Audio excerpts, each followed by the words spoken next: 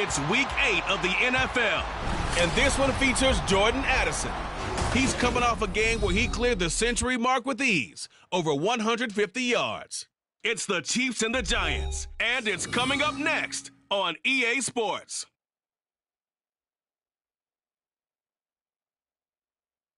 A month or two from now, the chilly hand of winter will certainly seize upon the Midwest.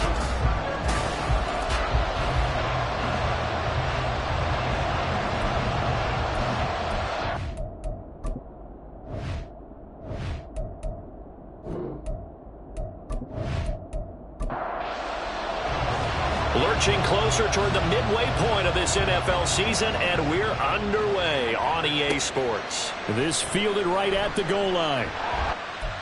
Brought down right on the chalk of the 20. So here are the Chiefs now coming out for their opening drive.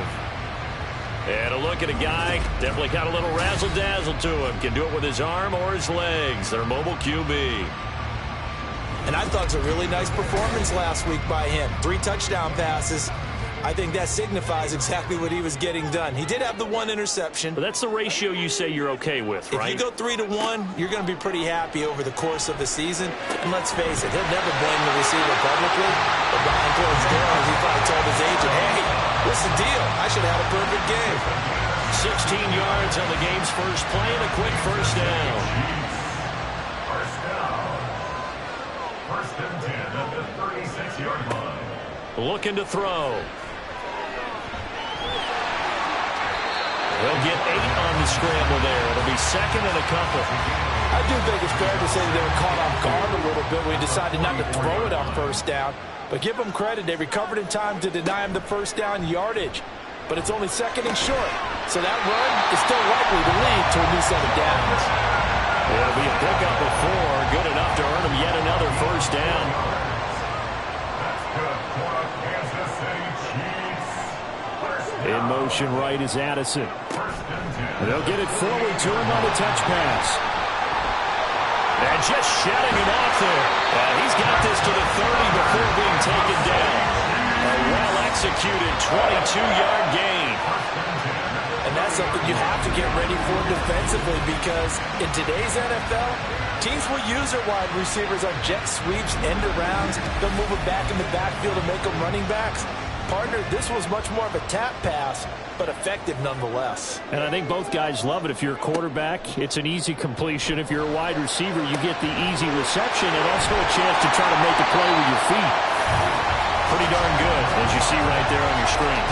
I'll echo that. Darn good. 2 touchdowns, right? And the ability to be in sync with each other, right? To understand that he's going to be where the quarterback expects him to be when the ball is thrown.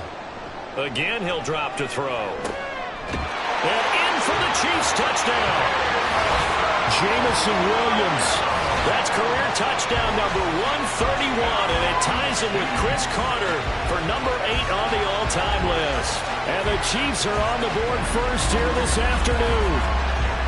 Looking sharp on that first drive. These guys, of course, coming off back-to-back victories, and you see that kind of advancing into this game, don't you? You certainly do, and when you have a team that doesn't get too full of itself, even though they've won 2 games in a row, you get the end result that we saw there, that nice opening drive, because they're sharp, they're focused, and they're locked into everything that they're doing.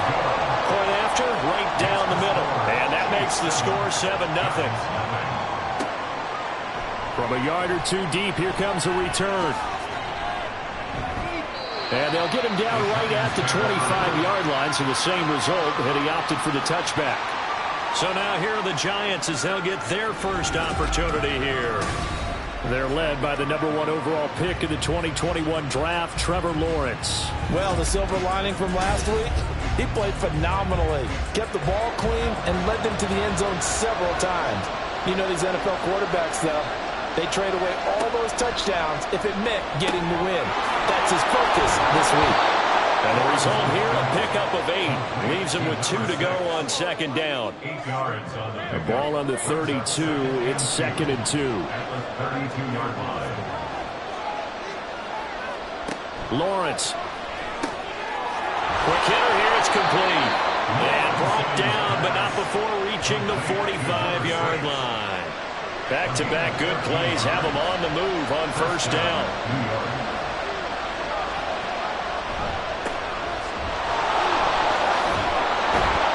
And he'll take it across the 50 and into Chief territory. These are his numbers from last week's contest. 14 carries, 52 yards. Just an all-right day from him last week. He really didn't break out for the huge yardage he had hoped going in. I talked to him before the game, though, and he knows this is a new, fresh opportunity. He's put last week behind him, and his focus, getting some extra yardage with every carry he receives this week. It'll be a loss of a yard, and that's going to lead to a 3rd and 4 coming up. This defense for the Chiefs, they were very solid last week in the victory over Baltimore. There's a little bit enlightening talking with the defensive coordinator about their performance last week, because the feeling was that it was a good, solid performance. They did what they needed to do to get the job done and get the win, but definitely a few lapses that they're looking to correct.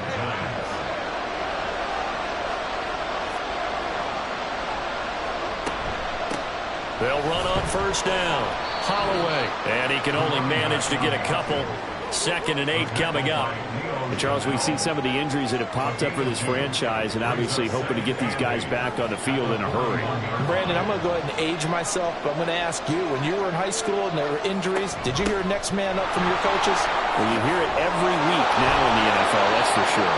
You know, back when I played with dinosaurs roamed the earth, you didn't hear next man up. You heard, oh, no, we've got to put in Davis.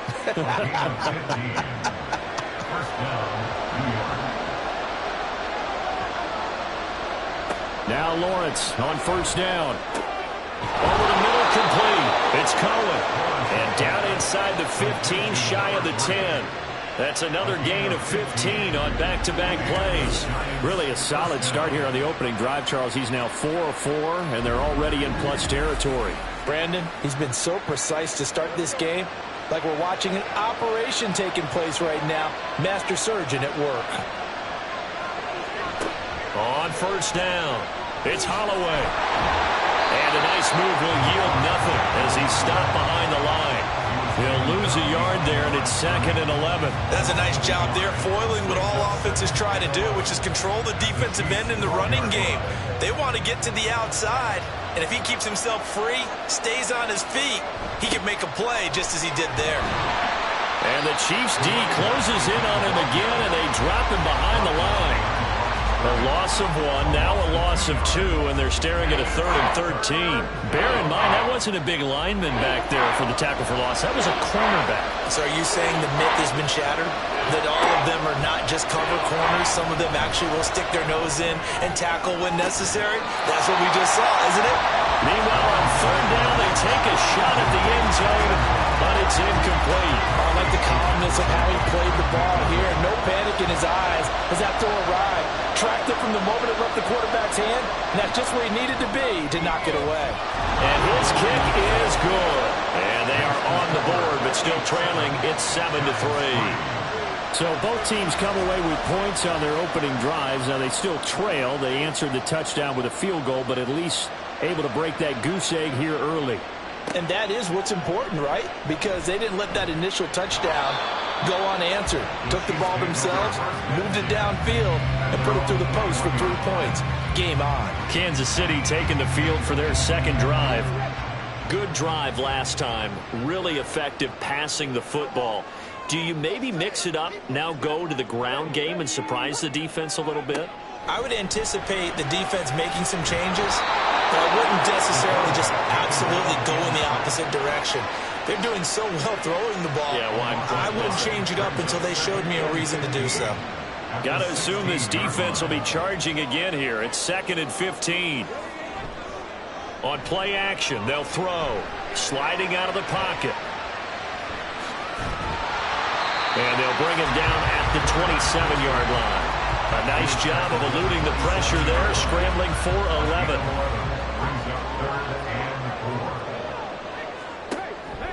The play-action fake. They'll look to throw. Pass taken in by his big tight end. And he will have the Chiefs first down as they're able to get the 3rd down conversion. The Chiefs at 4-3, a game over 500. And they coming on a pretty good roll here. Winners of 3 straight. And last week was a bit of a nail-biter, a 3-point victory, but it's also the kind of game that reveals a team's true character. They fought all the way and came out victorious. Now on first down, he'll drop to throw it.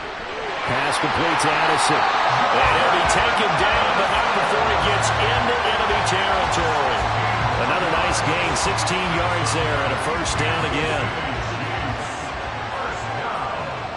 First and 10 at the 48-yard line. He'll look to throw.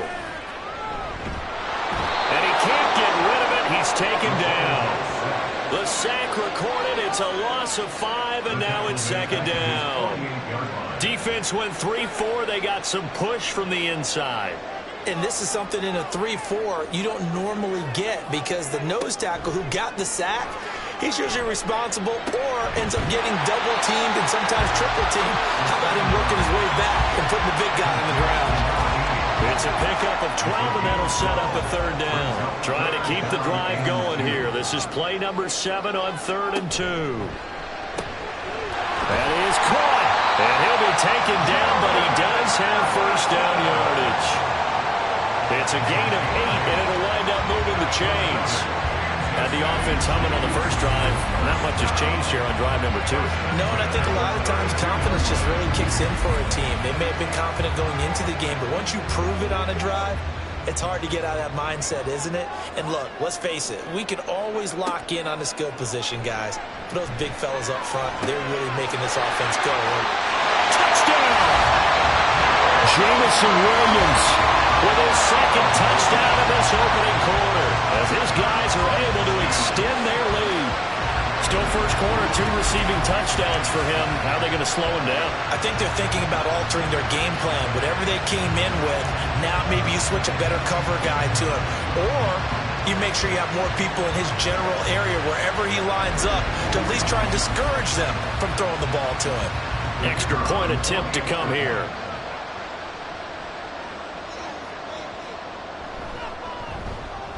And this one's right through to make it a 14-3 ball game. So that drive goes 8 plays. And it was Jameson Williams wrapping things up with a touchdown. And here comes a return from just beyond the goal line. And he'll be dropped at the 21-yard line. So bringing it out of the end zone proves not a good decision. Loses him about 4 yards.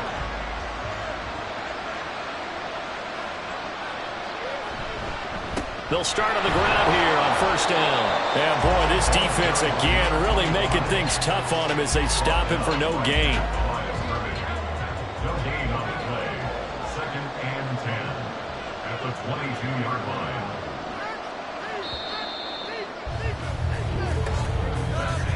After one, a 14-3 ball game.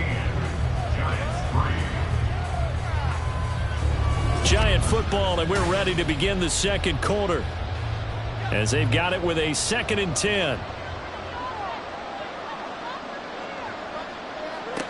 Now Lawrence to throw. And he completes it to Cohen. And he'll be corralled right around the 34. Second catch for him today, and it'll wind up a first down. First down, Giants. Here's Lawrence. Got his man complete over the middle. That's Ferguson. And getting this just shy of midfield, they'll spot it at the 49. Back-to-back nice gains. That one for 14 yards and another first. Well, this hasn't really been a first half to remember on either side of the ball. But I think this kind of makes this an important drive. You'd love to get this back to a one-score game if you can. And that's good work there to get some yardage here and pick up the first down.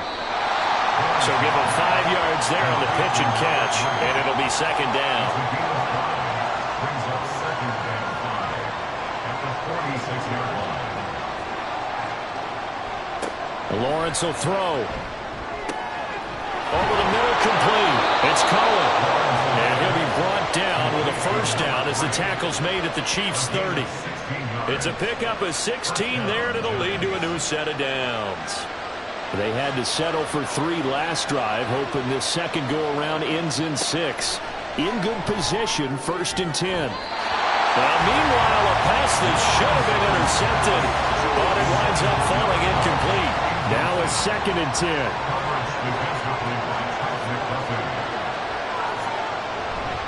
Lawrence now off the bootleg. Wide open receiver complete. And they are able to stop him, but he does take it all the way to the 2. That one nearly 30 yards, 29 officially. I can't help but chuckle a little bit because at this point, it can't be a surprise to anyone in the building who's going to get the ball. They just keep feeding him over and over, and he just keeps on delivering. 1st and goal, and they got to be thinking a chance to get right back into this football game. They'll run. It's Rodgers. And he takes it into the end zone for a giant TD. A great play there. His first rushing touchdown on the year. And the Giants are back within a score. 2 good drives on their first 2 possessions. Remember, the first wound up in a field goal, but we all know field goals aren't going to cut it in the NFL, so they're not going to be denied here, and they wind up punching this one into the end zone. The call is to go for 1 and kick the extra point. And he's got it. That cuts the lead. It's now 14-10. So that drive in total 8 plays. And it's culminated by a 2-yard touchdown run. Taken at the goal line. Oh, a dangerous return man showing it here. And all in all, a pretty solid return. Nearly got it to the 35. They'll mark him down officially at the 34. Their quarterback in this offense heading back out to the field. He's got 2 touchdown passes on his first 2 drives, and he'll try again here on drive 3. They'll come out throwing here to start the drive. And the giant rush gets home as down he goes. They'll wind up losing 8 on the sack there, and it's 2nd down. And we all know how talented this guy is. Who's calling the signals for him. But even the best in the game, they can struggle against a good, cohesive zone coverage. Can't find a gap in the secondary quick enough, and he ends up taking a sack.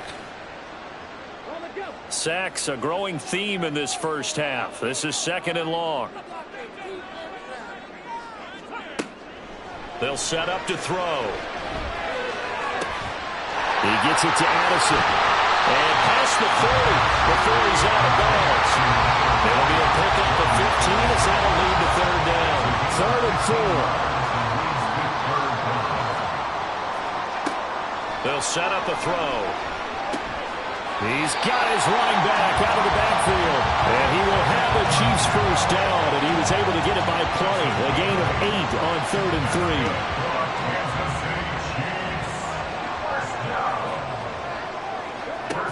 Back to throw.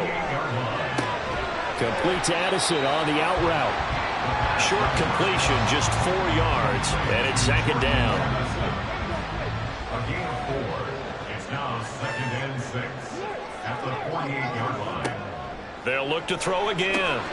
Looking for Addison again, and he's got him again.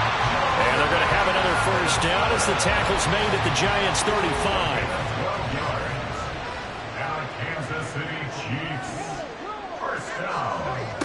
They'll stick with the passing game as he looks to throw. That pass caught. It's Williams. And in for the Chiefs touchdown.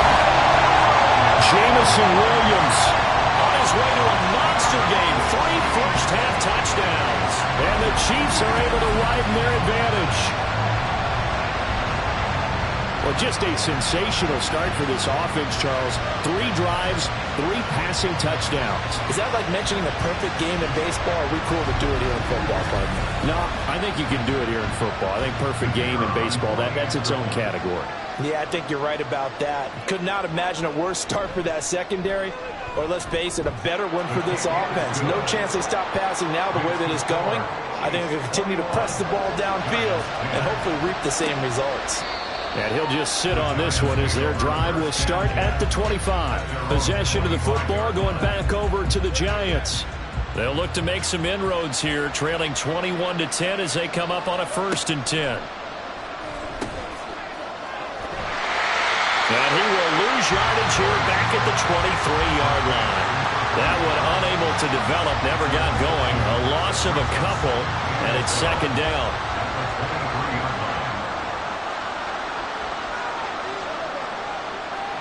Here's Lawrence to throw. Throw left side complete. That's Cohen. And he's able to get this one up to his 30 before he's out of bounds. 3rd and 5. Now Lawrence. Able to find the open man. That's complete. And he will have a Giants first down as they're able to get the 3rd down conversion. Yeah, these are the types of plays they're going to need to hit on if they're going to get back into this game. It hasn't been the greatest of first halves, but this is a nice throw here on 3rd down, and they keep the drive going.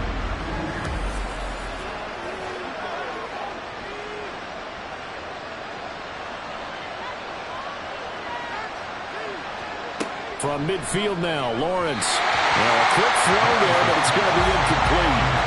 He already came through for them on this drive. No surprise that they were hoping he could do it again. Throwing again here, it's Lawrence. Throwing the out route incomplete. That's Cohen. And he'll be brought down with a first down as the tackle's made at the Chiefs' 33. That'll put him over 100 yards receiving now here in this first half of action. So they'll come up 1st and 10 now from the 33. Up the middle they go. Holloway. And not much running room. Down to the 32. And the officials here going to pause the game for a second. Looks like there's an injured Chief on the field. We'll step aside and get an update when we return to KC. They work now on 2nd and 9. Now Lawrence. Rush coming, and he's taken down. Leo Chanel in there to get him, and that is sack number 6 now for him on the year. A long way to go here on 3rd down for the 8th play of the drive. Lawrence. And that nearly intercepted.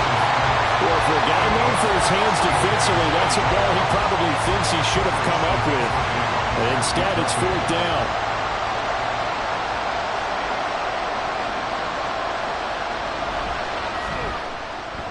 He had the distance, but it's no good. Wide to the right, and they will remain 2 scores down as the difference holds at 11. Yeah, 55 yards is anything but a gimme. You've got to really concentrate on your leg swing and proper technique. This time, though, he's unable to convert. But Jamison Williams out onto the field as his guys take over on offense, making his presence felt early in this one. First half, already over the century mark. How about the yards per completion, too? That's a pretty darn good number there. Number of catches, but he's shredding defenses, getting big yardage with each and every one of them. And they're able to work this to the 25 before it's all said and done. That one goes for 30 yards. This offense is looking very comfortable here in this first half. Very relaxed, very smooth, very efficient. No wasted motions. Things are definitely going their way, and they continue to move the ball downfield.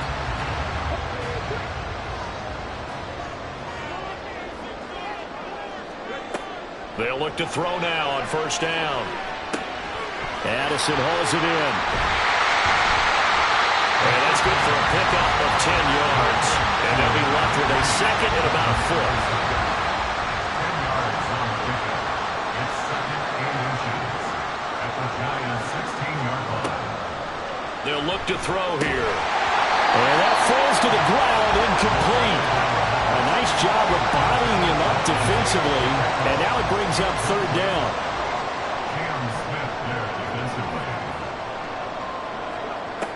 Back to throw again. And this pass broken up. Excellent coverage there on 3rd down, as that was not an easy one to hold on to. Once you get into the red zone, space is at a premium for receivers to try and operate and shake themselves free. That one's incomplete. They'll run for it with Pacheco. And he will take it all in for a Chiefs touchdown. Isaiah Pacheco adding to his NFL record in touchdowns. And the Chiefs' decision to go for it pays off with 6 points. So they only needed a couple of feet there on fourth down, but they got more than that and then some as he takes this into the end zone. And I love your description right there, right? Fourth and short. They got that. No problem. Let's go ahead and get the rest of it. Finish it off in the end zone. Touchdown. Everyone goes away happy on that one. Extra point right down the middle. And the lead is up to 18 now.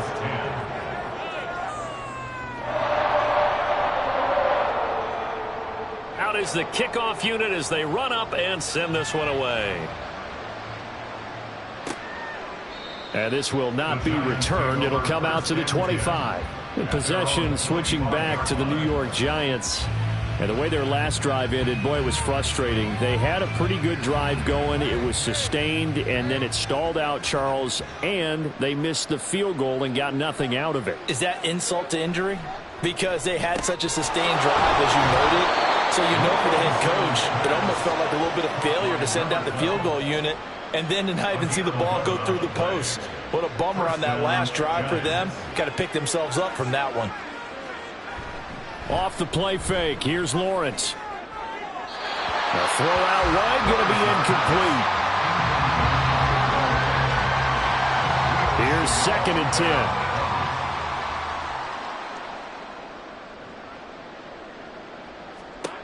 Looking to throw, Lawrence. Throwing quickly there, but it's incomplete. A lot of times it's that first read that you have. Maybe you get it in pre-snap, and he locked in on his target, but he was covered quite well, and that one's incomplete. On 3rd down, Lawrence. Pass taken in by his big tight end, and he will have a Giants first down as they're able to get the 3rd down conversion. 3rd catch of this first half for him, and this one is a first down. And we've hit the 2-minute mark in this first half of action. Coming up at halftime, we remind you once again that we're going to check in with Jonathan Coachman in Orlando. He'll have stats and scores from around the NFL as we reach now, hard to believe, the halfway point of the season. Time flying. It certainly is. Time to get the sweaters out, my man.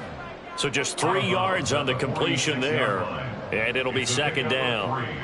Brings up 2nd and 7. Again, it's Lawrence. Throwing into traffic there, and that's complete. So 5 yards here, 5 on the play. And that's going to bring up 3rd and 2. Now Lawrence to throw. He's got his target. That's complete. And he'll be brought down with a first down as the tackle's made at the Chiefs' 22-yard line. That good for 19 yards as they pick up the conversion on 3rd. Now that's the kind of big play you'd like to see. This first half, it hasn't gone their way, and they could use a shot in the arm, something to perk them up a bit. And they get one here in the passing game. Throwing now, Lawrence on first down. Got a man, and he hits him in stride. It'll be a gain of 5, and that'll make it 2nd down. I'm wondering if the same thing went through your mind as mine. When I see a big man like that make a catch, all I keep thinking to myself is, big man with football. Look out, everyone. He may not juke you a whole lot, right? He may not run past you because of his size. You're talking about a guy weighing in the 270 range. But, boy, once he gets his mitts on the ball, he's going to be tough to bring down. But to throw again is Lawrence. The throw here right sideline falls incomplete. I'm really liking what I'm seeing from this defense because their coverage has been playing at a shutdown level so far. Even backed up late, they're forcing incompletions and fighting to keep them out of the end zone as the first half winds down. Now the Giants will use the second of their 3 timeouts as they'll stop it with 17 seconds to go in this first half of action. Meanwhile, on 3rd down, they take a shot at the end zone, but it's incomplete.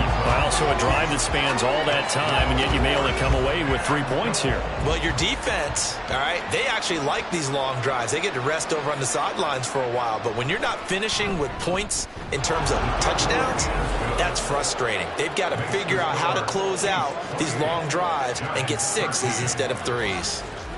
So the 3 points here, they're still down, but they put somewhat of a dent into that lead going into the break. Anything helps when you're trying to chip away at a lead, but they do know that they're going to need a little bit better effort in the second half. And he'll take it up past the 25 to the 26-yard line. The Chiefs offense about set to begin this drive. And with 7 seconds remaining, not much time to really do anything. And then just push his way forward for a few as the clock will run. So we reach halftime in what's been a fairly one-sided game so far. As we send you down to Orlando, where Jonathan Coachman has our EA Sports Halftime Report. Coach. All right, Brandon, good work in that first half. More from you guys in a minute. But first, let's get to some scores right here on the day before Halloween. We'll start our tour in the entertainment capital of the world, Las Vegas, Nevada, where it was definitely a game with some intrigue, as you can see by the scoreline. 31-10 was the final score. From there, we head east to the Land to check on the Brownies at home at Cleveland Browns Stadium. And it's the visiting Jets who have the lead in that one. The Jets looking to sew that one up, and they look to be in pretty good shape. Lastly, let's get to the Windy City, see what's happening with the Bears at home at Soldier Field. As you can see, the score there in the second quarter. The Bears trying to gut this one out, as it would be a good victory for them if they could get it.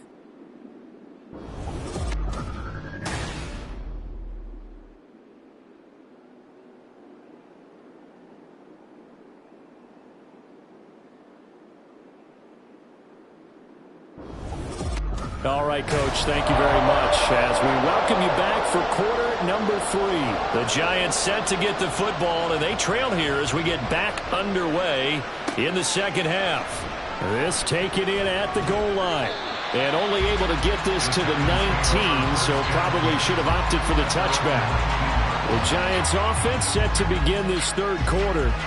And right out of the gate, they face what you'd think could be a pretty important drive. I would say so. You know, they're down 2 scores. That's not the end of the world. It wasn't the strongest of first halves, but for them to start clawing back, they got to start putting a little pressure on that defense, start cutting into this deficit. You can't have 3 and outs and expect to get that done. Now 2nd and 7 from the 23. Here's Lawrence. Oh, he's got a man wide open, complete. It's a first down, his 4th catch of the game after having 3 in the first half. But that's what you're looking for when you want to throw the ball downfield. You want one of those guys who can play out on the perimeter, can play out wide, who can not only get open, but when they're covered, can uncover themselves downfield and create catches.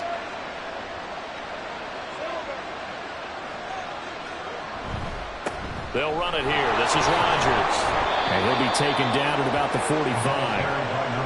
End result of that one, a nice 4-yard gain, so you can use that to set up your play-action game, or you can come right back and continue to run the football, because as an offensive play caller, you're on schedule and feeling pretty good about your next couple of calls. Now Lawrence to throw on 2nd down. He's going to float this one deep right side. And this is incomplete.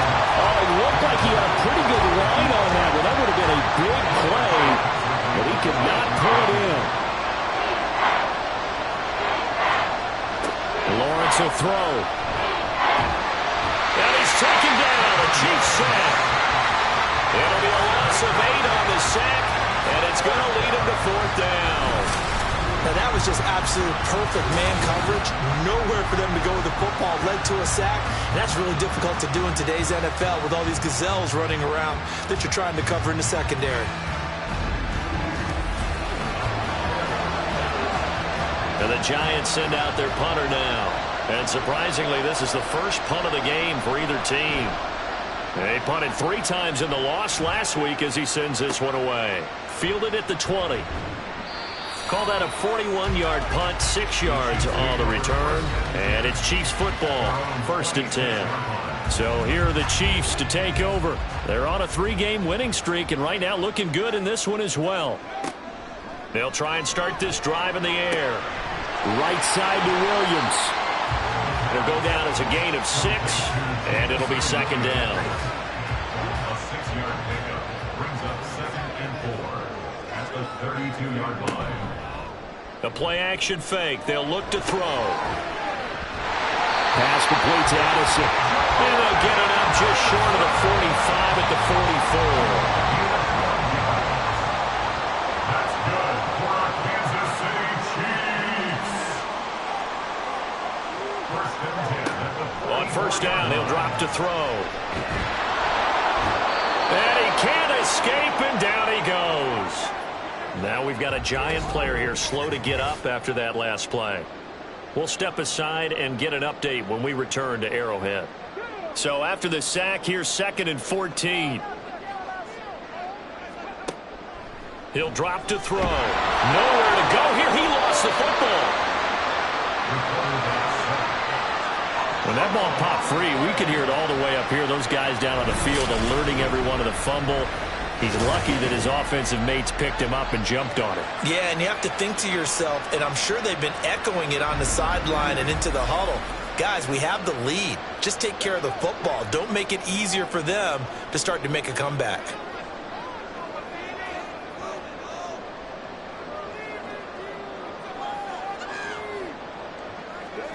Now on 3rd and long, they'll look to throw. He's airing it out for Williams. A hit as he throws there, incomplete. That is certainly one way to frustrate a quarterback. Run those extra defenders on the field. Dime package, lots of speed, no space to fit in the football. On is the punter Townsend as he gets this one away. Here's Smith to return it. It's a 39-yard punt, 8 on the return, and it'll be Giant football 1st and 10. New York's offense back out there and set to go. Over on the sideline, hoping to hit that reset button between possessions. Last time out, they had to punt it away. This time hoping to finish this thing off in the end zone. And they get him down, but not before he takes it across the 40-yard line. 15 yards there on the play as they try to chip away at this 15-point deficit. One play has him up past the 40 already, and another 1st and 10. Here's Lawrence to throw. Wide open receiver complete. And he goes down, but not before getting this inside the 25. 34 yards to gain that time, another 1st down. I don't care what level of football you played. This one was a universal, wasn't it? When we were kids and we played touch football, remember we get in these positions and you just say, everybody go along and hope someone would come free. So the big play gets him all the way down to the outskirts of the red zone here for 1st and 10. Now a handoff up the middle. It's Holloway. And some determined running there as he'll pick his way down to the 12-yard line. This game not quite as good as the last, but still over 40 yards between the two. From down at the 12, it's 1st and 10.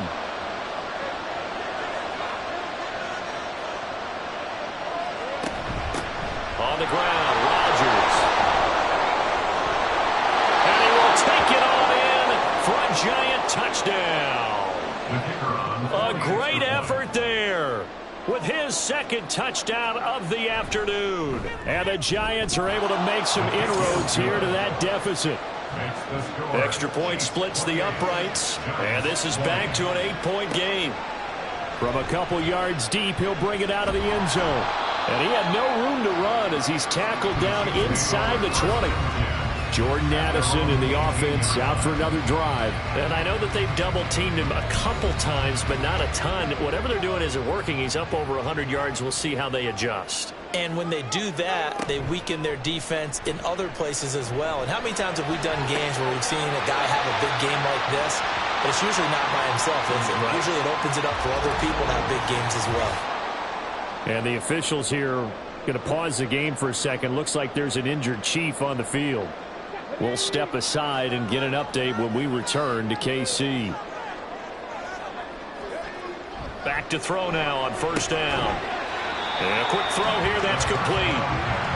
And that's good for a gain of 6, and that will bring up 2nd down. Brings up 2nd and 4 at the 36-yard line. Headed straight, it's Pacheco.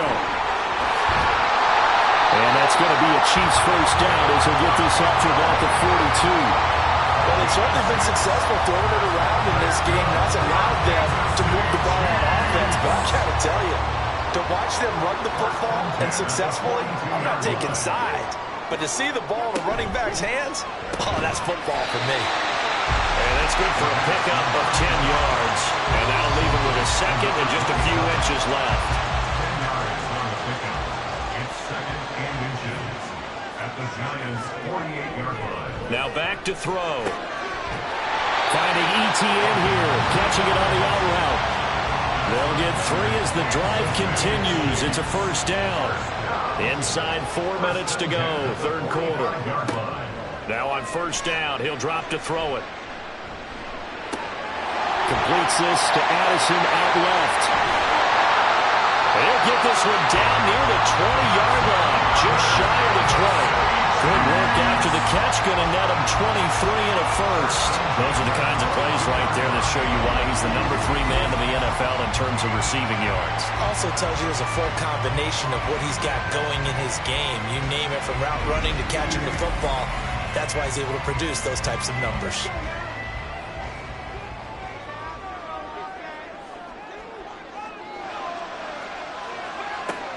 They'll look to throw again. He finds Riddick, complete. That was play number 7 on this drive, and it got him 7 yards. An ex-teammate used to tell me all the time, I hate experienced quarterbacks because no matter what, you really can't hide what you're doing. And I think that right there, he knew right away where the blitz was coming from, where his primary guy was going to be, and he ended up going to a secondary target for a nice game. I was just going to ask you, that wasn't the primary target, and he's so good at that, isn't he? I think he knew right away that he wasn't going to get to his primary guy. I think he read that as soon as he got to the line of scrimmage, knew where the pressure was going to come from, and said, I know how to beat that, and that's what he did. Well, the stop will come inside the 5 at the 4. Second and goal from inside the 5. At the 4-yard line.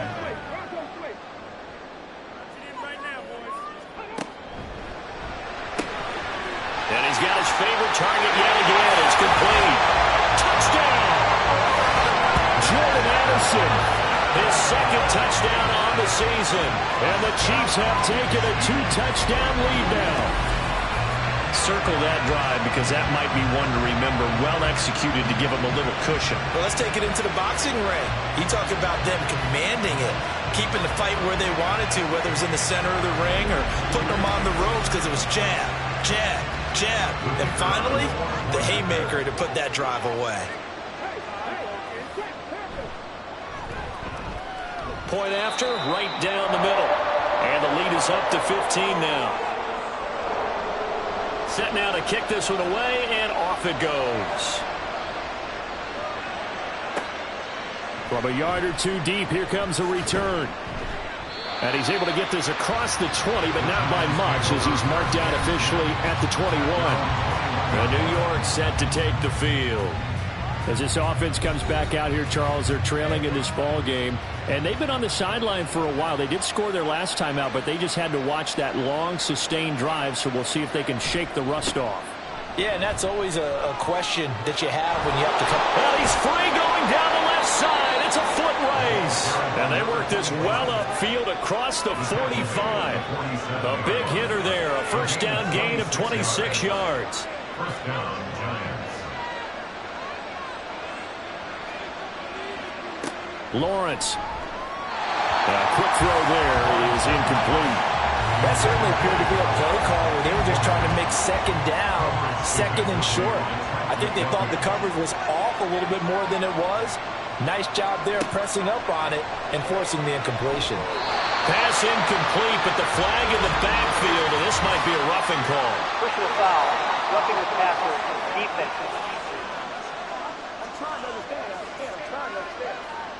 So the yellow flag came out, and that leads to a new set of downs for this offense. 1st and 10. Now Lawrence. Got his man complete over the middle. It's Cohen. And they'll wind up getting this one all the way down inside the 20. A good pickup there, 21 yards. And with that last play, he's now up over that 300-yard mark. And in today's NFL, it almost feels routine. And I hate that when you talk about a 300-yard passing game. To me, 300 yards still signifies excellence, and he's achieved that in this performance. And he'll get about 3 as he's taken down at the 14-yard line. Just not a whole lot of room to operate there on that carry. No, not at all. They did a really nice job staying in their proper places and not allowing any lanes to open up. And he is met in his tracks behind the line of scrimmage.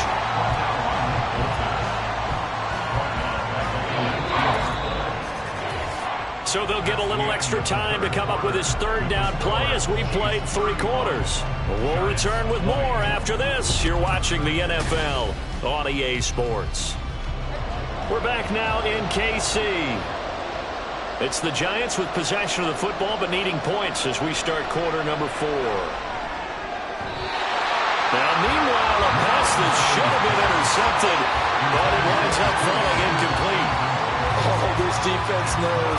Fourth quarter, they need to make a play. That one was ripe for the taking. Could have changed the complexion of the ball game, but it winds up incomplete. And his kick is indeed good, and they're hanging around here as the lead's down to 12. So they put together a good little drive there, but ultimately stalling out in the red zone. Yeah, I know a lot of people look at it as a little bit of a negative. They didn't get 6 points out of it, right? Didn't get the touchdown.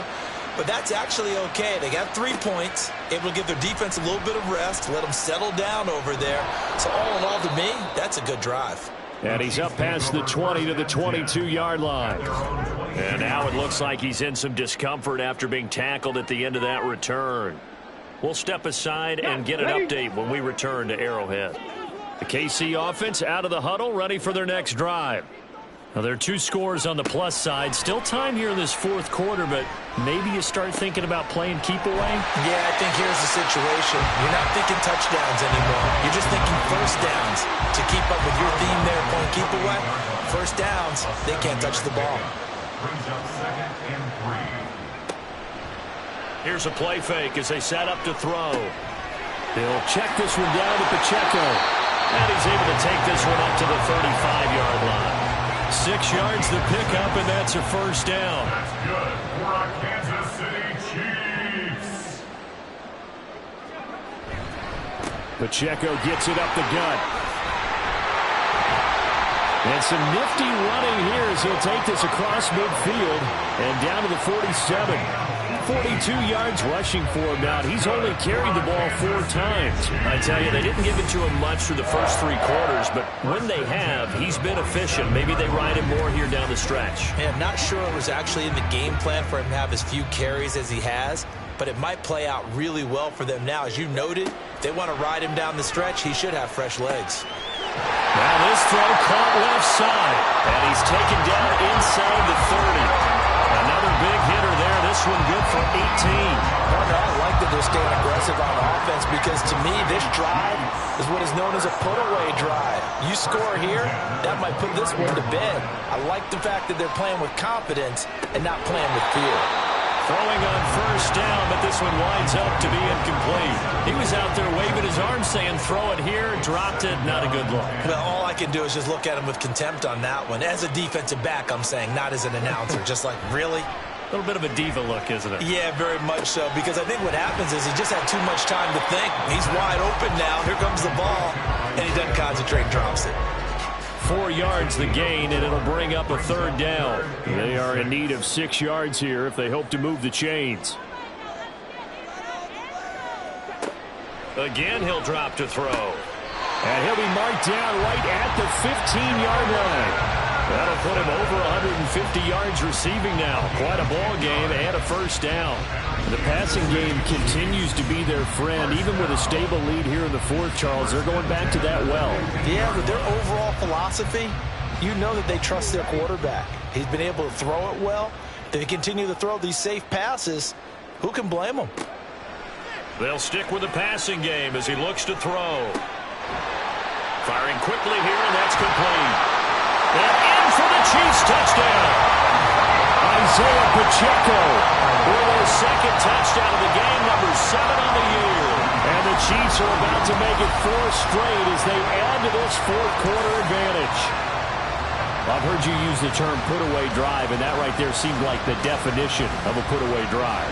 Yeah, it certainly just pops right up out of the book, doesn't it? Because up 2 scores already, just wanted to possess the football, keep converting and picking up first downs, and if the drive ends in 3 points, that's terrific.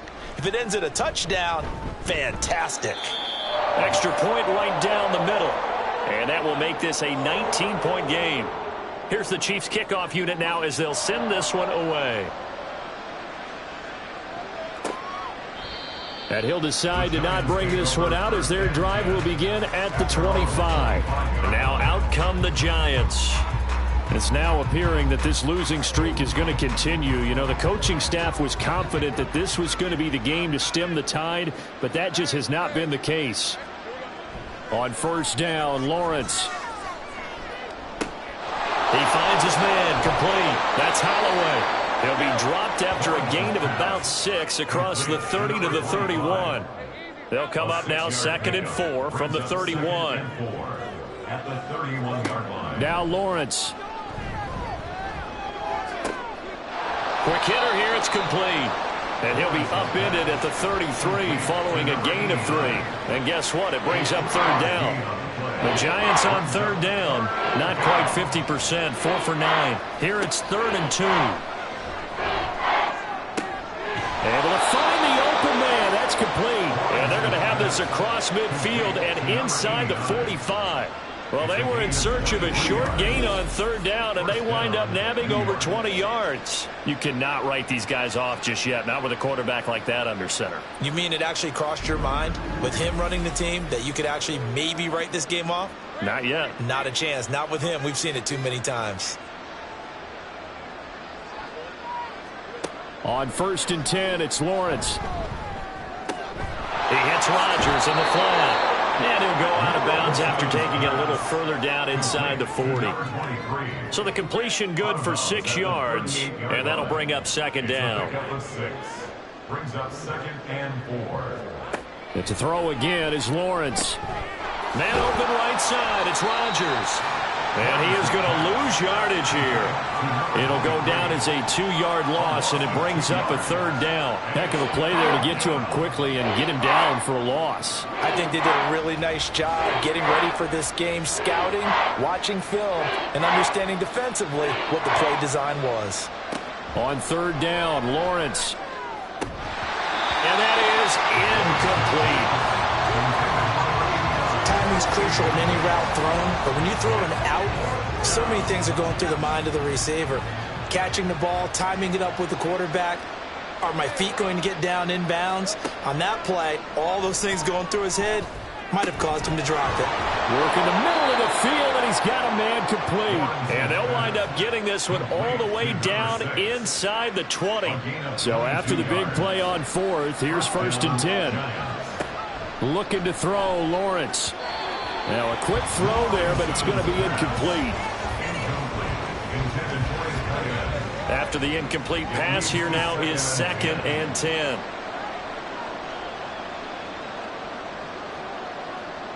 Now they'll try and set up the quarterback draw here.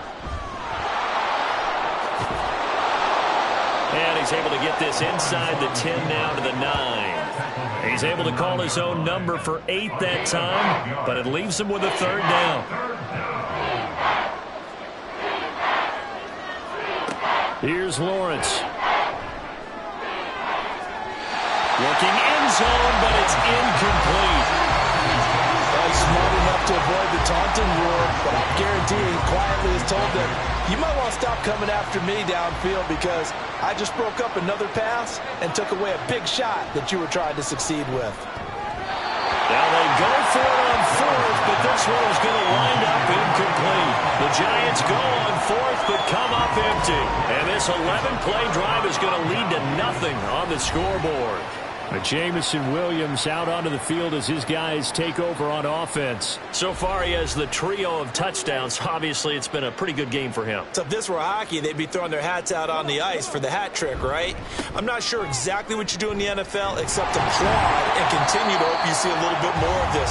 What a tremendous game. You want to start a new tradition? What can we throw on the field? I don't know. We'll throw your mic out there. A lot of fans would like that. Cut his mic off. 3 touchdowns so far.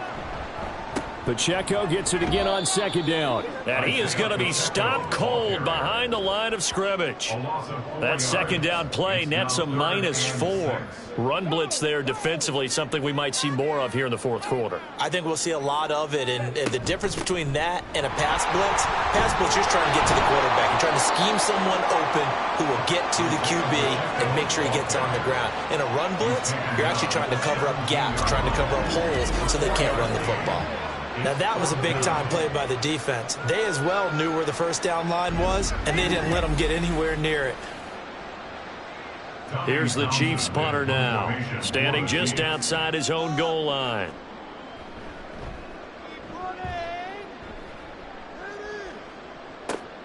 That's returnable now for Smith.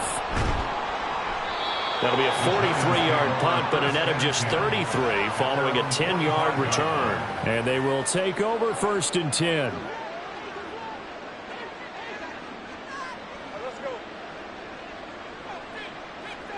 Now Lawrence to throw. Now they set up the screen. That's complete. The first down screen pass, good for 5. And they're going to hurry back to the line now. It's a gain of 5. From midfield now, Lawrence. There's that man again. It's complete. And he is tackled inside the 40, not quite to the 35. Now Lawrence on 1st down. And he's got his man in stride, complete. Hang on a second here, because on that last play, it appears one of the Giants shaken up. We'll step aside and get an update when we return to KC. 2nd down and 4.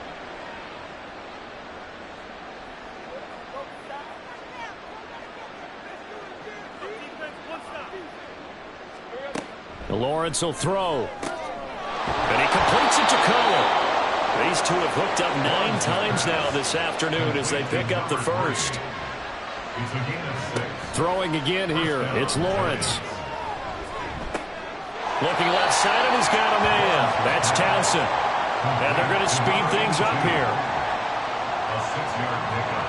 On 2nd down, Lawrence. Over the middle, complete. It's Townsend. And he'll get 2 or 3 out of that one, as that is going to take us to the 2-minute warning. On 3rd and 1, it's Lawrence. He's going to get that to his running back out of the backfield. And he will have a Giants first down by a couple of yards as they're able to convert there on 3rd and 1. Throwing there, but this pass is going to wind up incomplete. His back has been a dependable safety valve all game, so he went back to him when his first read was covered. Just unable to connect, so the play results in no gain. 2nd and 10 now. It's Lawrence. And he's got it. Touchdown, Giants. A great play there. His first touchdown on the year. And the Giants have got it back to a 2-score game here in the 4th. And that touchdown puts us in a position to have a discussion, doesn't it? Now it'll be a 2-score game after the conversion. Yeah, I mean, there's no doubt with a 2-score game they're going to have to onside kick it. We'll just see if they've got a miracle up their sleeve. And you wonder what onside kicks they're going to use and in what sequence if they hope to have a chance to win this game. They knew they needed a miracle. They had to have that onside kick. They didn't get it. Well, as we knew, even before they put the toe to the leather on that one, their chances of getting that done, slim and none. And I do believe we saw Slim just leave the door, didn't we? We did indeed. I think we're down to none. And Kansas City's offense now set and ready to go. Now they are really in the driver's seat here, enjoying this lead late in the 4th quarter. The defense does have all 3 timeouts, but at this point, doesn't look like it's going to matter much. We've got to have 2 hands on the football here as they run on 1st down. And here he'll be brought down a little shy of the 35 at the 36. The Giants going to go ahead and use the first of their timeouts as they'll talk things over prior to this upcoming 2nd down play. And he will have a Chiefs first down. And that's the one that should seal the victory. And he can only manage to get a couple. 2nd and 8 coming up. The Giants going to burn their 3rd and final timeout as they'll head to the sideline and talk over what to do next.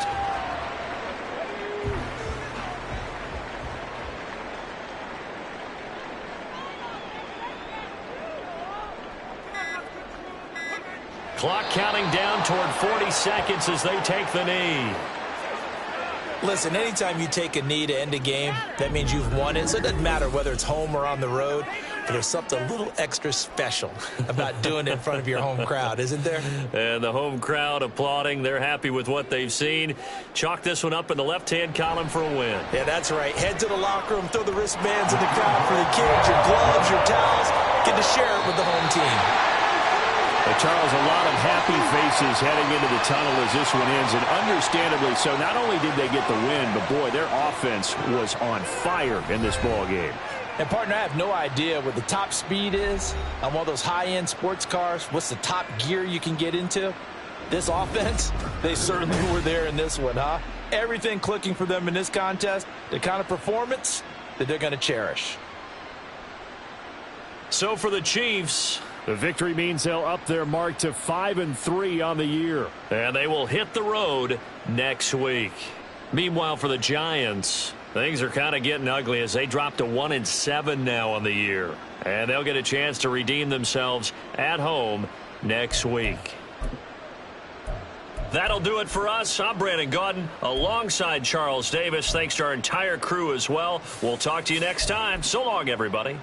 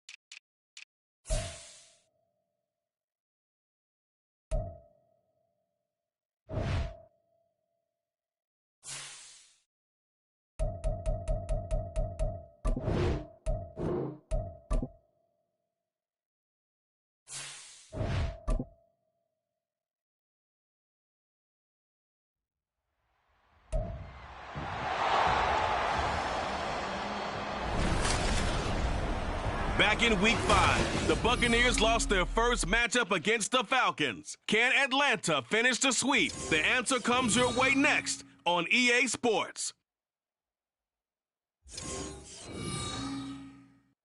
The weather this time of year in the South, perfect. Fall football weather, and we've got the roof wide open here at Mercedes-Benz Stadium in the heart of Georgia.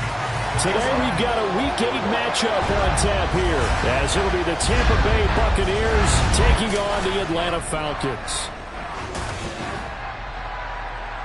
With Charles Davis, as always, I'm Brandon Gaudin. Charles, you talk about storylines in this one. I think it begins and ends with our two quarterbacks, certainly two of the best in the business. And nowadays, I don't think you can get by for long periods of time without a top-flight quarterback. The way the game is played, with all the responsibility.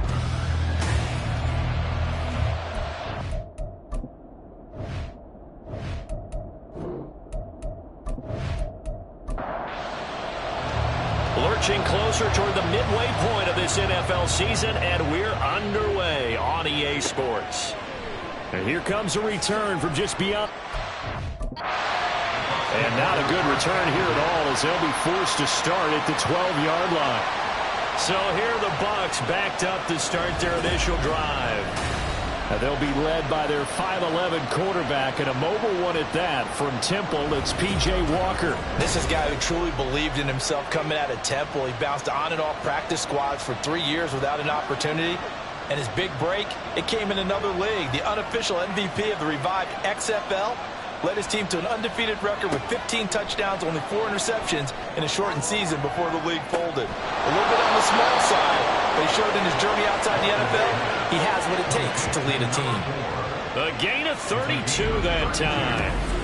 I've heard of quick strike offenses, but this has taken that to the extreme. I mean, the very first snap of the ball game, normally you're thinking, let's get our quarterback comfortable and get him into the flow of the game, but not here.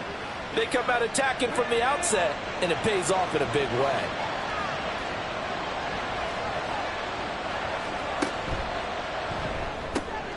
Throw left side, complete to Foster. That'll go for a gain of 7, and it's second down. So we just called his name on the previous snap, and they go right back to him, Charles, for a second consecutive completion. Yeah, I think what we're discovering on this drive is that he feels like he has answers no matter what defense you throw up there. He reads it, finds the open spot, and is available for the completion. Walker got his man complete over the middle. That's Bryant.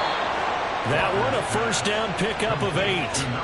I like it, I like it, I like it. Get everyone involved in the passing game, and you know you can create those great mismatches throwing it to your guys out of the backfield. And on the first drive, that can also help establish some rhythm, right? I think so. It gets everyone involved. They feel like they're part of it, and really gets them amped up as they go forward.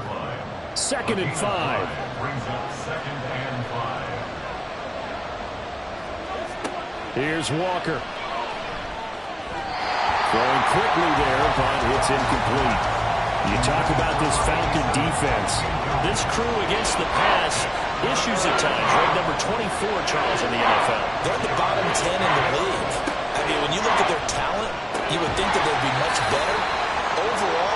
there's any question, you'd have to say that they've underachieved. So the completion good for just 3. And it'll be 4th down. And now the Tampa Bay field goal unit comes out here. From the left hash, it's an even 50-yard attempt. And this one is right down Broadway. And the Bucs take a 3-0 lead.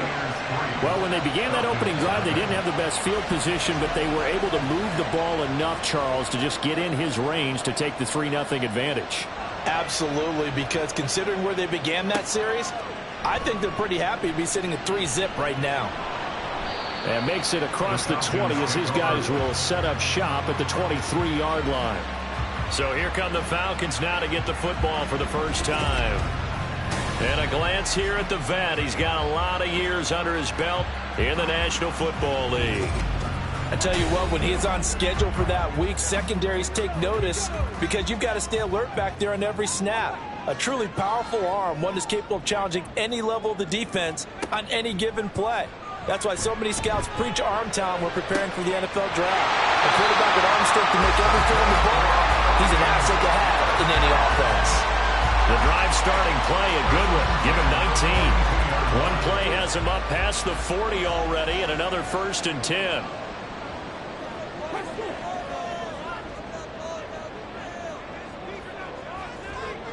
As Stroud now to throw. Open man is Kyle Pitts, his tight end. And he'll be taken down across the 50 at the 45 in enemy territory. So on the other side of the field now, it's 1st and 10 as they've got things rolling on this drive. And down inside the 40 to about the 38. And now we're going to get a stoppage as, yeah, that looks like Jackson who's shaken up. So as the medical staff takes a look, we'll step aside. From the 38 now, here's 2nd and 3. Stroud will run the option left. And this won't be enough to pick up the first. A gain of 2, 3rd and 1. Holding offense. This is unbelievable. Now they face a 2nd and long following the holding penalty.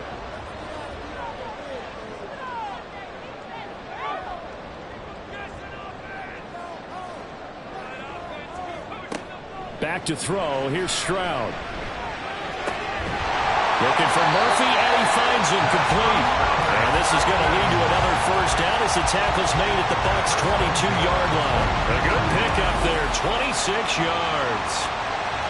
This is an offense that's near the bottom of the league in rushing, so defensively coming in, you've got to know you're going to see the ball in the air a lot. At that time, it's a completion and a 1st down on this opening drive. On 1st and 10, it's Robinson. He takes it to the 15. A nice display of power. And gives him a nice pickup. Here's 2nd and 3. Brings up 2nd and 3.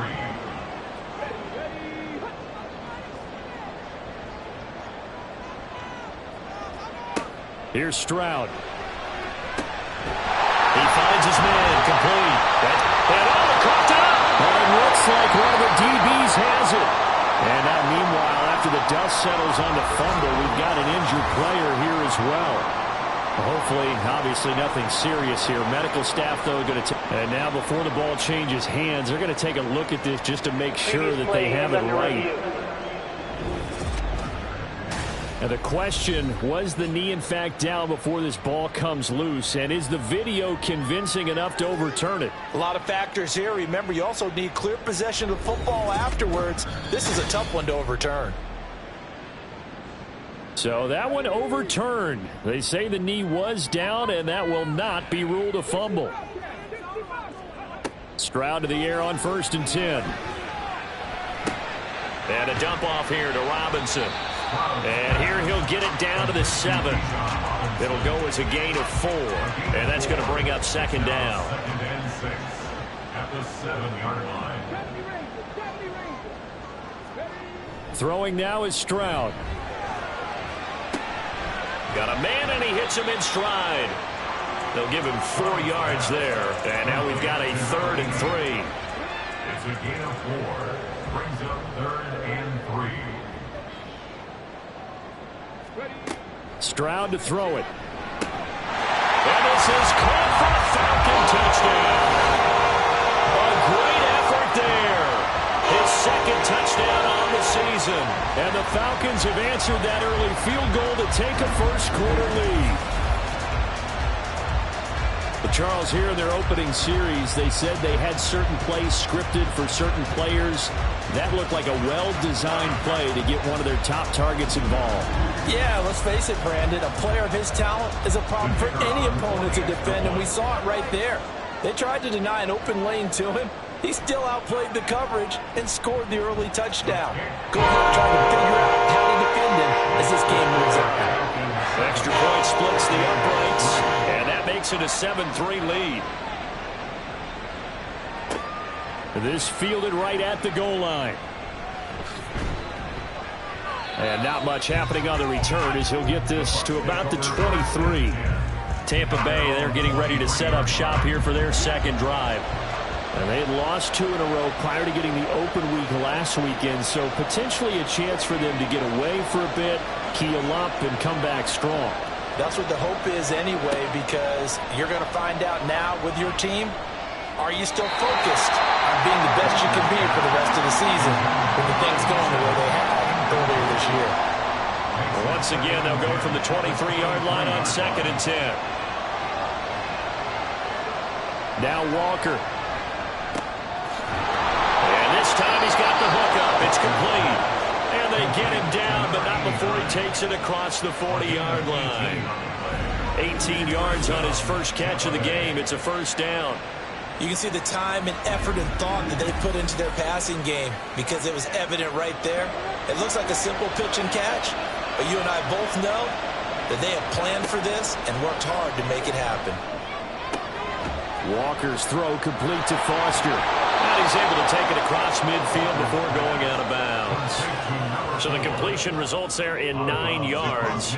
And they'll have a 2nd and 1 forthcoming.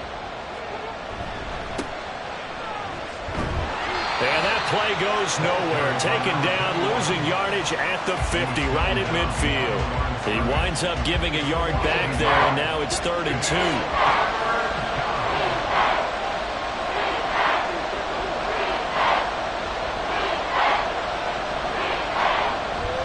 Play action now. Walker. Pass to the sideline and pulled in. And he'll go down inside the 45 before going out of bounds. Calling a gain of 7, and it gets him a new set of downs.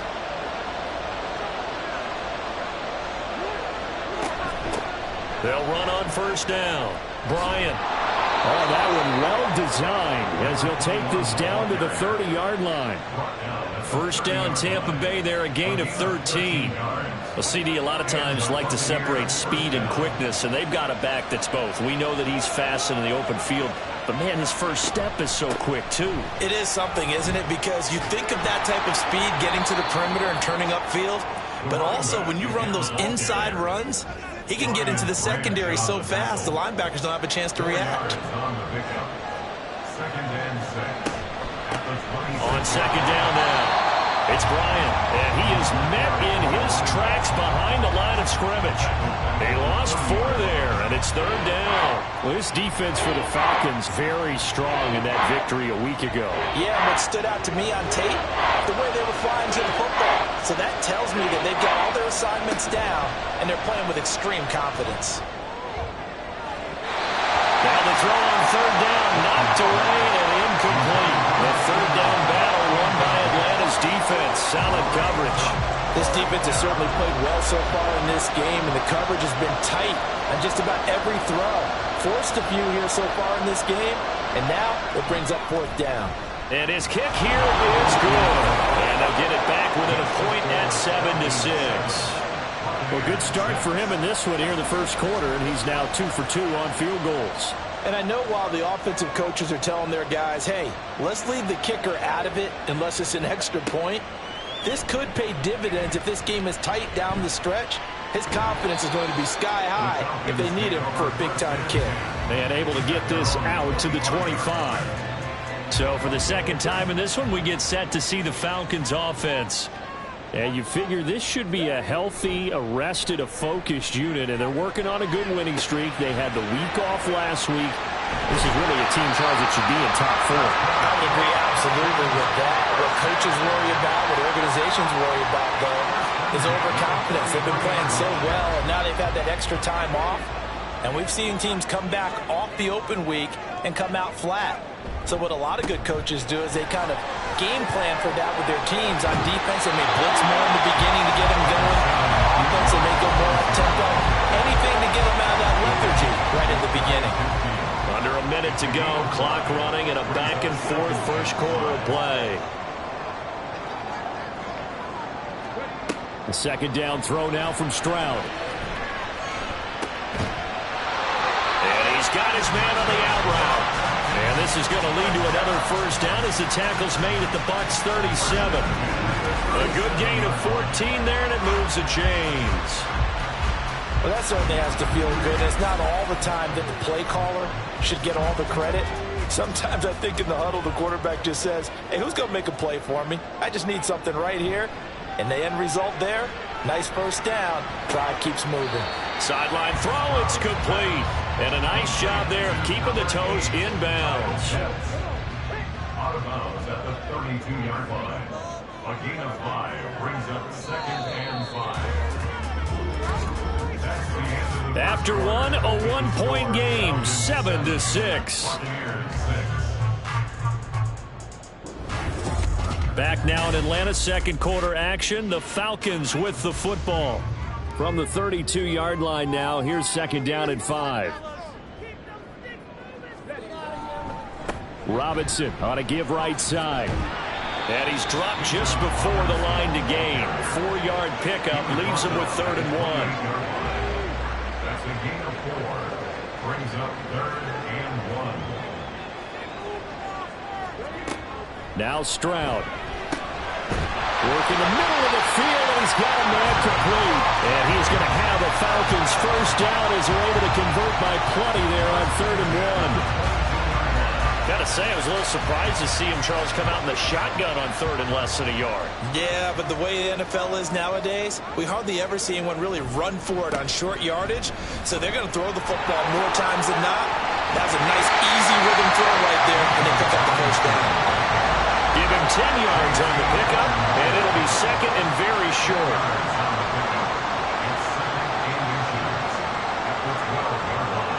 Stroud looking to throw.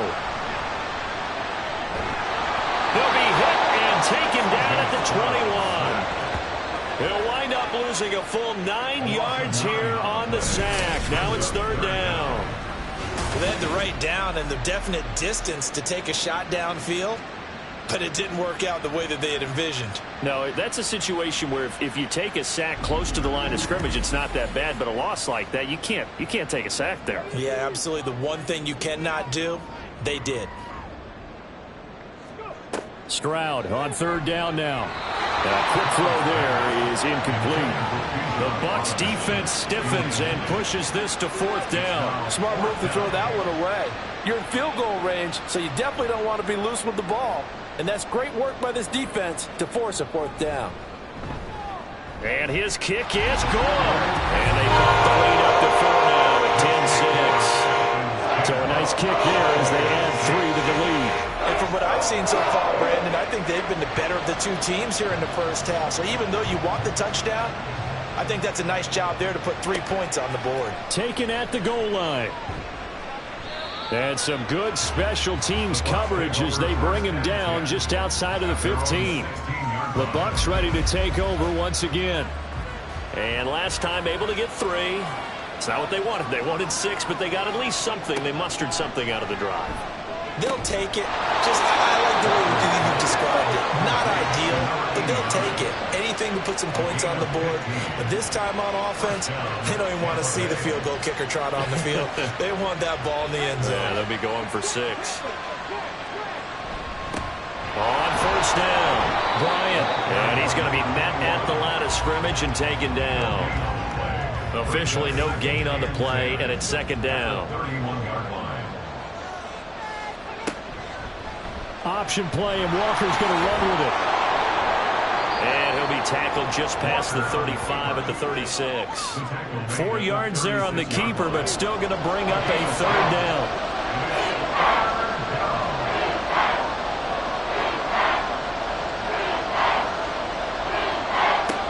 To throw is Walker. And this is going to be incomplete. Trying to get that one to his tight end, and they've been trying to get the ball to him, but as of yet, unable to successfully complete one. But you know there's usually a nice comfort zone in throwing to the tight end. Great sight lines, usually right in the middle of the field. On fourth down, the punt team is on as this is sent away. Fielded just inside the 20. Call it a 44-yard punt, 5 on the return. And it will be Falcon football. Bijan Robinson leading the offense out for another drive. Those are his numbers through roughly the first half of the season, and given that, you'd have to think he's on pace for a 1,000-yard campaign. Steady as he goes, steady goes the offense. But you know what else is happening, too, because they are a team now recognized with the ability to run the football.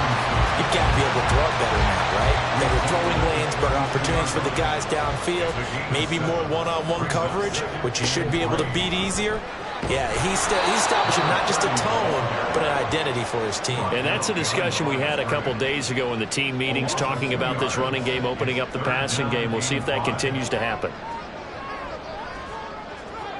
Stroud. Able to find the open man. That's complete. And he's going to have a Falcons first down. They needed 4. He doubled that. He wound up getting 8. We always hear about the connections some quarterbacks have with certain receivers. I think this guy has a connection with just about everyone. Didn't mind throwing it in there against double coverage to him. Shows some confidence, supreme confidence. Big-time confidence that he would make the play for him, and he did. Pretty solid run here on first down. Almost picked up another first, but he appears to be a few inches short. They still need about the length of the football here, maybe a little less as they come up on 2nd and inches. Now a give, right side. Nickerson. And he'll be brought down at the 48-yard line. This, the second meeting of these two teams. You might recall they met back in Week 5. It was the Falcons getting the road victory in that one, so they'll look to finish off the season sweep here in Atlanta. Looks like he's going to get a couple here on this first down carry, and that'll make it 2nd and 8. 2nd down and 8. 2 yards on the pickup. It's 2nd and 8. Now they'll switch it up here and look to throw. Got a man, it's London.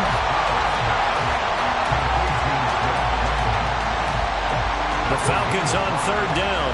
They've been good, 3 for 4 thus far. Here it's 3rd and 3. Back to throw.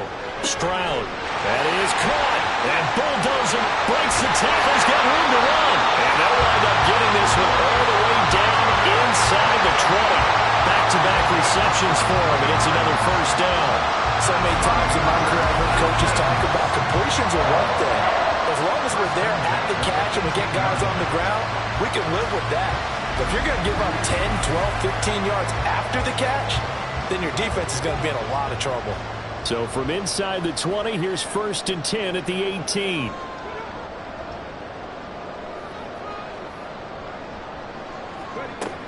Looking to throw. Stroud. That ball is caught. It's London for the Atlanta touchdown. An 18-yard touchdown grab. And they are able to add on to their advantage. And they use that height on the outside to get the score. We've seen the evolution of the wide receivers. They've gotten taller and taller, but they've retained their quickness and their speed. It's a lethal combination. Always good to have wide receivers with height. Now for the point after.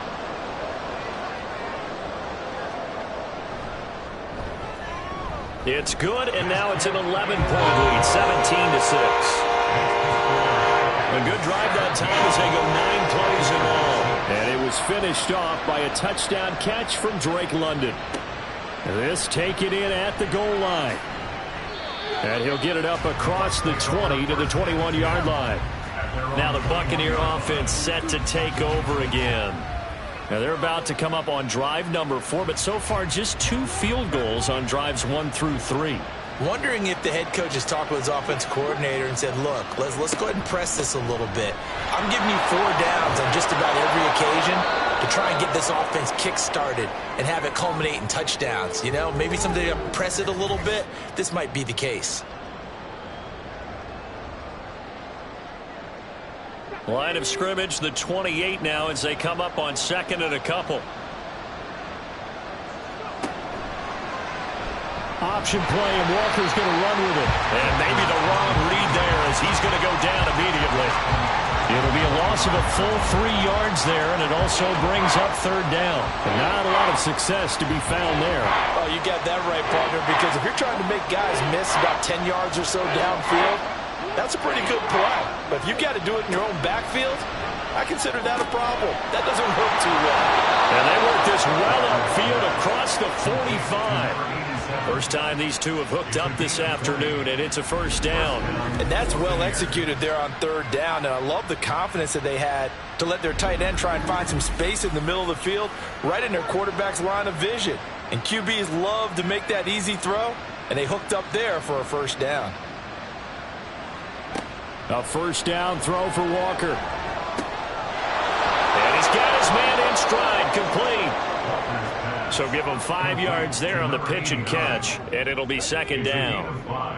Brings up 2nd and 5 at the Falcons' 49-yard line. Up the middle they go. It's Bryant. And this time he's able to take it down to the 42. 7 yards there and a 1st down. That's a good, nice, crisp run for a 1st down. I wonder if the defense might have been loosened up a little bit, maybe anticipating a pass instead of the run that they got.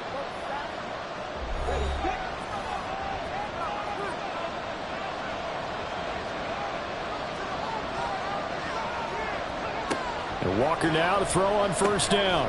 Over the middle, complete. It's Carroll. He'll be stopped at the 35, but not before he picks up 7 yards. 2nd down and 3. Brings up 2nd and 3 at the 35-yard line. To throw is Walker. And that throw behind his man. He missed him, incomplete. They're putting together a drive here in the final minutes of the half, but the coverage has been tight all game long, and they certainly want to keep them up the scoreboard here.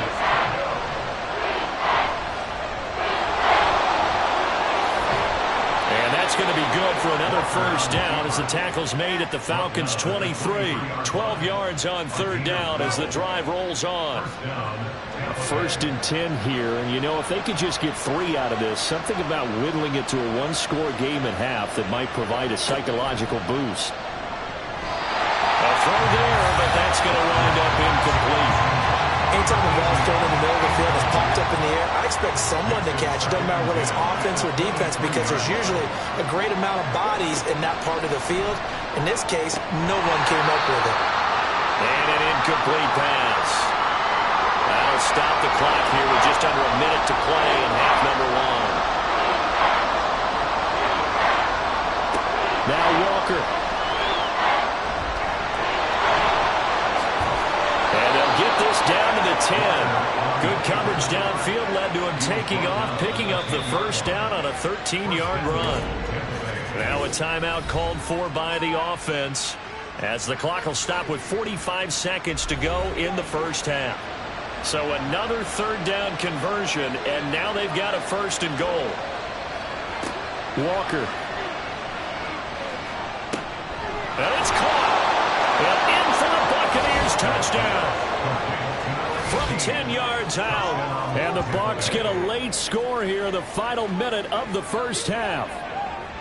I think everyone in the league talks about finishing, don't they? Doesn't matter whether it's a quarter, a half, a game, a series, whatever. But they're finishing the 1st half in fine style, putting that one in the end zone. They did, and they didn't leave much time on the clock either. Well done. An extra point attempt to follow here.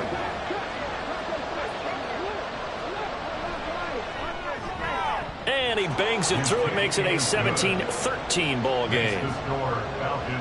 So that drive, 12 plays in length. And it ends with a touchdown for the Bucs.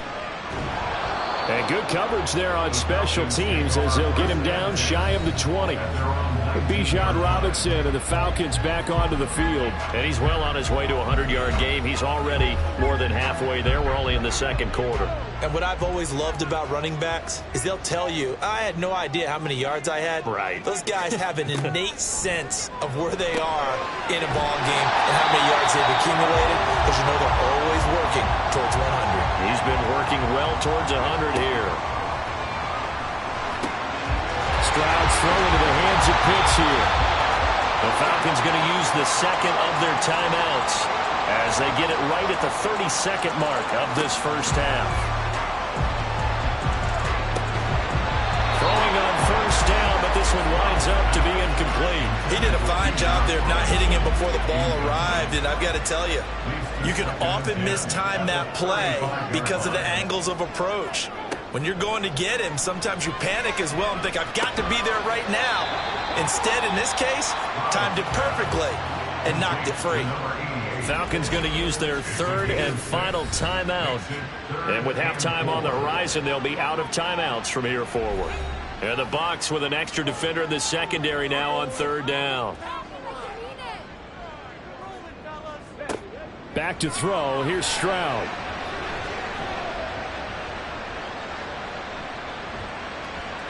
And he'll just toss it away. So he throws it away, and that brings up fourth down. Yeah, that's a nice job there defensively to blanket those receivers on third down. And as a quarterback, all you can do is just loft one toward the bench, not too close, mind you, and live to punt the football.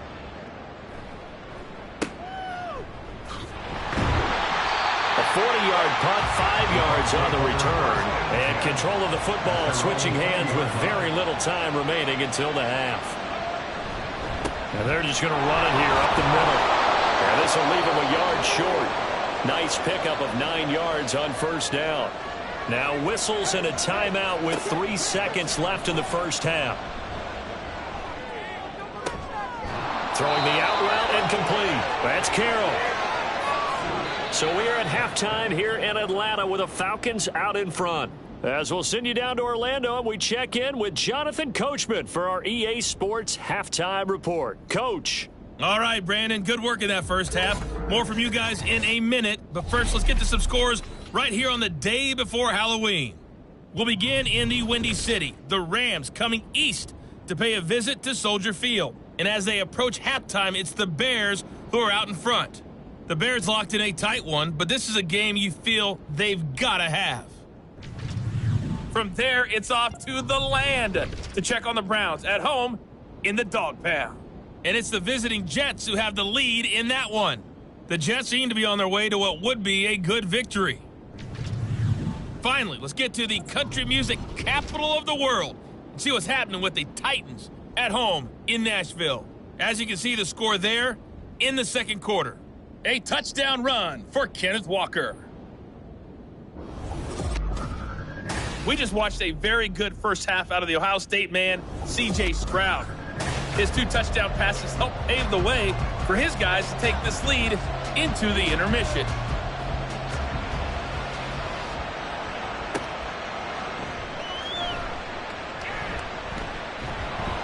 And a decent return out to the 27-yard line. So we get set to start this third quarter. Here's the Falcons offense now.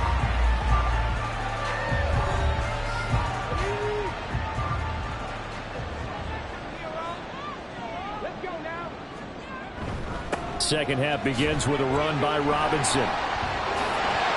Shifts by him, and they'll get it up just short of the 45 at the 44. Now hold on here, because on that last run, it looks like we have a player who was shaken up. Well, now they're going to come out and take a look at this injury, and we'll be back in a moment. Took just one play to move all the way to the 44 as they try again on first down. And Stroud now to throw. And that is incomplete. He couldn't hold on through the contact. Brings up second down. Covered by J.C. Horn. Here's Stroud. Short throw caught by Pitts. 4 yards the gain, and it'll bring up a third down. completion was given up, but that's why you play zone defense, so that you can have people around the ball when it's caught, and you don't give up much run after the catch. He's got his target. That's complete. And he's going to have a Falcons first down. They needed 5 there on third down. He winds up getting 7. So from Buccaneer territory now, it's 1st and 10 at the 45-yard line. Straight ahead, it's Robinson. They find some open field here. And a good job of finding the open space to run as he's down close to the 30 here. It's a gain of 13 and a first down for Atlanta.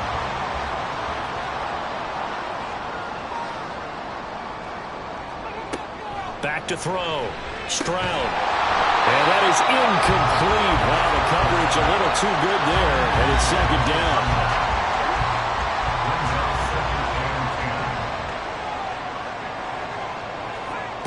To throw again. Stroud. This one complete to his fullback out of the backfield. And he'll be out of bounds, able to get it down to the 25 there. The 8th play of the drive coming up. It's 3rd and 3. A shotgun snap to Stroud. Got his man. It's London. And he's going to have a Falcons first down as they're able to get the 3rd down conversion. Well, we use the term pitch and catch a lot to denote an easy completion. We just saw one right there on 3rd and 3 to pick up the first down. Why are those so tough to defend? Just because they hit so quickly? Yeah, it's all about timing and confidence. Quarterback sees it, rips it, there you go. Stroud to the air on 1st and 10. This will be caught at about the 5. Call it a gain of 6 on the play, and it's 2nd down. Brings up 2nd and 4 at the 4-yard line. From the gun, they'll try to run it. And he goes backwards on this one, losing yardage to the 7. This will be a loss of 3, and now a much tougher 3rd down looming.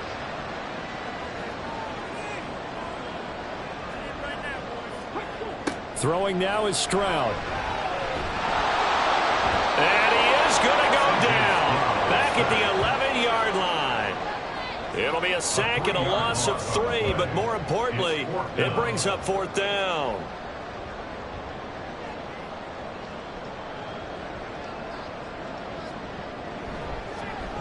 And this one is right through. And that'll make this a 7-point game. Well, looking at it from a defensive perspective, that keeps the deficit very, very manageable. You know, all things considered, not a bad job on the defensive side. I would say that you pointed out something pretty good right there, and that is you actually have both sides happy with that exchange. You know, happy in quotes, of course. One team, hey, we've kept it within range. The other side saying, hey, we put points on the board and did stretch out the lead. Let's see how this one turns out. Yeah, still bottom line, though. 3 points for the opening drive of the 3rd quarter. Here comes the Buccaneers offense. They get their first reps of the 2nd half. And their deficit a little wider now than it was at halftime following the field goal a moment ago. But the goal is still the same because you know they want to come out, establish a rhythm in the 2nd half, and get going. Make no mistake about it, though. Kicking field goals, not in their game plan. They need to get the ball in the end zone. It's now 2nd and 6 at the 36-yard line. Now a handoff up the middle. Bryant. And some room to run now. And they will finally get him down, but not before he takes this to the Falcons' 32-yard line. 68 yards on the ground for him now on 9 carries. So the big play changes the complexion of things. Here's 1st and 10 just outside the 30. Here's Walker. Oh, he tries to force it in, and it's intercepted. And the Falcons force the turnover. They'll take over at their own 27. Oh, timing is everything on a route like this. He tried to drive that football into a tight spot. And if you're a little early or a little late, chances are there's going to be someone there. And sure enough, this one's going the other way. Here comes the Atlanta offense now ready to take over here. Their drive last time, it stalled out. They were forced to take the short field goal. And the key phrase, you nailed it. Forced to, because you know coaches look at these short field goals as a last resort, right? To them, that's not how drives are supposed to end. You're supposed to put 6 on the board. That's a consolation prize. Like going to the county fair, You don't get the big stuffed animal on that one, do you? No, you don't go top shelf. That's bottom shelf material. At the 30-yard line. Stroud to throw it. And down he goes. A Buccaneer sack. They push him back 8 yards that time on second down. A tough spot here. 3rd and 15. Looking to throw. Stroud. And he will not be able to hang on through the contact. It's incomplete. The coverage strong, and now it's 4th down. Oh, I thought he had that one, and that was nearly a big 3rd down conversion to give this drive some life. Instead, they're on the spot and help separate the receiver from the ball. Taken from just outside the 30. A 45-yard punt, 4 there on the return. And the Bucs will get ready to go on offense. Here comes the Tampa Bay offense now heading back out onto the field. Not an ideal way to end their previous drive. They threw the interception, Charles, after they had built up some momentum. They were moving the football, but something to at least build on for this offense as they run back out here. Yeah, you're right about that. Up until that last play, everything was working pretty well for this offense, gaining chunks of yardage, getting first downs, really making a push for the end zone, and looked like they had a nice rhythm going. Now you got to have a short memory here. Don't focus on the interception. Focus on what came before it and get back to it. Right back to him on first down. Oh, he's hit. He lost the football. Put it on the carpet. Oh, one of the linebackers has got it. And his crew will take over at their own 45-yard line. And he has been a workhorse for them in this game, and ball security hasn't been an issue until that point. Yeah, and let's face it, when he's going to carry the ball that many times, he becomes more and more of a target for the defense, knowing that he's going to be the primary guy. They'll just send more and more players towards him, trying to make sure they knock the ball free. Well, the Falcons back out, getting set for this next. And now, as with every potential turnover, they're going to take a second look at this just to make sure. Now, the question, was the knee in fact down before this ball comes loose? And is the video convincing enough to overturn it? A lot of factors here. Remember, you also need clear possession of the football afterwards. This is a tough one to overturn. The fumble on first down. Now here's second down.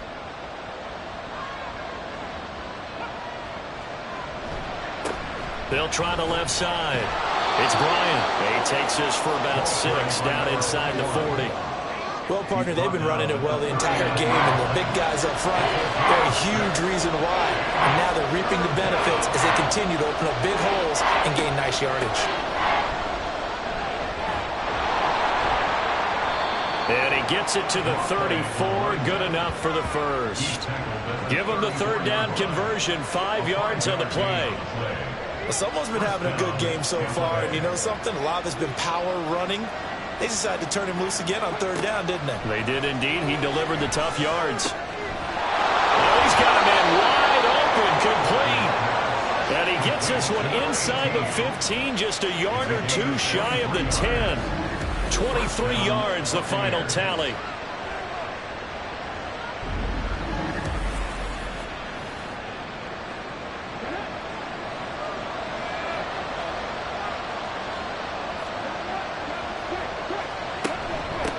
Up the middle they go. Bryant. This carry brought to an end at the 8. Good stick skills, but not much room to operate. The ball on the 8. Still could get a first down technically. 2nd and 7. And they'll run on the inside handoff. And he maneuvers his way down to the 3-yard line. 107 yards rushing for him now to this point. They're trying to keep the drive going. This will be play number 8. It's 3rd and 2.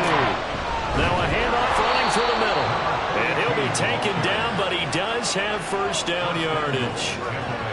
3rd and 2, right? So this is a situation where low man has got to win at the line of scrimmage, but it's not just the low man winning. It's the low man who's winning with some force, and they had that to pick up the first down. Barely picking it up, but they did. Running game working. They'll stick with it on first down. And this time he is in. A great play there. His 7th rushing touchdown of the year. And the Buccaneers are an extra point away from evening this one up. Point after, right down the middle. And that will tie things at 20 all. From a couple yards deep, he'll bring it out of the end zone. And he'll be stopped right around where he would have been had he gone down to a knee, maybe a yard shy of there at the 24. Atlanta now coming out on the field. We got a brand new ball game, all even after that last touchdown, so every drive now becoming a little more critical here in the second half. They start on the ground with Robinson here. Gets past one man. And down he goes, but he takes it up to the 40. That play going for 16 yards to start the drive. First down. A big hole there. How about him handling the point of attack? Just positioning himself so that run could go right off of his backside and deep into the secondary.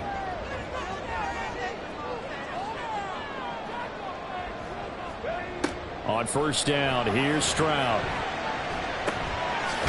And a quick throw here, that's complete. And they get to him after a gain of 6 to the 46.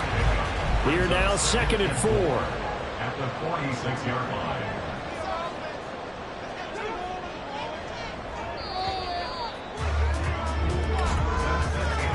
And they're not going to get to the line to run another play. So we will switch ends as the third quarter has come to a close.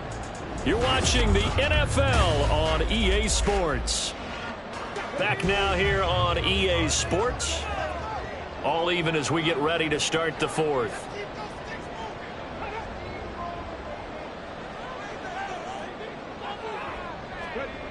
Stroud out of the gun here. He's going to drop this underneath for Robinson. Showed that brute strength, but he'll still be stopped shy of midfield. Call it a gain of a yard. And now we've got a 3rd down and 3.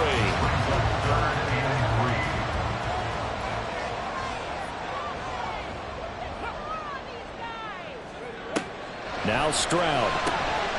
Work in the middle of the field, and he's got a man complete. And he's going to have the Falcons first down as they're able to get the 3rd down conversion. That's not the first time they've looked his way when they've needed a big play. He's been the go-to guy all game long. And they get the hook up again on 3rd down to keep this drive alive. So from Buccaneer territory now, it's 1st and 10 at the 43.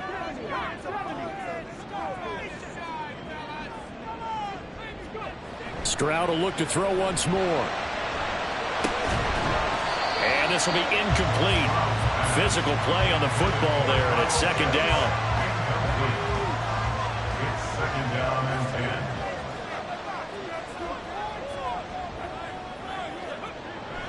10. Robinson gets the toss on the right side.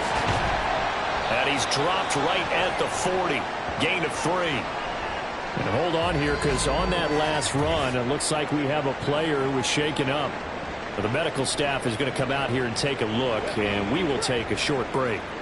Big 3rd down, a field goal from this spot, 57 yards as they hope to move it a little closer.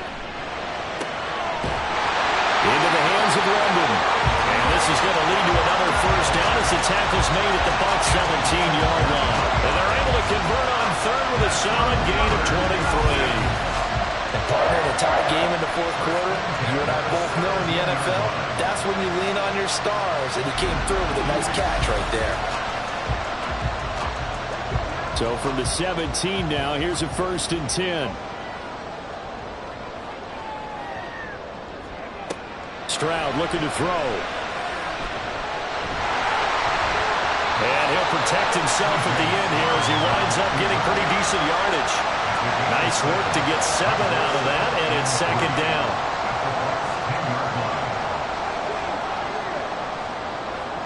Stroud.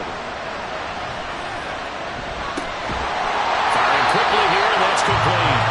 Well, the Falcons are going to have a 1st and goal as the tackle is made at about the 5. A field goal could get them the lead, but it might not be enough here as they come up on 1st and goal.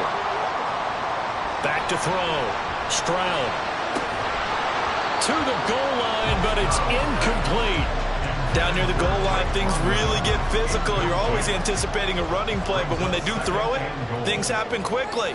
A little bit of a bang-bang play there that falls incomplete. They'll send one of those two tight ends in motion. Second down and a run by Robinson. And he gets in. Touchdown. Bijan Robinson. A 5-yard touchdown run. And the Falcons answer back with a touchdown of their own to break our tie and take the lead here in the fourth. And this is a time of game where offensive lines can really dictate a team's fortunes. It's been a tough battle. They've been out there for a long time. But this was a question of who can wear down who. And that's excellent work to put a long drive together and finish it with a touchdown run to take the lead. Extra point right down the middle. And they will take a 7-point lead.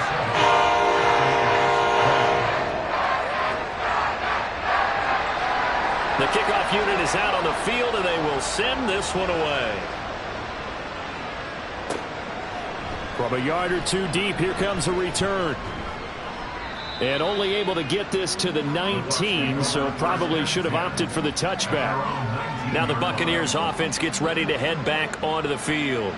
They now trail by 7 after that last touchdown here in the fourth quarter. What a big spot for this offense. See if they can cobble something together on this drive. A good gain of 9 before he's brought down at the 28. Now that's a run that warms a play caller's heart because you're actually set up to do whatever you want on offense. You can come right back and run essentially the same play because you have momentum, or you can fake that running play and throw something deep over the top.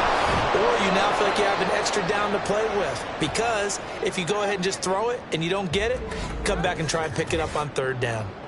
And now we'll get a stoppage here. There appears to be an injured Falcon on the field. While they come out and take a look at him, we will step aside for just a moment. On 1st and 10, Walker. Quick hitter here, it's complete. And he's able to get this one out closer to midfield across the 45. Now a 2nd and 2. 6-yard line. 8 yards on the pickup. Brings up 2nd and 2. They run the counter. It's Bryant. And some solid footwork there as he'll take this down to about the 38. 132 yards rushing for him now on 17 carries. The drive continues as they search for a tying touchdown. Here's 1st and 10. And working out of the gun here, Walker. And he's brought down at the 34. Call it a gain of 4. Well, it certainly appears to me that the defensive guys are starting to look a little bit tired while he still has some fresh legs. Not the biggest gain we've seen on a scramble, but still some positive yardage on a play that initially looked like a sure win for the defense. Now this one over the middle into the hands of his tight end, complete. Give him 10 yards there as this offense is on a roll. This drive continues to plunge forward. And they go play action. Here's Walker. And he finds a man on the crossing route. And he's going to be taken down right at the 10-yard line. Kind of a dangerous throw there. He's off balance when he gets rid of it. But this is all about a quarterback knowing what he can get away with. And that time, it turns into a completion and a healthy gain as well. So not quite a 1st and goal. It's 1st and 10 from the 10. Now they'll run it on the toss. And he's into the end zone. Touchdown, Buccaneers. A 10-yard touchdown run. And the Buccaneers are an extra point away from tying this game here in the 4th. So a toss play there does the trick as he's into the end zone. And you don't run this unless you're sure you've got a guy who has the speed who can get to the edge, because what you're hoping for him to win the race to the corner and turn it upfield to the end zone. Don't forget the extra point. It's up and good. And we are tied here in the 4th quarter.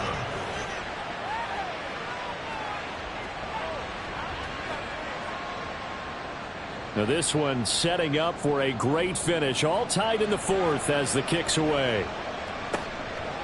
No run back here, down to a knee, and this drive will start at the 25. Bijan Robinson leading the offense out for another drive. He's been a good workhorse. I know we use the word workhorse a lot, but he's been a good workhorse for him in this one. No doubt about it, and there's nothing wrong with that. That's what you're looking for if you're a back, because that means everything's coming together for you. Big guys up front have created space. You've run through it. You've probably got some help even from the wide receivers who want to catch passes as opposed to block, but they're helping out too. Yeah, everyone's pitching in. He's had a good game. Oh, he faked it with a juke. Now he's got some room. And he'll be taken down, but not before they work it across midfield. A big chunk on the ground there, 27 yards. Another carry for their leader and a good one. It's crunch time. They'll need him to continue to be productive in both the run and passing game in order for them to try and snatch a victory.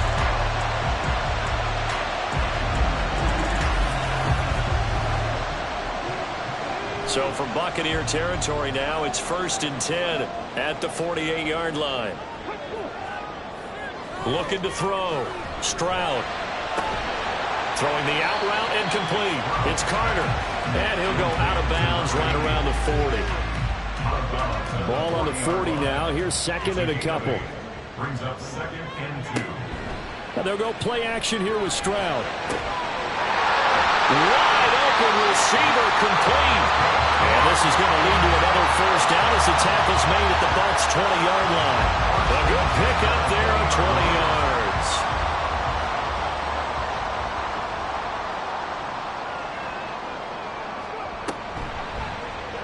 And they'll let the quarterback keep it here on 1st and 10. And he can't quite get there. Tackled down at the 1.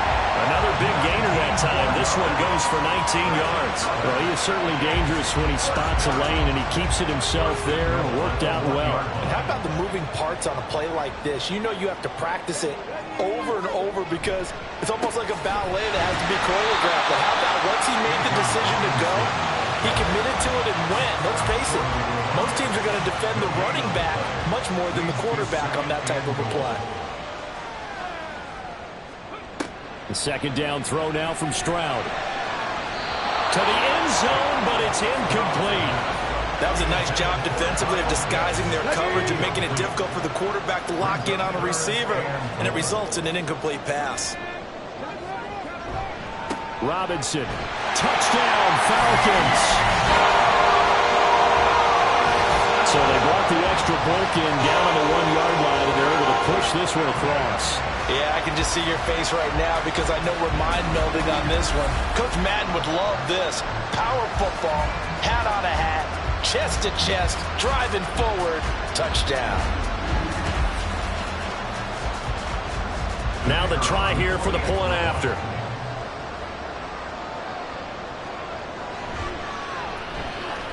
And they will take a 7-point lead now. So that one an 8-play drive. It spans 75 yards. And it was Bijan Robinson who took it home with a touchdown run. The kickoff team on the field now as they will send this one away.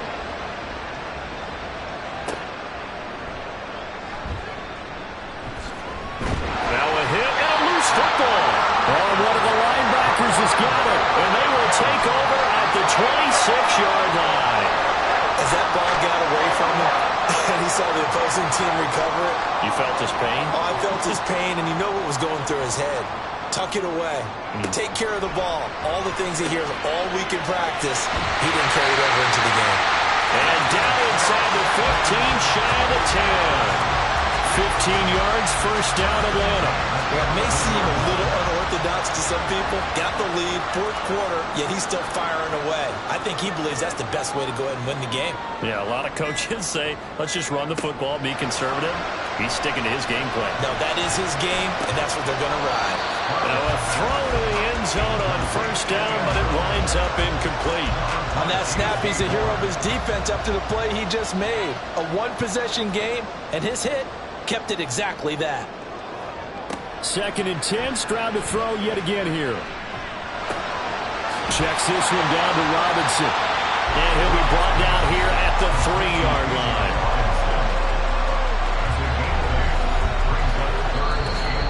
fourth quarter, down to the final 2 minutes, and we've got a one-score game. So it's Falcon football as we welcome you back. Now, this is a big third down, and you'd have to think we'd see a timeout right away if they can't stop him here. Robinson will try to pick it up, and he'll take it into the end zone. Touchdown, Bijan Robinson finishing strong with 3 fourth-quarter touchdowns. And the Falcons could be on their way to a 5-2 start as they add on to their lead. On third down, it's short and everything well executed. He not only gets the first down, Charles, he gets the touchdown as well. And you see the defense commit to the run so often in these situations. There's always that little bit of hesitancy, isn't there, partner? Thinking that they may play action here. They took advantage of that hesitancy and found their way into the end zone with a running play. Atlanta's 11 ready to go, and they kick it away.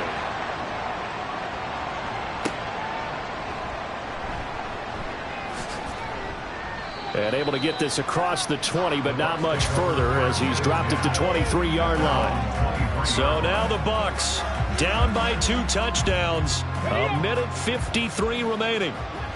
And they're in danger of a third straight loss as they come up on 1st and 10. And his throw is incomplete. And let's face it, this defense has had its share of struggles all game long, and they know that they can put it all behind them if they defend well here in the 2-minute drill. Excellent coverage right there to force the incompletion. Now, meanwhile, here's a second down throw that's knocked away and incomplete. The sound reverberating here in the dome. This is third down. To throw is Walker. It's incomplete. Took a shot, couldn't connect. That means it's just one last chance left, and this has to be a first down or a touchdown, or this game's over. Fourth down, 10 yards to go. As expected, they're going for it to keep the drive alive. Pass taken in by his big tight end, and he's going to have the Bucs first down on a well-designed play there. That gets him 16 to move the chains. Throwing middle, and it's complete. And he's brought down. All 3 timeouts remain, but they've got to score quick. It's 1st and 10. Pressure brought in, and the Falcons get there for the sack. Now the Bucs going to use the first of their timeouts as the clock will stop with 55 seconds remaining in the football game. Partner, the Mike linebacker, the middle linebacker has so many different responsibilities. How excited do you think he was to get home with that blitz? Yeah, he wants a sack. He got it. Looking middle, and that's complete. The Bucs going to go ahead and use the second of their timeouts as they get the stoppage with a little over 50 seconds left to go in the game. That is caught right at the 10-yard line. And he gets it all the way down inside the 10 and mark him at the 5. Walker. And this is caught now for a late touchdown. So hold everything here. This one's not over yet. I'm not sure win-win is the proper term here, but it certainly felt like it. They got the touchdown they needed, but if I'm on the defensive side of the ball, okay, you got the touchdown, but it sure took you a long time. Yeah, because offensively there, you're probably hoping for a 1 to 5 play drive. That one ate up a little more time than they were hoping. You're exactly right, and if you have that 1 to 5 play drive, you actually build up momentum and even more hope. When they had to slog their way downfield, they got the touchdown, but it's almost like, yeah, you know, it doesn't feel right. Exactly. And this is going to be recovered by the hands team. And that should just about put a capper on this one. And that's why you have your hands team out there on the field. Those are the best guys ready to make that play. And let's face it, it was executed well. It wasn't a bad kick. It wasn't anything like that. Just that the normal outcome actually came to play. Analytics will tell you it's a very low possibility of getting the ball for the team kicking it in an onside kick situation. You're all about the numbers, aren't you? All about the numbers, baby. It's a new game now. They don't lie. The Falcons in victory formation as they take a knee. The Bucs forced to use their third and final timeout as the clock stops with 23 seconds to go in the game. Listen, anytime you take a knee to end a game, that means you've won it. So it doesn't matter whether it's home or on the road, but there's something a little extra special about doing it in front of your home crowd, isn't there? And the home crowd applauding. They're happy with what they've seen. Chalk this one up in the left-hand column for a win. Yeah, that's right. Head to the locker room, throw the wristbands in the crowd for the kids, your gloves, your towels. Get to share it with the home team. It's showtime, baby. Charles, normally when you see a group score this many points, it's a complete blowout. But instead, they needed every single one of those in this close, high-scoring affair. And, Brandon, I'm still on the edge of my seat after that one because when you have that much scoring and it still comes down to one possession game at the end, that's not something we see very often. In this case, these offenses, they brought it. The defenses, they're going to need some work going forward. So for Atlanta, the win moves them up to 5-2 now on the year. And they'll get to stay home again next week. Meanwhile, for Tampa Bay, the loss drops them back to 4-3 so far. And they'll try to turn things around next week as they have a matchup in New Orleans against the Saints. So for Charles Davis and our entire crew, I'm Brandon Gaudin. Next game, guess what? Charles and I will be here again. It's the NFL on EA Sports.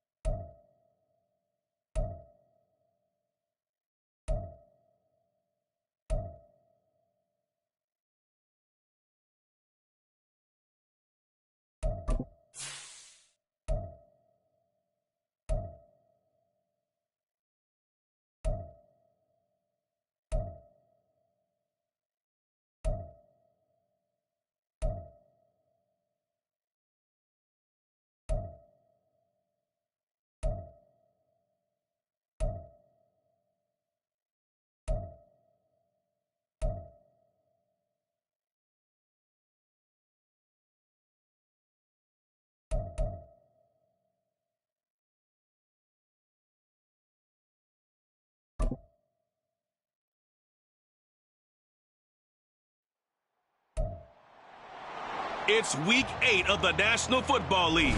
And coming up, it's the 49ers, creative quarterback. Solid performance a week ago, throwing for 3 touchdowns.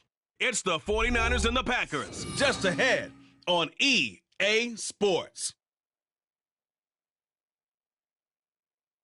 Wet weather squarely in the forecast this afternoon in Santa Clara, California at Levi's Stadium. Today, boy, what a matchup.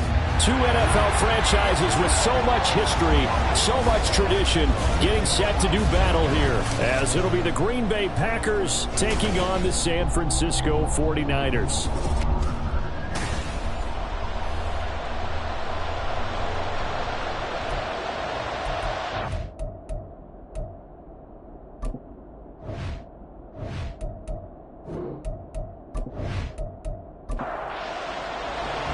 Lurching closer toward the midway point of this NFL season, and we're underway on EA Sports. Opening kickoff will not be returned, as that will be a touchback. So here comes the Packers offense now onto the field. They'll be led out by the former number 3 overall pick back in 2021. It's Trey Lance. And it felt like it watching the game tape. He got everyone involved last week. He was a manager. He really was. That's a great way to put it, because they ran the ball some. They threw it accurately. 1 touchdown pass, so he didn't, break the bank doing that. But he did throw any interceptions. That's the bottom line. That's why a defense loves a quarterback like that. Doesn't put them in bad situations. These are his numbers from last week's contest. 22 carries, 81 yards, and a touchdown. And I'm eager to see how they deploy him in this game. Last week, a heavy workload. Do they decide to bring that down a little bit and try and keep him fresh? Or do they say, guess what? He's locked in. Keep handing him the football. Forced out to his left. And they get him down, but not before he takes it across the 40-yard line. Excellent work there by Lance as he scrambles for the first down. That's the first time he's called his own number, but he's got to be overjoyed with the results. He wasn't just going to settle for a modest gain. To me, he was determined to come through with a big message to a defense that slept on him in the pocket. And a strong run that time as he's across midfield and down to the 43. 15 more there, and they're on a roll. It's another first down.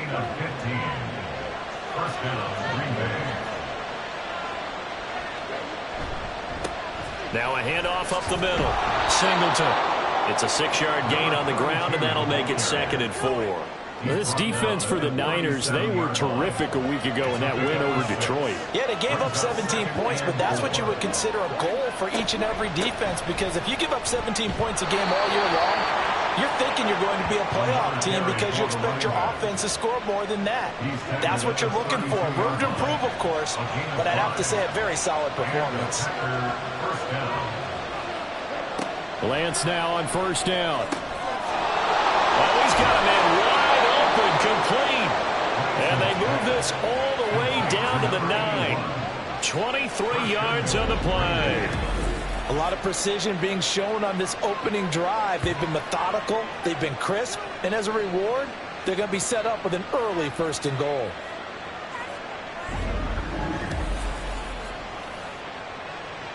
first and goal, a chance for an early statement here on the road. Throwing now is Lance.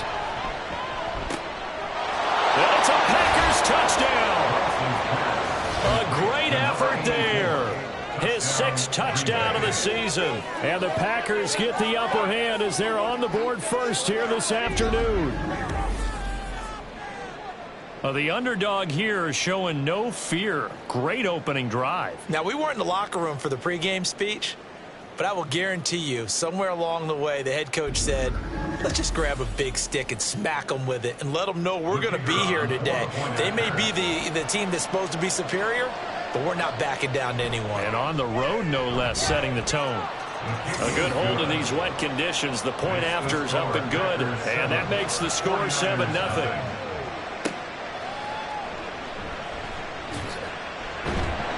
And he won't get this to the 20-yard line as he's down at the 19. So here's the first drive now for the 49ers. And they are led out there by their mobile quarterback. His game last week reminded me of the old song, Accentuate the Positive. That's about all he did, right? Yeah. 3 touchdown passes, over 300 yards in the air. Receivers happy. And they got the win. Got the win. If you're a running back that likes to catch passes, they're happy as well. Big-time game. And now they're going to get him down right at the line of scrimmage. No gain on the play. It'll be 2nd down. Gain on the play. 2nd and 10 at the 19-yard line. Looking to throw. Oh, he'll want that one back. Incomplete. He doesn't drop too many in that department. 3rd down. Brings up a 3rd down and 10 yards to go. They'll set up a throw. Eluding the pressure right. And his bid for the first down coming up short as he's tackled at the 25. Decent gain on the scramble to 6, but now it's 4th. Well, he was looking at a dime formation, 6 defensive backs on the field, so he's looking for anyone to throw the football to, but he didn't have anyone open, so he took off and ran for it, but he came up just short, and that brings up 4th down. He was only asked to punt once in the victory last week as he sends this one away. Fielded at about the 28. A good return there. Call it 13 yards. And it'll be Packer football here. 1st down and 10. The Packers offense here coming back out for their 2nd drive. And they have the game here followed by the open date on their calendar next weekend. And Charles, this is a crew that you have to think really is relishing the opportunity to be on the couch for a few days. Yeah, they certainly are, but let's face it, partner. They can't get caught looking ahead to that couch time while they're playing this one. They've got to take care of business first. Still a few inches short of a 1st down as they come up now on 2nd down. Now Lance on the bootleg. And a quick throw here, that's complete. Only a gain of a yard, but that's all they needed. A gain of 1 yard. 1st down, Packers. Up the middle they go. Singleton. And he'll get what he can up the middle. 3 yards. That'll bring up 2nd down. You look at this Niner defense. They were terrific a week ago in the win over the Lions. Yeah, they gave up 17 points, but that's about what you consider the break-even mark. If you give up 17 points a game all year long, you're thinking you're going to be a playoff team. That's what you're looking for. Room to improve, of course, but pretty nice effort. Call it a gain of 5 there on the run, but they'll remain a yard or 2 short here with 3rd down coming up. Now Lance. And it's a short one here, complete to the tight end. And he's going to have a Packers 1st down. They needed 3. He doubled that. He got 6. We've seen quite a bit of the short passing game here early on 1st quarter, haven't we? We have, and I think it works a couple of ways for this team because, number one, you throw the short game until they stop it. And if they're not going to stop it, you keep throwing it, and occasionally you'll break a tackle and turn it into a bigger game. Also, if they start to creep up and start to pressure receivers, now you go over the top, take it deep, and now you get some of those big shots downfield. Give him 15 there, and the Packers have a 1st. Someone sharp in this game. I mean, a touchdown pass on the first drive and comes right back, and he's flinging it around really well here. Really nice throw there to pick up the first down. You kind of just feel a laser focus and confidence about him, and I think we saw that this week, didn't we? Talking to him and the coaches, they felt good about his performance coming up. Yeah, I was really impressed with that last practice we saw when they went through 2-minute drill, when they went through all the different situations. Ball hardly hit the ground, and I thought, yeah, he might be locked in for this one. A good gain again. That's now 31 yards combined on those last two plays. Two big plays in succession. Not sure this D knows what hit him, but now they got to get ready. It's 1st and goal. Now here's a look for the end zone, but that one's going to wind up incomplete. 2nd and goal, and they will try again from the 2-yard line. Lance looking to throw it. Touchdown, Packers! A great play there. 2 catches, 2 touchdowns here so far. And the Packers have taken a 13-0 first quarter lead. Well, this has been a flawless start for them. They score, they get the stop, and they score again, Charles. Complimentary football at its finest. You just mentioned how they got it done. They scored. The defense got the ball back for them. They score again. That's the way you win ball games. Extra point splits the uprights, and that'll make the score 14-0. So the Packer kickoff team set to go as they will kick this one away. Hill going to think better of bringing this one out, and the drive will start at the 25. Back out there comes the 49ers offense ready for their second drive. They've been outplayed early, no question. Down 14-0 already as they come up 1st and 10.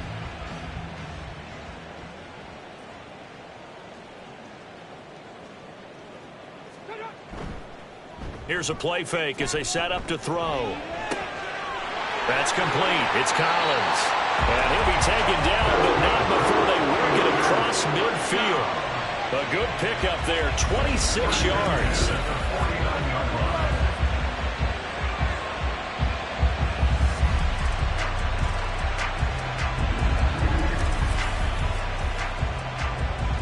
So into Packer territory now. Here's 1st and 10 at the 49-yard line. They'll set up to throw. And it's incomplete. Boy, he doesn't drop many like that one. 2nd down. You look at this Packers defense.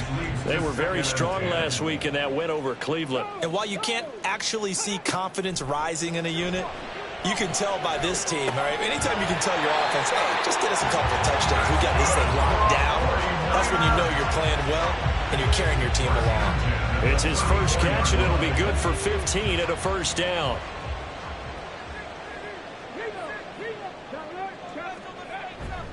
Up the middle they go with Dixon. And he'll be marked down at the 26 with a gain of 7. You see the numbers on the ground for Dixon a week ago. 23 carries, 102 yards. And the way they ran the ball in last week's game has to be satisfying to their entire staff because they're seeing not just a back gain big yardage, but they're seeing an offensive line really in sync. They try to throw on 2nd down, but this one is incomplete. He didn't just deny a big throw there. He broke that one up in the red zone. An excellent play, one that may help save points on the board when this drive is over. And they'll let their fullback try and push the pile. And he's going to have a Niners 1st down. It's a gain of 6 that time on 3rd and 2. They've definitely established a rhythm on this drive, moving the ball quite well. And big man with football is an integral part of the whole thing. On 1st down, they go with Dixon. And he'll manage to pick up about 4. It's 2nd down.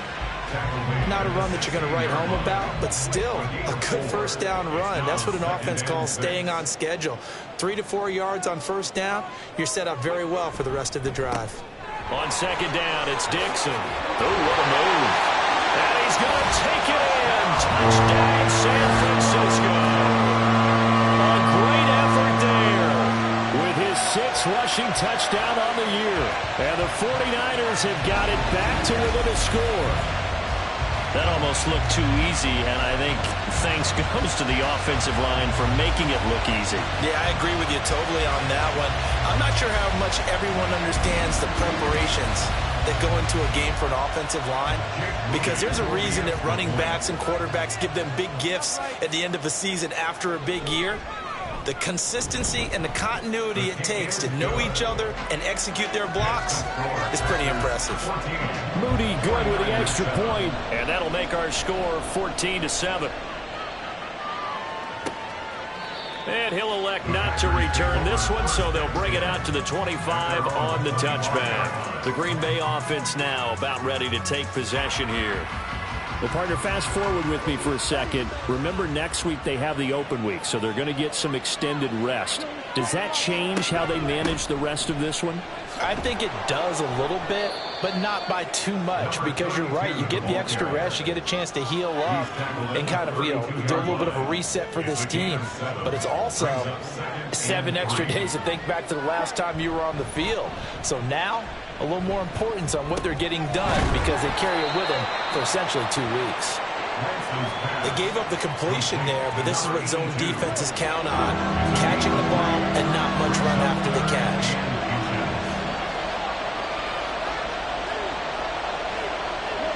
Lance going to try and throw on third down here. Oh, he had him. He was open, but he couldn't get it to him. It's incomplete. Finally, this defense makes a stand. They've given up touchdowns in their first 2 drives, but here they said, we got to put a stop to that. Good coverage there to force a punting situation and a 4th down. Fair catch signaled for and taken at about the 15-yard line. Through one quarter, 14-7 our score. The 49ers with the football here to begin the second quarter. The 49er offense set to get this drive underway. That last drive, it was a good mix. Run, pass, defense on their toes. And what really helps out in a big way is when you're doing the run-pass mix and everything's working, that means that they're guessing wrong every time on defense. They think you're going to pass when you run and vice versa. I would continue that, and when they finally draw a bead on you, maybe you mix it up a little bit with play action and throw the ball. And will they maintain that balance? Time to find out. And hold on here, because on that last run, it looks like we have a player who was shaken up. The medical staff will attend to him, and we will step aside. Here's 3rd and 3. They're going to look to throw. Work in the middle of the field, and he's got a man complete. And he is going to have the 49ers first down as he'll be marked down a yard or 2 past the marker following a gain of 6.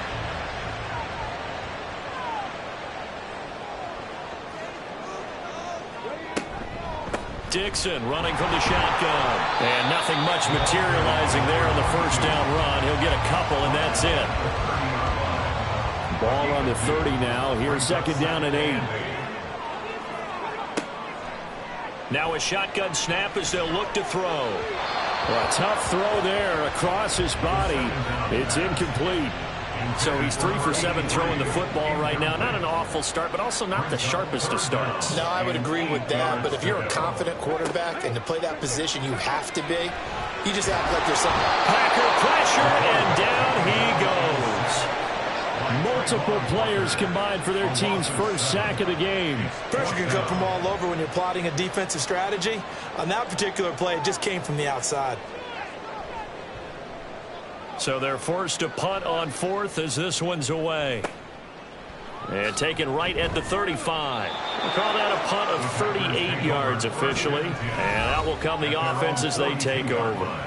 There again is the running back as he trots onto the field. He's over 40 yards here in the second quarter. Been nice and effective for them, hasn't he? He has definitely been dependable, and really shouldn't underestimate what he's getting done here, because anytime you're on a pace that's going to approach 100 yards, you've really done some damage in an NFL game. And now he's looking just to add to his totals. Give him 10 that time, escaping the danger, running with it, and picking up a first down. First down, Packers.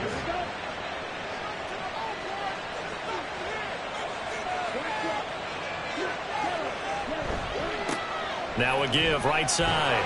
Singleton. And he's swallowed up right near the line of scrimmage. Brian Brzee, the man to bring him down. 2nd and 10.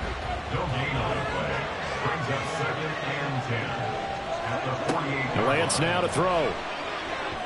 Now a quick throw there, but it's going to be incomplete. An incomplete pass on 2nd down. It muddles things a little bit here. This is 3rd and 10. Working from the gun, Lance. Pass to the sideline and pulled in. And he'll be out just a yard or two shy of the 30. It'll be a gain of 16 for number 16. That was a really nice job there, stretching zone coverage by running that route deep enough before breaking it back towards the sideline and being open. And Kyle Shanahan doesn't care much for that last call, so out comes the red challenge flag. Did he keep those feet in bounds? That's the question they've got to decide. And I got to say, watching it in real time, it was awfully close. Yeah, it certainly looked like a heck of a catch because he didn't appear to bobble it, which could complicate things. But even with the benefit of replay, that's pretty tight. Well, here's the call. So the challenge there does not go their way. This will indeed remain a completed pass. And he works his way free all the way down to the outskirts of the red zone. Back-to-back nice plays, 12 yards that time and a 1st down. And this is an example of breaking down a defense because on a lot of these runs, he's getting past the point of attack, and guess what he's doing? Forcing the secondary guys to have to make a lot of tackles. 2 yards on the carry there. It'll be 2nd down. Typically, we think it's the strong safeties that are better tacklers, especially closer to the line of scrimmage amidst traffic. But in this case, how about the free safety coming up and making the big-time play? Here's Lance. He's going to be sacked back at the 23-yard line. Multiple players combined for their team's first sack of the game. All about the offense so far this drive, putting something sustained together. But the defense, they responded on that play. 2nd and manageable became 3rd and long. The drive marching to the end zone is one play from stalling out. And a pretty little juke move there on a nice gain. Now it looks like we'll get a timeout, and we will. We've got an injured Packer on the field. So as the medical staff takes a look, we'll step aside. 4th down and no hesitation from Matt LaFleur as he sends out the field goal unit. From the right hash, this a 31-yard attempt. And his kick is good. And they will move up by 10 now, 17-7. So that one on target, and it adds to this first half lead. And maybe we're too early to worry too much about 1-score lead, 2-score lead, etc. But this is where you kind of start banking those points that come in helpful later on. Hill is going to take it out of the end zone. And makes it across the 20 as his guys will set up shop at the 23-yard line. The Niners set to take over on offense. And this not an easy situation. You're down early, in the elements, you're on the road. How do you get the mojo back? Well, one thing is to remember that as an offensive player, you have a much better idea of what you're trying to accomplish and where you're trying to go than the defender. So in this case, because you know it, you can make your cuts with a little more decisiveness, maybe a second fake, some double moves, things of that nature to go ahead and try and put some pressure on the defense. 3rd catch of this first half for him, and this one is a 1st down. He'll look to throw. Here's a catch downfield by Collins. Touchdown! 49ers! A big play there. 63 yards. And the Niners have cut it back within a score. I think if you pulled defensive backs, they would say the corner route, take that out, make it illegal, because that is so hard to recognize and so hard to adjust because your first move is to not get beat in the middle of the field, and that's how they move you first before they break off to the corner. But then as the wide receiver, great job. It's tough to turn those upfield and go, but he did a great job with it there. Really good balance, really good body control, and how about the end result? A touchdown.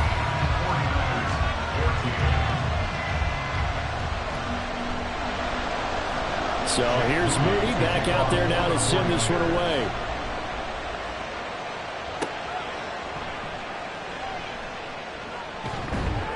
And he brings us out past the 20 to the 24. Now trotting out there, the Packers getting ready to go. And they are over 500 for the season, 4-3. They got back above 500 with a victory last week. And, Charles, you think this is a very important week for them, do you not? I certainly do, because when you start to do the math, and yes, I'm using my fingers to count. If you're 4-4 at the midway point, let's say you're saying 10 wins is your cutoff line for a playoff berth. It's usually right around that number. A loss here, all of a sudden you've got to go 6-2 down the stretch just to reach 10 wins. That means this game is vital. And they get him down, but not before he takes it across the 40-yard line. Nothing open downfield. He keeps it himself for 11 and a first down. First down, Packers.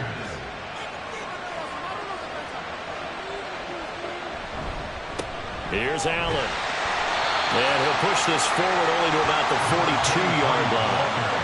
Just a yard on the first down carry, so it's 2nd and 9. A gain of a yard brings up 2nd and 9 at the 42-yard line. They keep it on the ground. Allen again. And they'll get this well past midfield before being stopped just before the 35. That's good for 21 yards and a first down. Partner, if you want more carries, I think we saw how you get them. Showed that he's got the fresh legs, and he picked up the first down on that run. Don't just ask for them. Show them that you're supposed to get the football. So from inside Niner territory now, this is 1st and 10 at the 37-yard line. No dice this go around. He's hit behind the line and taken down. That's going to go as a loss of 4, and it'll be 2nd down.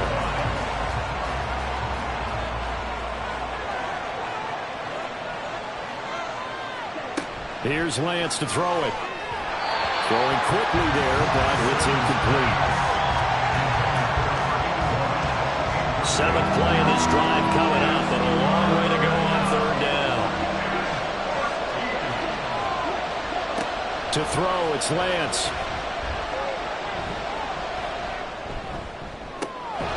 He's got his target. That's complete. And they'll have it in the red zone before he crosses over out of bounds. Able to convert on 3rd and 14. A terrific play call. And this has been a nice answer to the touchdown drive against them a few minutes ago, because they've come out and reestablished the tempo. A nice throw there, and they're putting together a very strong drive as a response. So from the 17 now, here's a 1st and 10. They'll run with Allen. And he'll go down here at the 12-yard line. Give him 5 on the carry there, and it'll be 2nd down. It's a gain of 5. Brings up 2nd and 5. The Lance going to throw. This is caught. And the Packers are going to be set up with a 1st and goal on a pass play that moves them all the way down to the 1. 2 minutes remaining in this first half of football.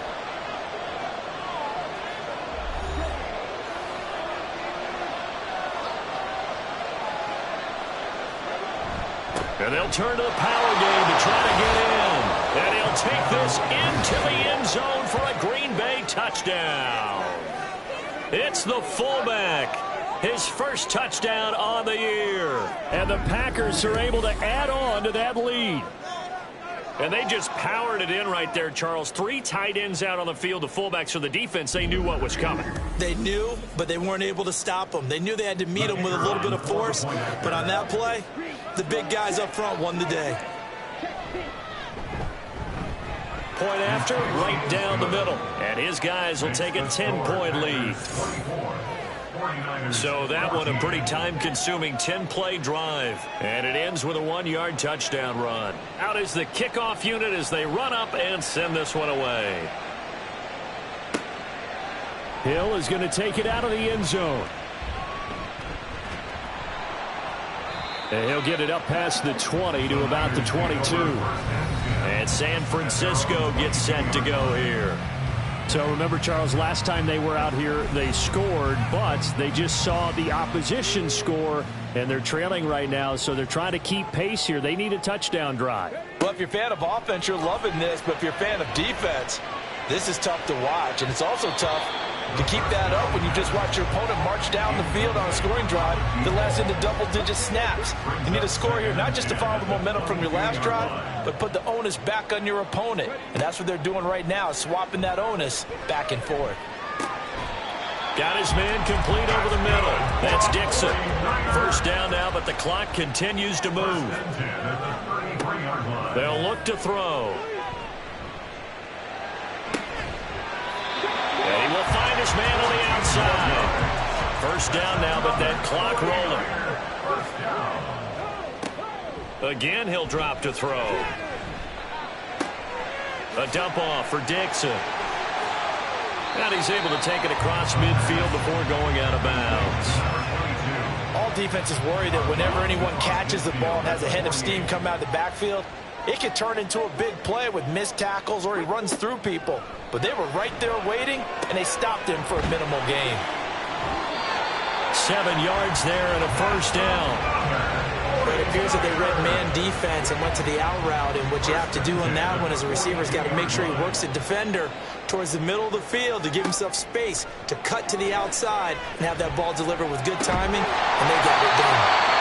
Now San Francisco will call their second timeout as the clock will stop with 33 seconds to go in the first half. A lot of tight ends just use their size and their strength, try to occupy some space and kind of body people away and catch the football. But not this guy. He's a refined route runner. Makes me wonder if he took some dance classes in his background with his footwork. They'll stick with the passing game as he looks to throw. It's a short one here, complete to his tight end. I don't care what sport you're playing. Everyone likes to build up a little momentum, don't they? And look at this, back-to-back completions to the big target at tight end. That one not as profitable as the other, but still a decent game. This will be caught inside the 10. And he will reach the 5-yard line before going out of bounds. 18 yards there, and it'll be a first and goal. And that extra yardage makes this upcoming field goal attempt much more manageable. Agreed, because when you talk to defensive coordinators, they always tell us the 35-yard line on our side of the field, that's the line we guard the most aggressively, because once they get there, they believe they're in field goal range. And the 10-year vet knocks it through the goalpost, and this is back down to a 7-point game. So a late 3 there, and that'll help as they head into the break. Talk about situational football, and something they've worked on since the OTAs and mini camps the previous summer. They take care of the ball, get 3 points, knowing they're going to get the ball to start the second half. That's the old 2-for-1 special to finish things off. So we have reached halftime with a touchdown. That's the difference on the scoreboard. As we'll send you back over to Orlando with our EA Sports Halftime Report, here's Jonathan Coachman. All right, Brandon, good work in that first half. More from you guys in a minute. But first, let's get to some scores right here on the day before Halloween. We'll start up in the Pacific Northwest at Lumen Field in Seattle. And it's the Seahawks who are out in front in the second quarter. The Seahawks trying to gut this one out, as it would be a good victory for them if they could get it. From there, we'll take a trip east to check on the Bears at home at Soldier Field. And they were victorious in that one over the visiting L.A. Rams. The Bears have made it official. They are Super Bowl contenders as they finish the first half with a sterling 7-1 record. Finally, let's get to the desert to check on the Cardinals at home in Glendale. As you can see, the score there in the second quarter. The Panthers trying to hold on and claim victory. Both of these offenses had their share of high points in that first half. Each team had some big moments, and it would seem this could turn out to be a game where the last score wins.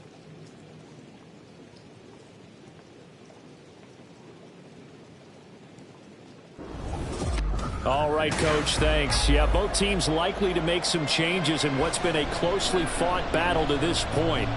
Forecast calling for more of the same. The rain set to continue as we are underway in the second half. And he'll go down as this drive will start at the 25-yard line. Here comes the 49ers offensive unit as they'll have it first to begin this third quarter. This offense, Charles, had a strong first half throwing the football, at least in terms of yardage, but that hasn't translated so far on the scoreboard as they begin the third quarter here trailing and looking for a little momentum. Yeah, you're right about that because, let's face it, in the first half, most of their focus was in the passing game. And to their credit, resulted in a healthy amount of yardage. So I would think that at halftime, they're going to anticipate that defense loosening up a little bit to try and cover the passing lanes. They've got to get the running game going, and there should be some gaps to run through now. They'll try the counter with Dixon. And that'll be good for 8 yards to the 45. Good yardage there on first down. Exactly what you want. Get yourself set up to keep making first downs, keep the clock running. And if they're smart, you're starting to milk the clock. No hurry before you run your second down play. And he's stopped after a gain of 1. Not enough. Still a yard to go on third down. Heavy set out there on 3rd and 1. Brings up 3rd and 1. Right back to Dixon. And he will have the first down as he's brought down up near midfield. And we're going to stop play here, at least momentarily. It looks like there is a 49er who's in some discomfort. Hopefully, obviously, nothing serious here. Medical staff, though, going to take a peek, and we'll take a break.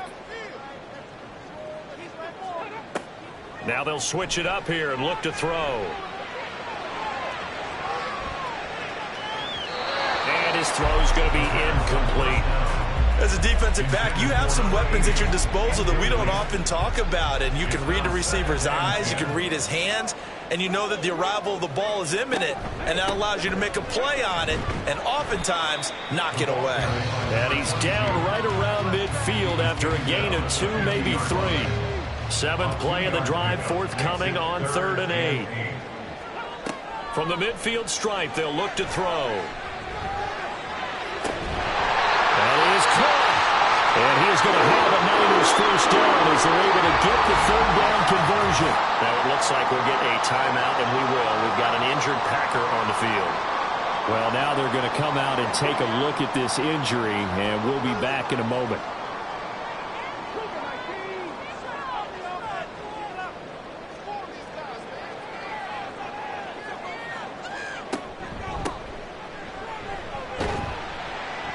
They run on first down, but it only produces a gain of 2.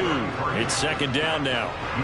Whenever we talk about the best strong safeties, one word constantly comes up, and that's instincts. Being able to diagnose run or pass and make the appropriate moves. He crashed down hard there. He was ready for that running play. They tried to swing it out left into the flat, but the defense, they were very principled there. It felt very West Coast offense, didn't it? You know their expression, right? On a West Coast offense, when they throw the ball, it's either going to be a touchdown or a check down, meaning they like to press it downfield. If they don't have it, swing it out, which is exactly what we saw there. But how about the great pursuit and tackle to make a nice play? Jake Moody now on for the field goal. Made his first. This now from 46 yards away. And this one is right down the middle. And that'll bring him back within 4. So he splits the uprights, and has to be a nice feeling. Right when it left his foot, knew it was good. Yeah, just like a good three-point shooter in basketball, right? Release the ball, fall back on defense without even looking. You know it's going in the hoop. And here comes a return from just beyond the goal line. And ultimately cannot get this out to the 25-yard line as he's dropped at the 23. So here are the Packers now to take over. They played the Browns last week, got the victory in that game, and so far so good as they've got the lead here.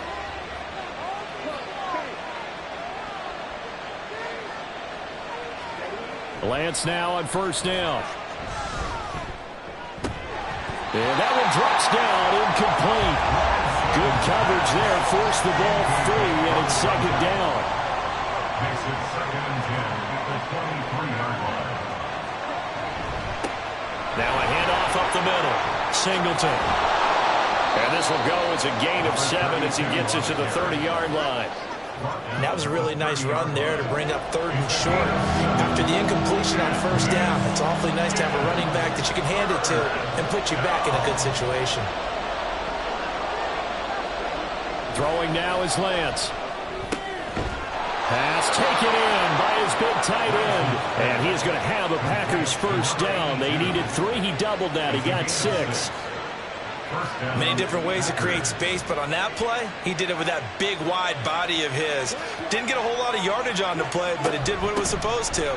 Picked up a first down. And he's across the 40, 3 extra yards to the 43. 75 yards rushing for him now in the ball game. From the 43, it's 2nd and 3. Throwing the out route incomplete. That's Burton. And he's out of bounds just before the midfield stripe at the 49. 2 first downs have him up near midfield now on 1st and 10.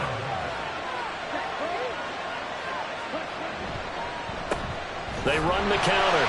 Singleton. And just 1 yard here from the 49 to the 50.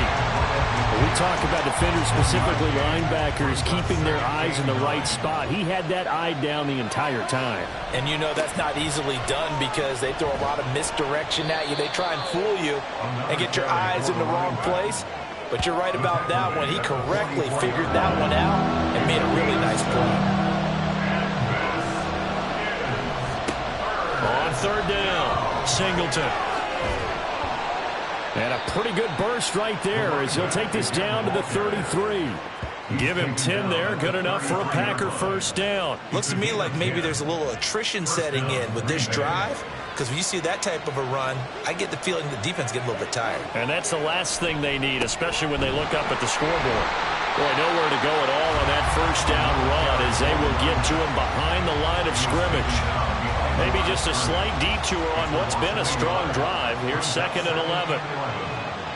From the gun, it's Lance. And a quick throw there is incomplete. Not his best throw there, but where we sit right now in the 3rd quarter, he's had a pretty good game throwing the football. He certainly has, and it's not exactly at the point where we're doing 4-minute offense yet, but they've got to think about, I'm not going to say milking the clock, but understanding clock management here on out. And this will move the chains again as the tackle's going to be made at the 49ers' 12-yard line. A nice pickup of 23 on the 3rd down conversion. Man coverage on the left side, so I really like the design of this play because they opened up the field and brought their tight end the other way on a crossing route. That's a lot of ground to cover if you're a defender. I've been there before, unable to stay with his man there.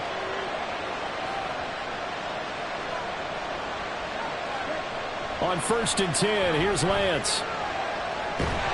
And he'll get it here to the 10-yard line. Give him a couple on the scramble. It's 2nd down. 2 yards on the pickup. It's 2nd and 8 at the Niners' 10-yard line. They'll try and run this one right up the gut. And he's going to be brought down just shy of the 5 at the 6. Call it a gain of 5 that time, and they'll be left with a 3rd and about 4. Shotgun now for Lance. Toward the end zone, but that's going to wind up incomplete. And that drive is going pretty darn well. 3 previous times converted on 3rd down, but on that one, the defense rose up and said enough of that.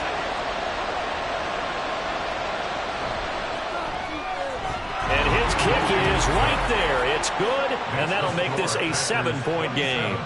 Well, that will go down as a 15-play drive, and it results in 3 points. So some disappointment? It's funny. We had our conference before the game with the offensive coordinator. And what did he tell us? I just want every drive to end in a kick, right? An extra point, a punt, or a field goal. Well, in this case, I think it is a little bit of a disappointment because it did end in a kick, but that type of a drive should end in the end zone.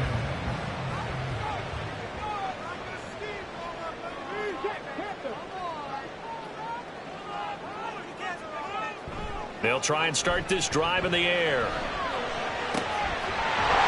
Wide open receiver complete. And they're going to get this beyond the 40 before he's taken down. An ideal beginning of the drive there as they'll get 20 and a first down.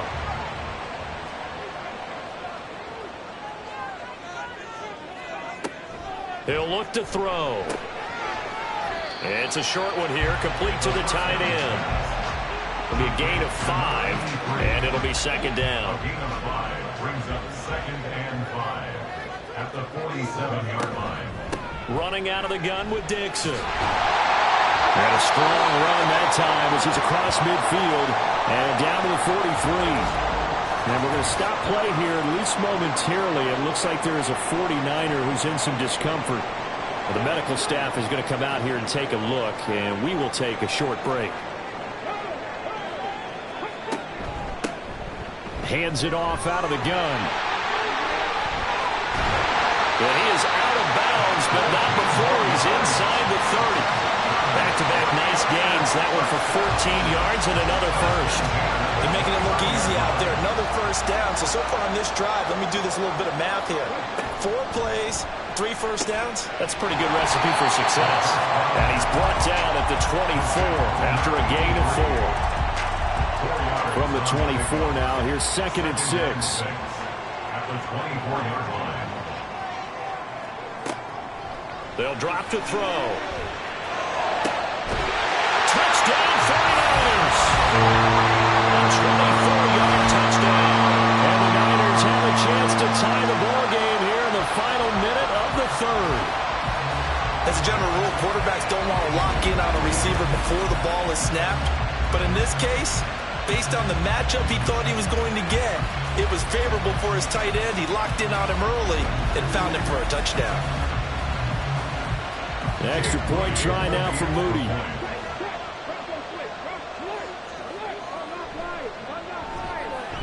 And in this rain, they were nice and cautious there on the extra point try, and that caution was well warranted as this game is tied. Boy, hard to ask for a better game thus far. 27 apiece is our score as the kick's away. And this will be a touchback, so they'll bring it out to the 25. Green Bay's offense ready to go again. And their lead has evaporated in this 3rd quarter. It's tied once more as they begin with a 1st and 10. They'll start this drive out on the ground. And he is going to lose yardage here. So a loss of 5, and it'll be 2nd down. Sometimes you just sit back and marvel at what he can do defensively. Speed, strength, quickness, he's the whole package. And that package just wrapped up the runner for a loss. So a 5-yard run the other way in the wrong direction, and that leads us to 2nd and 15. And they fake the handoff. Now Lance. That's to the sideline and incomplete. And in the second half of the tie game, every decision gets magnified. And here, if he forces this ball, it could be intercepted. So that's the prudent play to just airmail it out of bounds. Lance able to find the open man. That's complete. And they're going to get this beyond the 40 before he's taken down. A gain of 21 yards. And the Packers first down. And that is going to do it for this 3rd quarter of action. We'll return with more after this break. You're watching the NFL on EA Sports. Back now here in Santa Clara. I'll tell you, far from ideal conditions to play in, but neither offense has had much trouble. Plenty of points to go around. 1st and 10. And able to work about 5 yards out of this as he's taken down up near the 47. From the 47, it's 2nd and 5. Lance looking to throw it. Firing quickly here, and that's complete. And he'll be out of bounds just shy of the 40. 12 yards there as they keep this drive rolling. It's another 1st down. Now Lance. Oh, he's got a man wide open, complete. And they're able to get this one past the 30 to the 25-yard line. Another nice gain, 16 yards there, and a 1st down again. First down, Packers.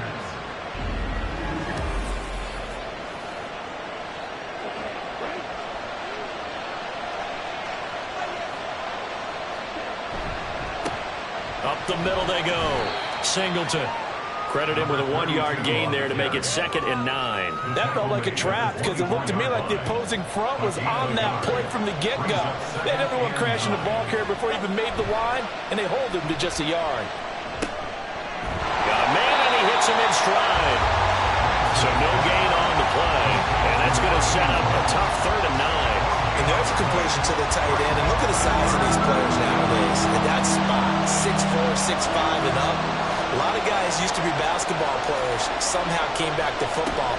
That's really good for the game of football. You get better athleticism, great hand-eye coordination, guys who know how to control their bodies when they run their routes. It's a gain of 5 on the play, and it'll bring up a 4th down. Boy, where would these guys be without his performance on the ground? That puts him over 100 yards now for the afternoon, and I tell you, he seems to be getting stronger as the day goes along. So here we go. Maybe the biggest kick of the game forthcoming. This to break our 4th quarter tie. And his kick is indeed good. And they have taken the lead here in the 4th quarter. So the drive here ends with a field goal. It does give them the lead, but this one's still certainly a long ways from over. It definitely puts a lot of pressure on your defense to hold the lead, right? They're happy to have it and happy to be out there trying to do so. But I know as a former player, in the back of their mind, they're thinking, why don't you score the touchdown and seal this thing? And Hill will opt for the touchback. San Francisco set to go on offense once more. And now they find themselves trailing following the field goal. Still a good amount of time in this 4th quarter, but this drive very well could determine the outcome of this ball game. 63 yards rushing for him now to this point. They'll come up now 2nd and 4 from the 31. Now he'll try to run with this. And he may have given those 6 yards right back as they're going to get to him well behind the line. They call that a loss of 6 yards. And it's 3rd down now.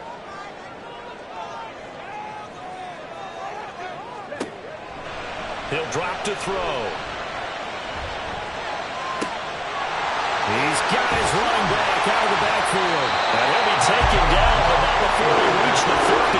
It'll go as a gain of 25 on a play that started back at the 25. Oh, that's a big let-off there on 3rd down because you've got to account for the running back coming out of the backfield. They didn't, and they got burned, not just for a 1st down, but for big yardage as well.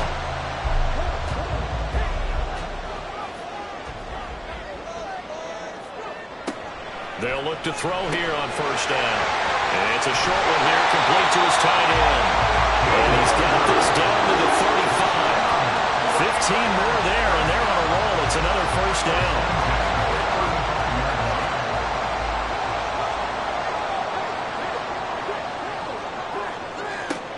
Looking to throw. And he's going to go down. They get to him back at the 40. The former 3rd overall pick, Quinnen Williams there to bring him down. Coming up now on a 2nd and 15 following that sack.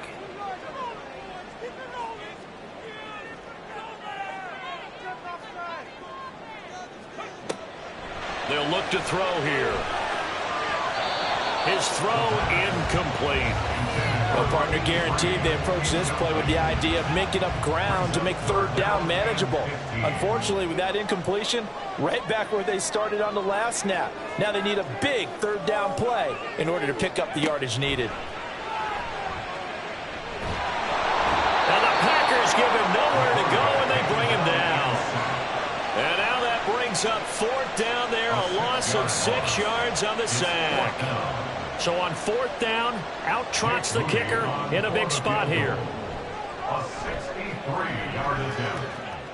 And this kick is not going to get there. It's short and no good. And instead of tying it up, they'll remain down by 3.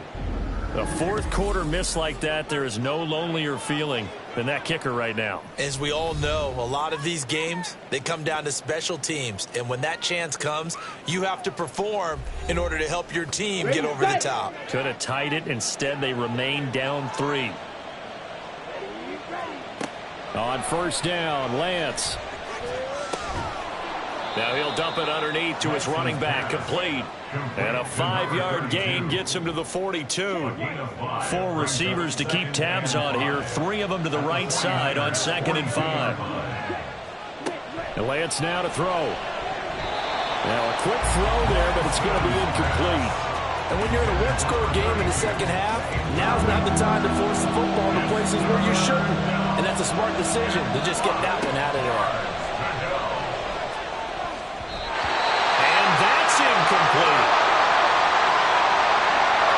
On now is the Packers punter as he'll kick it away for the 2nd time. And now a low liner. I think he mishit it. And no return here. Where will they spot it? They say just outside the 20-yard line. The 49ers ready to set up shop again offensively. Their defense accomplished step one of the mission. They forced the punt. Now they'll look to erase that deficit and take a fourth-quarter lead. They'll come out throwing here to start the drive. That's complete. It's Collins. Calling a gain of 3 on the play, and that'll make it second down. Brings up 2nd and 7 at the 26-yard line. They're going to look to throw. Over the middle, it's complete. That one a first down pickup of 8.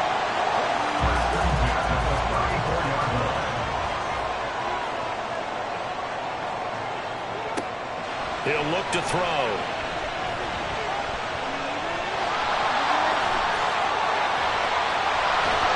And he'll be taken down, but not before he gets into enemy territory.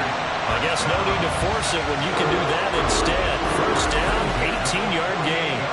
Well, there you go. Save your best scramble of the day for a big-time situation in the fourth quarter, picking up the first. You don't want to use it up early, right? You want to make sure you save it for that exact moment, that key time. And that's what he did, although you and I both know it wasn't planned that way. But what a nice job using his eyes, scanning the field, and realizing when it was time to exit the pocket and go. Throwing on first down, but this one winds up to be incomplete. He's just not had his focus in this game. It's not one drop. It's not 2. That's 3 for this contest. Yeah, uncharacteristic for any NFL receiver, and he's no exception. Oh, that one well designed as he'll take this down to the 30-yard line. 18 yards, first down Niners. We'll definitely see some open running lanes, and he's taking advantage of it right now, but that shouldn't be a surprise. Defense has the lead. They're playing for the pass first. And now a throw on first down there, but it's incomplete. That was well defended. They clamped down on every available receiver. Just got to give the win to the defense on that snap. 30-yard line.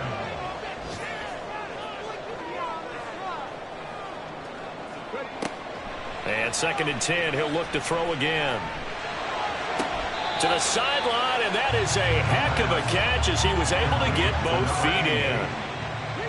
The battle in the trenches never more important than right now. This is 3rd and inches. Dixon trying up the middle. And it was a stiff arm there that freed him enough to get the first before he's tackled. And we're going to stop play here, at least momentarily. It looks like there is a 49er who's in some discomfort. While they come out and take a look at him, we will step aside for just a moment. On first down, he'll drop to throw. And that is incomplete. I certainly thought he had an open look beyond the first down marker to his receiver, but they just couldn't connect, and that will send them back to the drawing board. He'll try again with the arm here on 2nd down. Dixon complete. And a good gain here of 9 from the 19 down to the 10. Well, the elements, the crowd, the situation, this is NFL football at its best. Here's 3rd down. And he's got the first down as he gets it to the 8. I liked his focus there because he wasn't thinking about breaking that one big. All he thought about was, I need 1. Let's go get that. Ended up picking up 2. 3 points separating these two sides with 2 minutes left to go in the 4th. Now 1st and goal.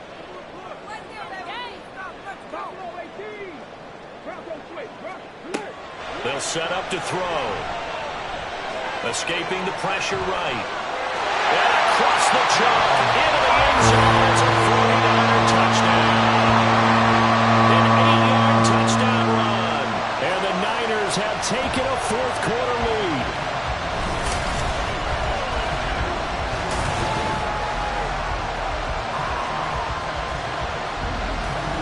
Touchdown and congratulations and 0 relaxation ahead of them, right? Way too much time on the clock for them to start celebrating. Yeah, part one is done, but now on the sideline, you can already see them scrambling down there. They're getting those defensive guys ready. Yes, you have to get those guys ready, and you also have to talk to your special teams guys. Make sure the kickoff is exactly what you want and cover it well. So after the made field goal by Moody, he's back out to kick this one away.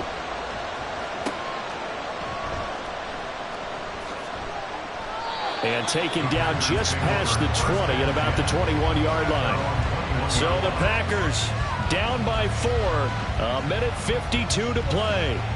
They've surrendered a double-digit lead, but can rescue themselves late as they come up on first down.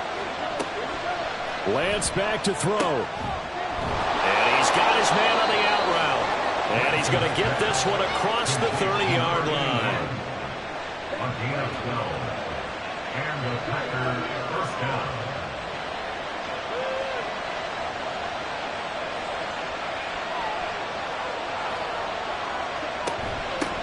They'll run on first down. Singleton. And brought down, but not before reaching the 45-yard line. Plenty of time. All 3 timeouts still remain. Here's 1st and 10 now. Quick hitter here. It's complete. Now 2nd and 4. Lance looking to throw. Now he'll dump it underneath to his running back, complete. The Packers going to use one of their timeouts as they stop it here with just under 40 seconds to go in the game. Going to throw right side here, complete. Now the Packers going to go ahead and use the 2nd of their timeouts as the clock will stop with 34 seconds to... Oh, no, he lost the football. Unfortunately, he's able to recover himself, but the clock's still rolling here. Fortunate to get that football back, because trailing here in the second half, last thing they needed was to lose the possession. And the word I think of here is opportunity, because it could have been lost there, their chance to score points. But the opportunity for the defense was to go ahead and really close this game down if they were able to get possession. A second down pass play there, but it's incomplete. Now we're in the situation where the quarterback's got to take full charge of his huddle. Got to totally command and make sure all eyes are on him. All focus is locked in. Got to call multiple plays and go over different situations and scenarios to make sure everyone is on the same page. And now the 3rd down throw incomplete as well. So this defense, they looked a little shaky to start the drive. The bottom line, they're play away from finishing it off. They rocked them a little bit on this drive, didn't they? But as you and I both know, it's not how you start, it's how you finish. They have a chance to end it right here. He's going to air one out. And he's got it. It's caught for a touchdown. And they have taken the lead here in the final seconds. Charles, that drive was perfect, methodical, executed so well, and they grabbed that lead with almost no time left for a last gasp from the other side. No way you could have drawn up a better final drive, because not only did they keep their eyes on the end zone, but they made sure they bled the clock out as well and denied their opponent a chance to respond. That's just terrific situational football to end this one. Extra point right down the middle. And it would appear, barring some late heroics, they're going to get out of here with a come-from-behind victory.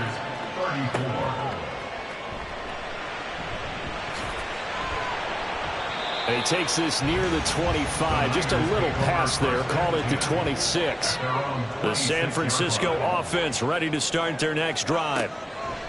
One final shot. They'll look to throw. Finding Watkins, and he'll be out of bounds across the 30-yard line.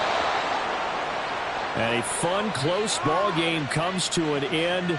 On that last play, Charles, they were on the wrong side of midfield. They needed something near a miracle, and they couldn't get it done. Yeah, the effort, that was good. Very good, in fact. They were just a little too far out to get a decent look at the end zone for that last opportunity. Couldn't get it done, but a nice game overall.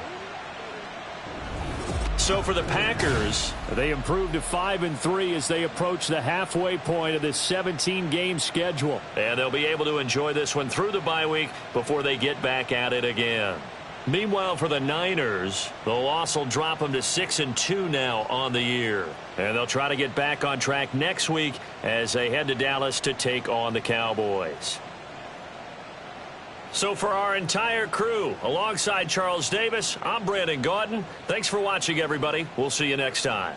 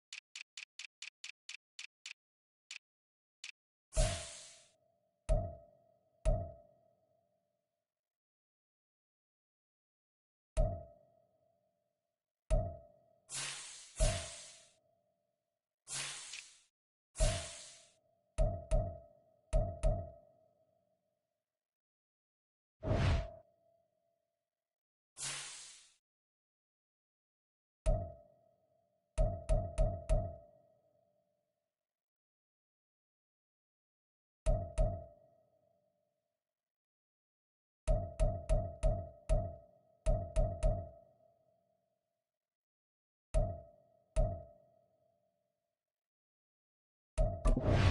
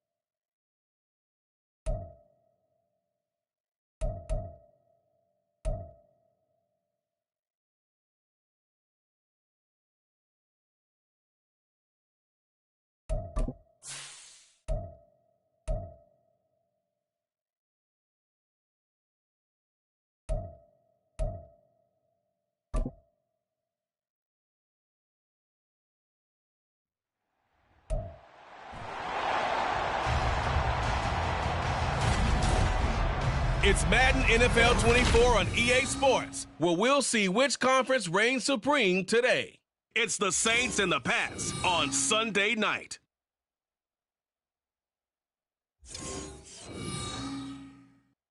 EA Sports coverage of the NFL has us roughly midway between Boston and Providence. Everybody knows it as Gillette Stadium in Foxborough.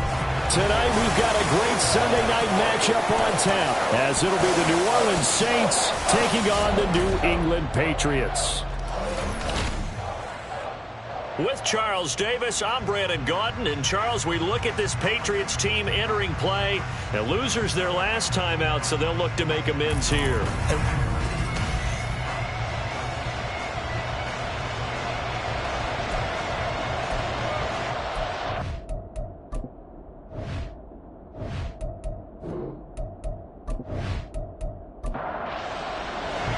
Lurching closer toward the midway point of this NFL season, and we're underway on EA Sports. They run back here, so they'll bring it out to the 25. And here come the Saints for their opening drive. And a glance here at their shifty mobile signal caller. If you ask coaches at any level to design their ideal leader of a team, I think they're going to check every box with this guy. He's got the poise to handle responsibility. He stays calm under any kind of pressure, and he brings out the best of his teammates each and every week. They'll try and start this drive in the air. He gets it complete to A.T. Perry. And he'll be taken down, but not before they reach the 50. It'll go as a gain of 25 on a play that started back at the 25.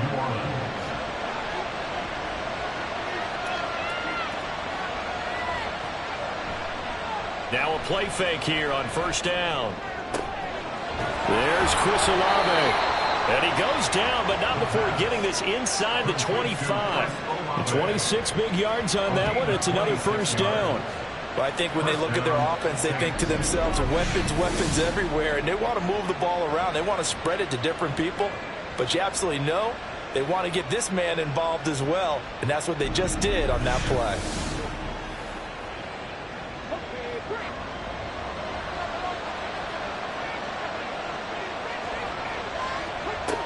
Now on first down, he'll drop to throw it. He finds Mayer here.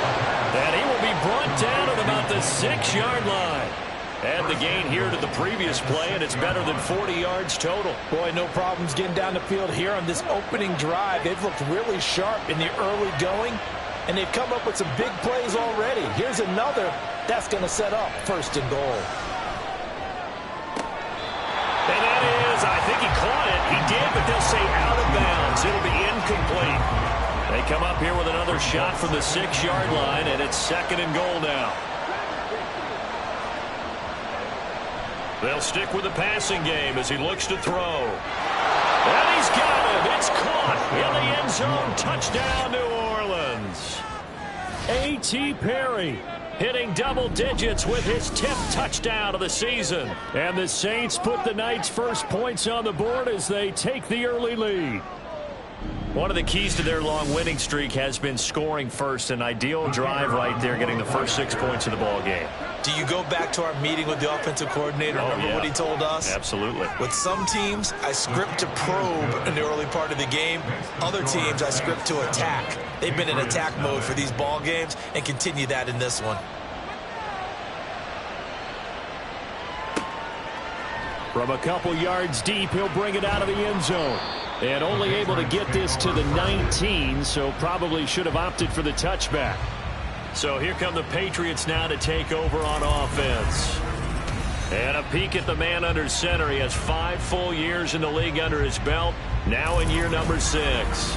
And the numbers were not pretty. I mean, they don't look right. When you throw 2 interceptions, no touchdown passes, there's no way to really make that work. But I thought there were a lot of positives in watching his game tape. I think he's close to putting out a good performance. Let's see if he can flip those numbers around in this game. And, of course, rally his team to a win. He'll get a nice chunk there on the first down run, and it's 2nd and 4. Operating from the gun, Biggs.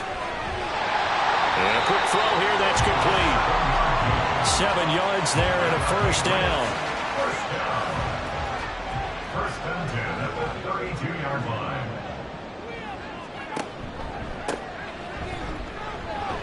And he's going to take this ahead for right around 3 yards, but no more than that. Second down. The numbers for him from a week ago, a boatload of carries, 93 yards. It's a very nice winning streak that they're on, and they've really seen this offense come into its own as a unit. And one of the keys is that the ground game has been established, and it's keeping the defense honest near the line of scrimmage. Sometimes that leads to huge games for him. Other times, he plays a complementary role to someone else. But however it's getting done, they're winning week after week. Throwing on first down. Biggs. Gates has it over the middle. So 5 yards here, 5 on the play. And that would bring up second down. Brings up second and 5 at the 47-yard line. Now a handoff up the middle. Trailer. And a good run here as he'll rumble all the way down to the 40-yard line. That one good for 13 and a New England first down. That was good, tough running right up the middle. And if the defense can't penetrate and make him slow his pace or change direction, that's often the end result. And the Saints pressure gets him. Brought down for a sack. It'll be a loss of 7 on the sack, and it brings up second. Second and 17 at the Saints' 47-yard line. Off play action. Biggs steps away, and he's going to go down again. It'll go as a loss of about 6, and now it brings up third. So now make that a second sack for them on this drive. And Brandon, we hear it every week when we go out to do a game. Everyone talks about playing complementary football. Their offense goes down and scores. They see that, and they want to back them up, and that they did, getting 2 sacks on this first drive. They'll get this one down near the 20-yard line, just shy of the 20. A real letdown defensively. That was third and a bundle, but they allow the conversion. A very early momentum changer there. Actually a dream killer for the defense because they forced a third down. Felt like they had a good chance to get off the field defensively, and then they got hit with that big play. They go play action here on first down. And that's going to be caught for a Patriot touchdown from 21 yards away. And the Patriots are able to match the opening drive touchdown against them with one of their own.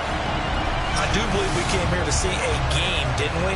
And it looks like he's running what we call routes versus air. You just go out there with your offensive unit and throw the football with no defense. He's 5 for 5 on the opening drive. He was on his game there for drive number 1, but my only thing is now he can't go any higher than that. He was so perfect. Can he do it again later? Yeah, all he cares about right now is making it 10 for 10, 15 for 15, and he feels like he can get it done. The extra point splits the uprights, and we are tied at 7. Each team's had it. Each team has scored. 7-7 here as the kick's away. And it'll come out to the 25 as he will not attempt a return. New Orleans Saints, they get ready to set up shop for their second drive. So both of these teams, Charles, coming off touchdowns now, but this offense, they just had to stand on the sideline, watch their opponent author a really impressive drive to reach the end zone. Yeah, and I think you're not telling yourself the truth if you don't think there's some one-upsmanship going on right now, because they just had their touchdown answered by a drive of double-digit plays that also found the end zone. Now they want to do something even more impressive to answer that one. Here's a 2nd and 7. And this is going to be caught, but they'll say out of bounds. So it's incomplete.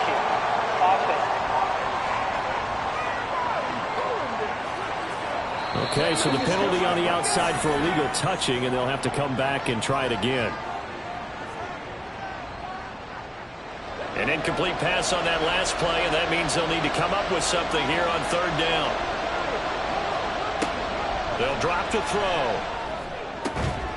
Pass taken in by his big tight end. And he is going to have a Saints first down as they're able to get the 3rd down conversion. The Saints at 6-1 now through 7 weeks of the season. And they come in riding high. Just one loss in their last 7 games. And I like the way that this team is winning football games because they're doing it the way that coaches love to preach. Penalties at a minimum because they've been very disciplined, very focused in their business. Throwing there, but this pass is going to wind up incomplete. When you look at this Patriots defense, they're slightly better than average against the run, number 14 in the NFL. And that play right there shows exactly why they're so good against the run. Held the line of scrimmage, held the point of attack, and stuffed him for no gain. He lets it go deep for Olave. And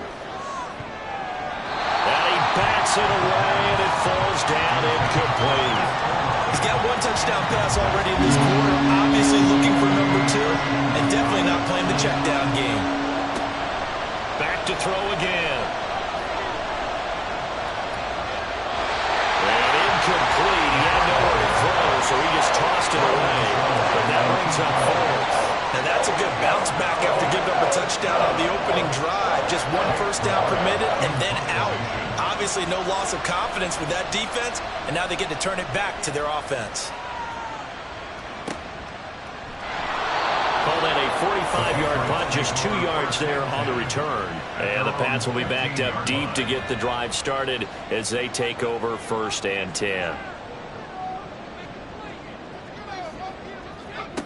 Throwing to start the drive.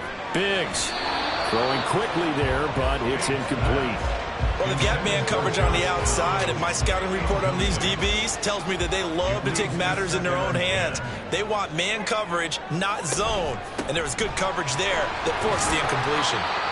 Little power on the move that time, but still tackled shy of the 20.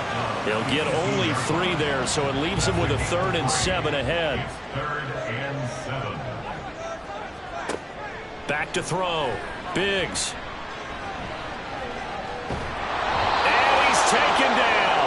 Back in his own 7.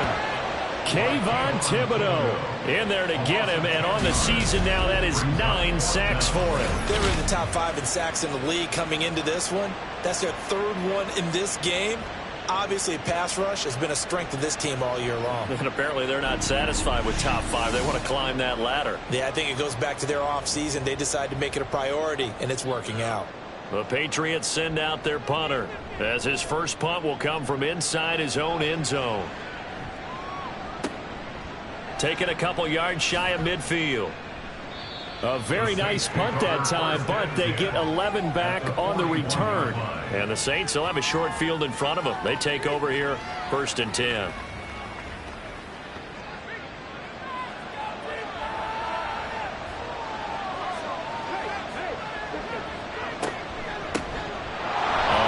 And 10, here's Gibbs. And they'll wind up getting this one all the way down inside the 20. 23 yards on the pickup there and a 1st. That's a nice run right there, able to get to the outside. And so many times defenses say, okay, we've got you hemmed in. But if you're running the football, at least you know where everyone is coming from. You don't have to worry about the backside at all. That allows you to run with a little bit more confidence as you traverse down the field. Now a throw to the end zone on 1st down, but it winds up incomplete. Here's 2nd and 10.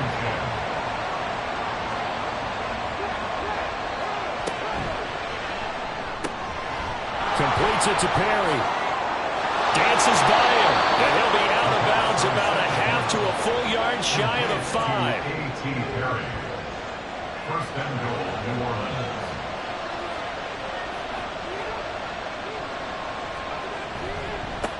They'll try and run for it on 1st and goal. And they'll be driven back here, losing yardage to the 9. That's going to wind up a loss of a full 3 yards on 1st down. Now from the 9, here's 2nd and goal.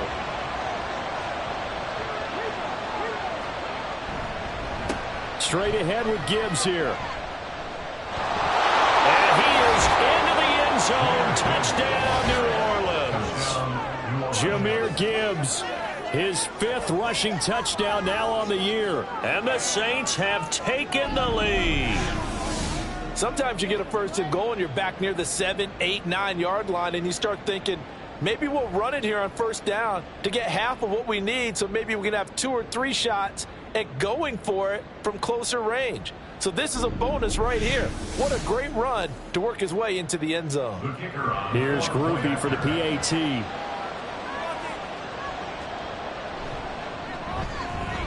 It's up and good, and it's 14-7 now here in the first quarter. The drive summary that time, 5 plays. And it was all capped off by a touchdown run from Jahmyr Gibbs. Set now to kick this one away, and off it goes. And no effort to bring this one out. It's a touchback. The Patriots ready to get the football back. These guys definitely hoping for a better showing than their last appearance. They couldn't really even move the football much beyond the shadows of their own goalpost, Charles. We'll see if they can get a better, more sustained drive going here. Yeah, and every team that we ever talk to says the exact same thing. When you start a drive from that deep in your own territory, the goal is a minimum of at least 2 first downs, because even if you have to punt then, you change the field position, right? You flip the field a little bit. They didn't get that done. This time they want to string together a nice drive and help themselves out. 2nd and 1. And he's taken down here by the Saints. Loss of 10 as multiple defenders get to him. He continues, Charles, to be under constant pressure. These sacks, they're starting to pile up. And if they want to have a realistic chance in this one, they've got to change their blocking assignments. They've got to do a better job to keep him upright. If he's going to be on the deck constantly, they've got no chance to win this game. What do they have for this? 3rd and 11. Looking to throw. Biggs. He'll try and set up the screen. It's complete. And he'll be out of bounds right at the 40. It'll be a Patriot first down on a pickup of 16. And this pass rush has really been bringing the heat and has already gotten home a few times here in the first half. So how about the play call there? Sometimes if you can't protect, you've got to fool them. Screen passes like that can take a little steam out of what's been a relentless rush so far. And they'll get him down after a pickup of 8. 2nd and 2. Through 1 quarter, 14-7 our score. Start of the 2nd quarter from Foxborough. It's the homestanding Patriots with the football. Ball on the 47-yard line. Here's 2nd down and 2. They'll keep it on the ground. Trailer, and he is going to be stopped cold behind the line of scrimmage. That's going to go down as a loss of 5, and it brings up 3rd down. Defensively, he has been a presence in their backfield in the first half. Had a sack earlier, and now he comes up with a big tackle for a loss. To throw on 3rd down. Biggs.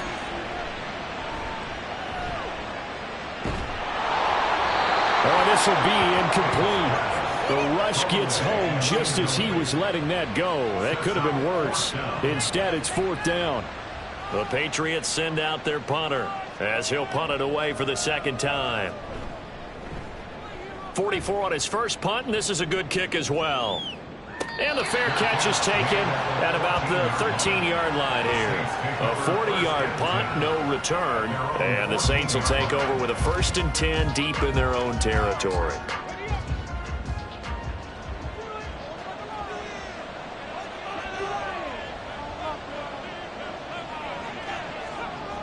They'll come out throwing here on 1st down. Looking left side, and he's got a man. That's Gibbs. And he's going to lose yardage here back to the 12-yard line.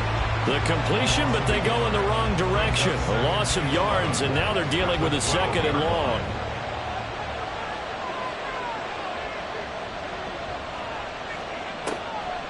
Looking to throw.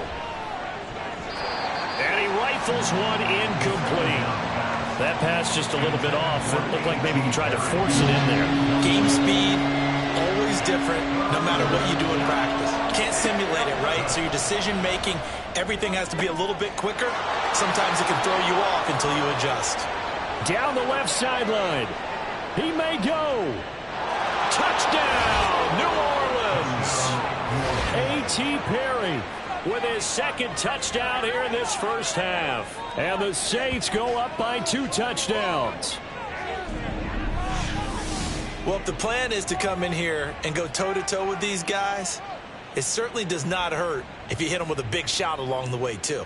That's got to give them some confidence. And the other thing right now, it quiets this crowd, at least for the time being. Yeah, that is what is called the intended consequence of their actions. Groupie for the extra point.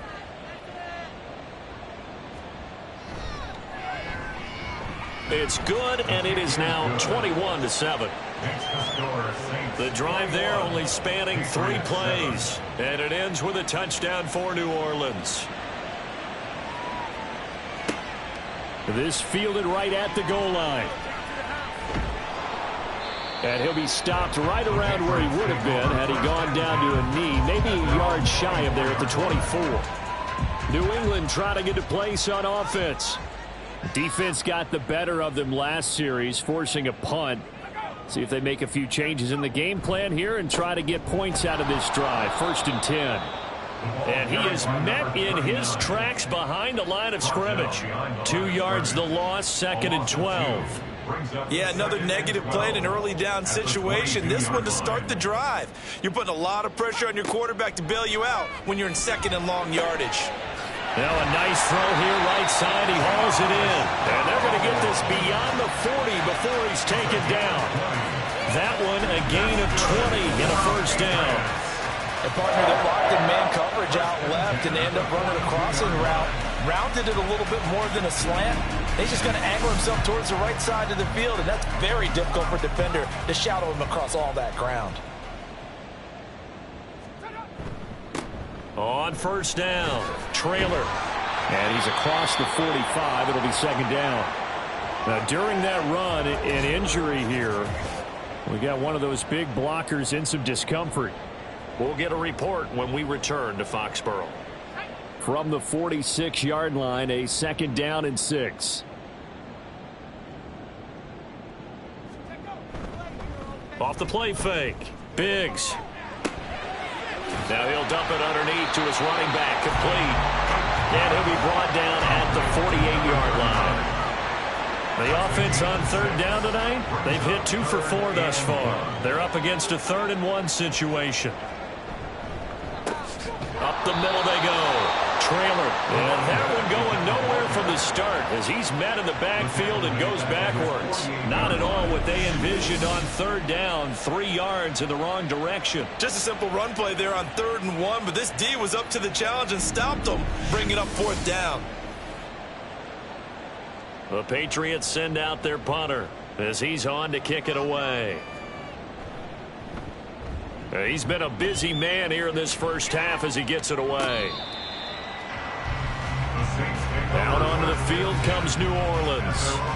Well, certainly they'd rather have the scenario they had last time out, Charles. Remember, they had the short field. They took it in the end zone. Now this is going to have to be a longer, more sustained drive if they want to get points. Yeah, a little bit more of a quick strike opportunity last time by where they were in the field, and you're exactly right about that. But now, backed up a little bit. What's that old expression we love to use? Time to matriculate the ball down the field and try and do it again. 2nd down, and they go back to Gibbs. And not a whole lot to speak of there as they'll bring him down shy of the 20. Still a couple yards short of the 1st as the 3-yard gain brings up a 3rd down.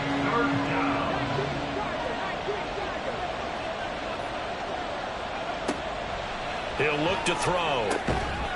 Able to find the open man. That's complete. And he is going to have a Saints 1st down as this defense unable to hold. It's a 7-yard gain there on 3rd and 2.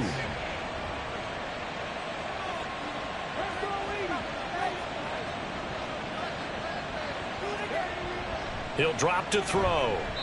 And that one off the mark behind him. Incomplete. They always say that real estate is about location. Well, guess what? When it's a slant route, the quick ones, timing, timing, timing. Got to be able to lead your man with the football. And the timing off right there. Threw it behind him. A short throw, and that's hauled in by Mayer. They get 6. That'll leave them with 3rd and 4. Brandon, perfect defense in this situation would have meant that there was an incompletion and would have picked it off. Okay, so they gave up the completion. But I really enjoyed watching how the defense stayed in sync, stayed in great communication, and as he dragged across each zone, you see him pointing, communicating. There he is, and they passed him off to each defender. Ended up making a nice play, even though it was complete. We often hear the phrase sure-handed tight ends, and he certainly fits into that category. Plus, he's got a quarterback who knows to look his way when they need a big pickup. And on this play, he finds him for the first down. 2 first downs have him up near midfield now on 1st and 10. Gibbs straight ahead. And he'll take it across the 50 and into New England territory. 46 yards rushing for him now in the ball game. Here now, 2nd and 4. They'll look to throw here. And that'll be incomplete. Well, that's a defensive coordinator's got to be happy with that result. They took away all options downfield and forced the incompletion. Back to throw. He finds his man, complete. That's Gonzalez. And they'll get him down about 3 yards short of the first. They'll wind up getting just a yard out of it. And it'll be 4th down.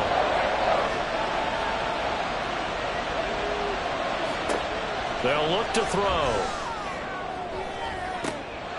That is caught. Oh, he's going to have the first down and then more. Touchdown, Saints. A.T. Perry on his way to a monster game. 3 first-half touchdowns. And the Saints' decision to go for it pays off with 6 points. So not only is that his 3rd touchdown catch of the game, he's done it here in the first half. I'm not sure defensively what they're going to come up with to slow him down, because already we're seeing him run past, over, through guys in order to make these catches. And being able to try and shut him down at this stage of the game, it's going to take a lot of effort. So maybe it'll open things up for some other people. Well, they better figure something out, and soon. Groupie able to add the PAT. And the lead now to 3 touchdowns at 21. And he'll just take a seat, and the drive will begin at the 25-yard line. New England's offense set to go. They're down 3 touchdowns to this point, needing to put something together as they have it 1st and 10.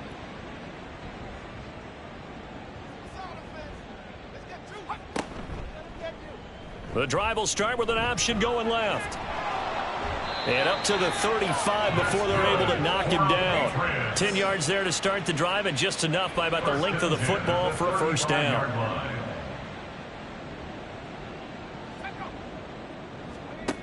Operating from the gun, Biggs. Oh, he rifles one, and that's going to be intercepted. Picked off by Pat Surtain. And they'll set up shop in enemy territory at the 45-yard line.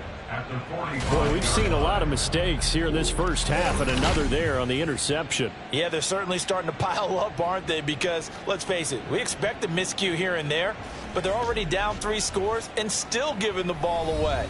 If they want to get back into this one, they've got to take care of the ball, because right now the way they're playing doesn't say a whole lot for their chances. Okay, ready?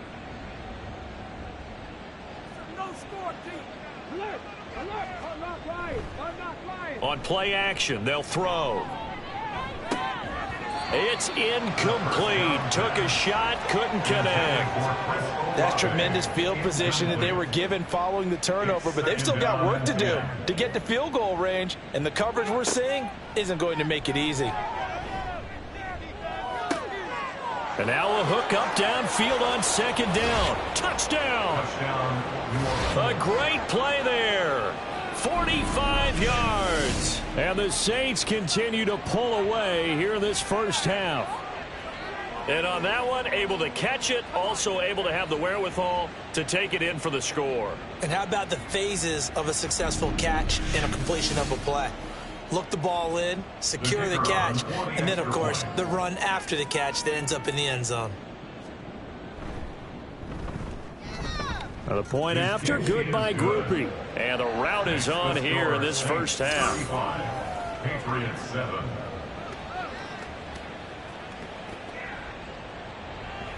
The ball upright on the tee, and the Saints kick team booms it away. They'll elect to bring it out here from the end zone. And he'll be brought down shy of the 20, so the decision to bring it out of the end zone, not a good one. So the Patriots coming out now.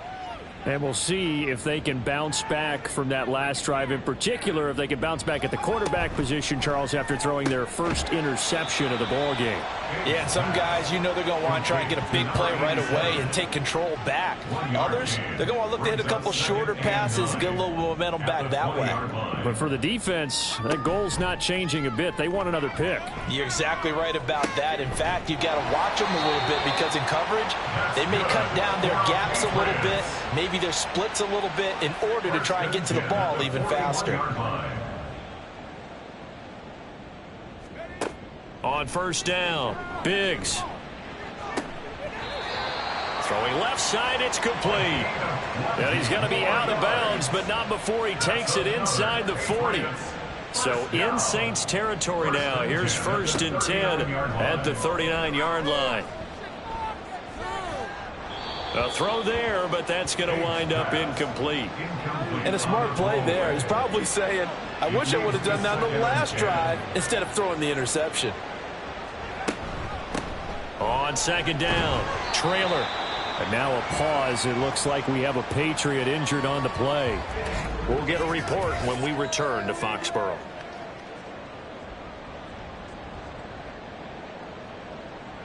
The offense on 3rd down tonight, 2 for 5 to this point. This is 3rd and 8. Back to throw. Biggs. Work in the middle of the field, and he's got a man complete. And he gets this one inside the 15, just a yard or 2 shy of the 10. And we've hit the 2-minute mark in this first half of action. Well, that's one way to convert on 3rd down, picking up 26 yards. Now a 1st and 10 at the 11. Looking to throw. Biggs. And he'll just get rid of it. And that's a wise decision. Remember, he threw the pick on the last drive. This time he says, I'm not forcing one. I'm just getting it out of here.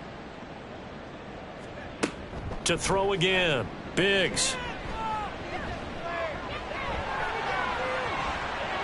And he's in. Touchdown, Patriots. It's their quarterback with touchdown number 15 on the year and 2nd of the game. And the Pats get a bit closer. Well, the defensive coverage was good, so good he just decided to make a play of his own, and it worked out. Yeah, you often wonder if they think to themselves, was the coverage too good to allow him to run the football? But I think you'd rather take your chances with him doing exactly that, and he beat him on that play all the way to the end zone.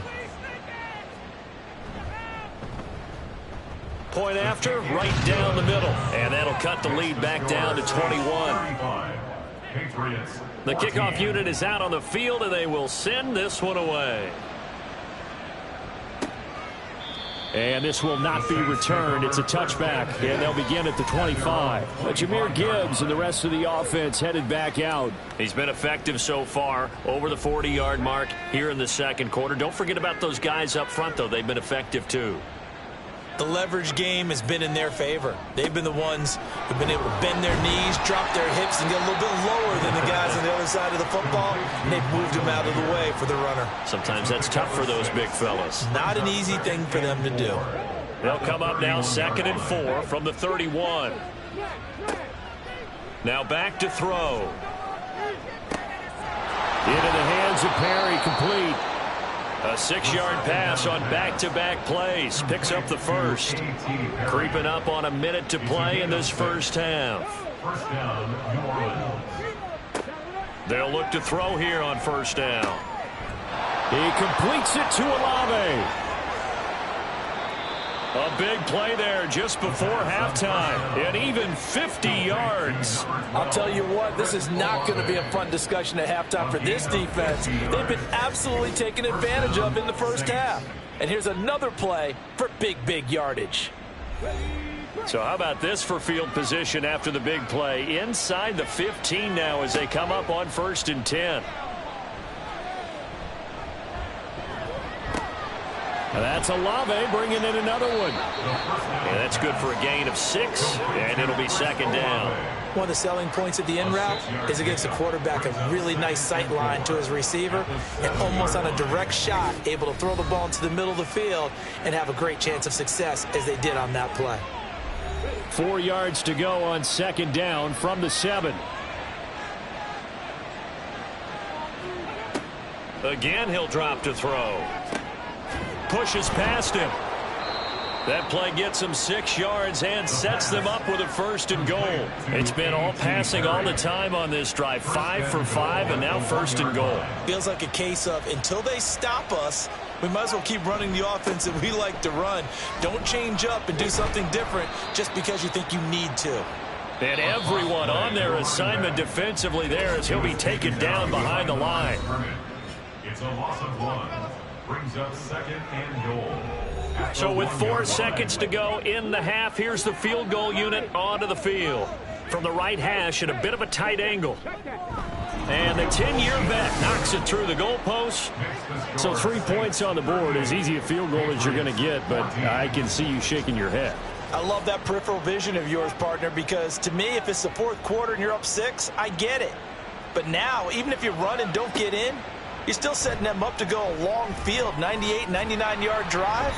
How do you look at your defense and not give them that opportunity?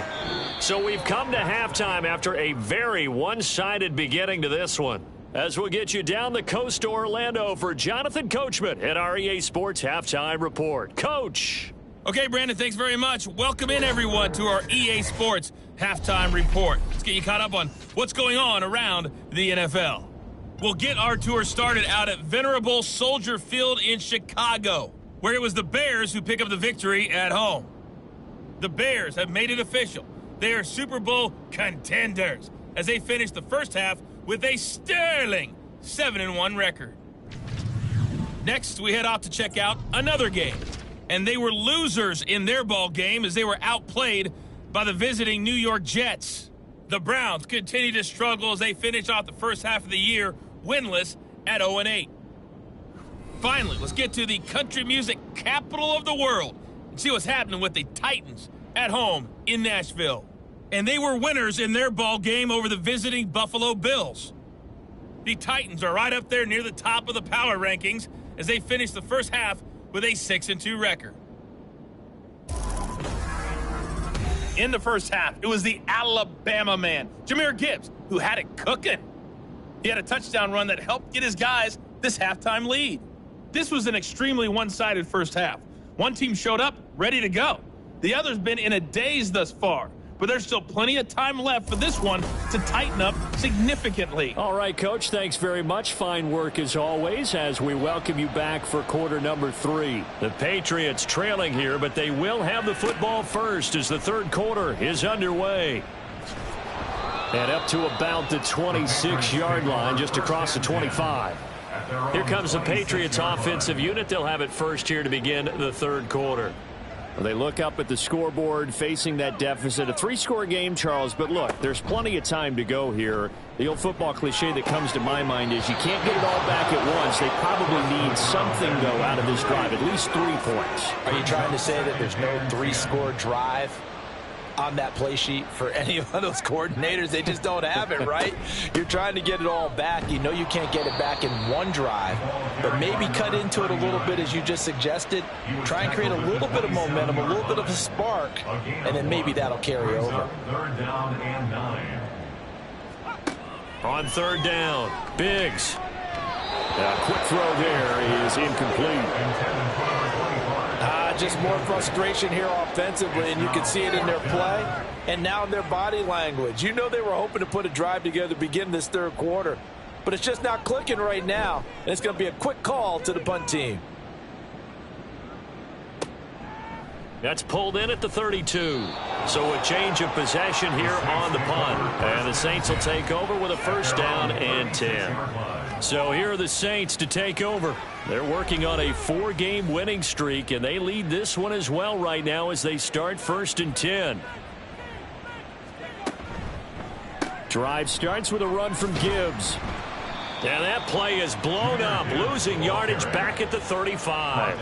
Officially, it's a 1-yard loss. That's going to bring up 2nd and 11. And that's what this defense is going to need to do more in the second half. Good pressure that time, forces some indecision in the backfield. He's going to wind up being taken down for a nice loss. 2nd down, and they go back to Gibbs. They're going to drop him behind the line yet again, and things going from bad to worse. Chalk that up as a 4-yard loss, and now it's 3rd down.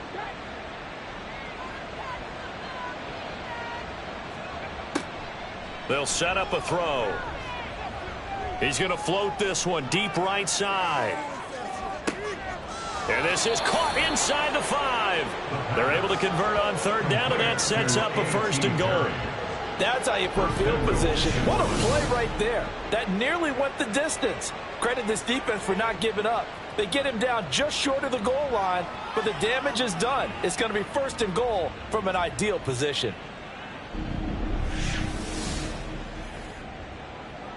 After the big play, a chance to finish now on 1st and goal.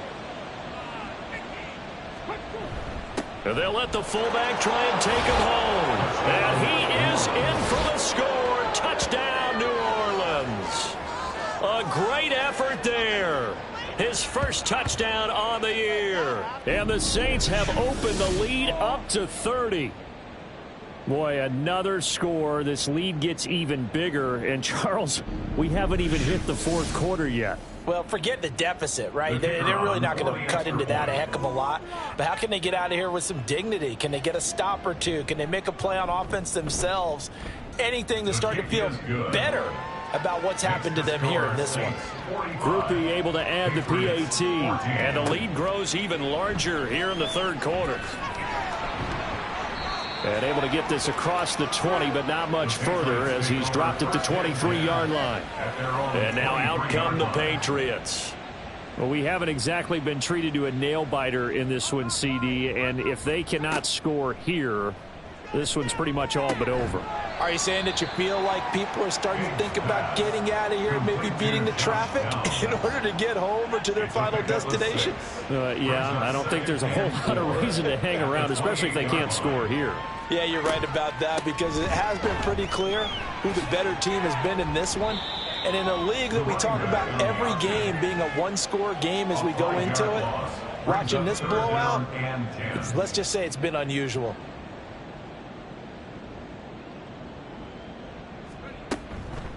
Off play action. Biggs. And this is going to be incomplete.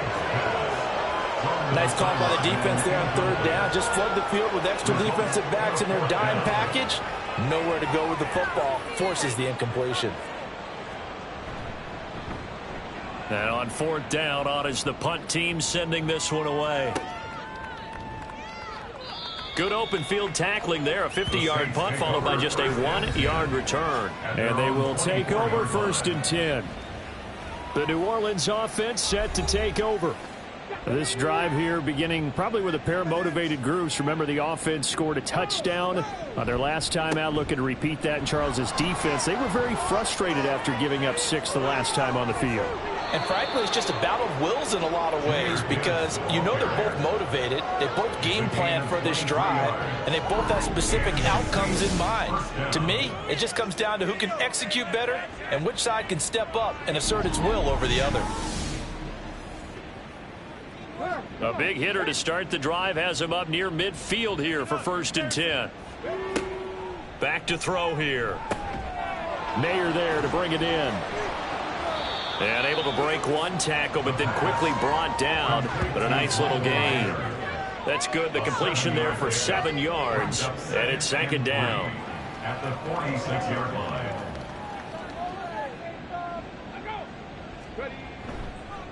Off the play fake, he'll look to throw.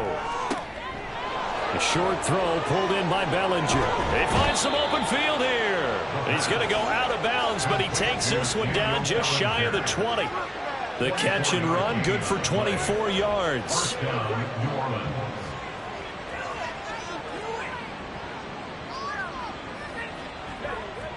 Now on 1st down, he'll drop to throw it. Complete to Olave on the out route. And he'll go out of bounds in the red zone just inside the 20. Calling a gain of 6 on the play, and that'll bring up 2nd down. A 6-yard pickup brings up 2nd and 4. They'll stick with the passing game as he looks to throw. Throw left side complete. That's Gibbs. And they go the wrong way here. Knocked back to the 20. They'll wind up losing 3 here on the play. And 3rd and 8 now. Well, Brandon, we could see that play developing, and they were hoping that he was going to be able to put a move on the first guy and turn it into a big play. but no such luck. The speed on defense continues to get better and better in the NFL. And he's got it. Touchdown, Saints. A.T. Perry, a 20-yard touchdown. And the Saints are pouring it on. They went 5 wide in that offensive set, and racing going 3 wide's a big deal. To go 5, how about the way that they finish things off? Did you just fit a race car reference into the game? Zoom, zoom. How about the way that you play? When you go 5 wide, that means you're going fast now. Zoom, zoom indeed. The point after, good by Groupie. And the lead grows even larger here in the third quarter. The ball upright on the tee, and the Saints kick team booms it away.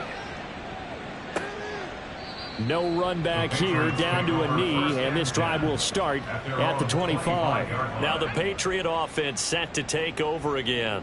Well, we're still in the third quarter, so there's some time to kind of clean this up and make it look more respectable. Now, a win, that's probably gone out the window, Charles, but I don't know. Do you look at this as a time to just improve and maybe start to look towards the future? I think you have to find something to play for, something to grasp onto until the clock runs out. But, Brandon, we've been around this game a long time. This is an outlier. You don't get many blowouts like this no matter how the game looks on paper going in. This one has turned out to be everyone's worst nightmare realized. From the 43, here's a 2nd and 5. From the gun, it's Walker. Oh, nice move at midfield. And a strong run that time as he's across midfield and down to the 43. So the 14 yards actually takes him from 143 to the other for 1st and 10. Again, it's Walker. And the second wave of tacklers is going to get him as they stop him behind the line. 2 yards the loss, 2nd and 12. You've got to figure the further they fall behind, the more you think that they'll get away from the run. They're trying to stick with it, but the results, they just aren't there. Now they'll switch it up here and look to throw. Setting up the screen here. This is Walker. Give him 3 on the screen. He couldn't break free, and it's 3rd down. Caught that look from you there, partner. I think we're on the same page on that one. Just his first catch. I think we both thought he'd be a little more active in the passing game. Let's see if that's the start of them trying to get the ball to him a little bit more here in the second half. This is caught inside the 15. And down he goes, taking it inside the 10, just shy of the 5 at the 6. Now a chance to make that big play really hurt. It's 1st and goal just outside the 5. Off the play fake. Biggs to the goal line, but it's incomplete.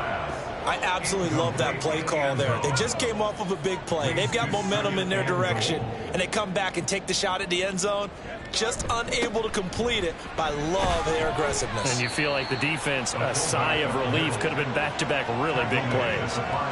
Call it a gain of a yard as they get a little bit closer here. It's 3rd and goal.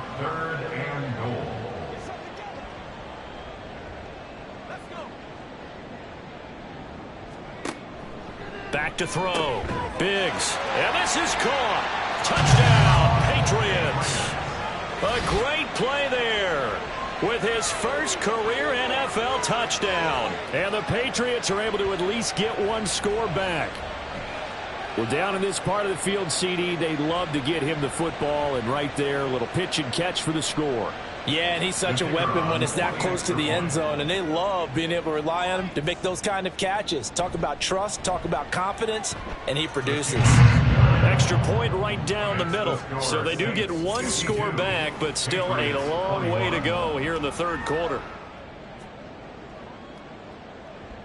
The kicking unit out for the Patriots as they send this one away.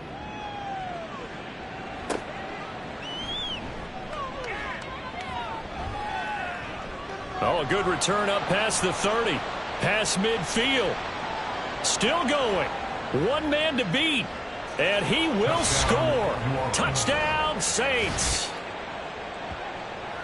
It's been a back-and-forth game, a lot of points on the board, and that return right there kind of indicative of how this thing's gone. Yeah, you've seen both teams go at it, and as you just pointed out, both of them have found the end zone.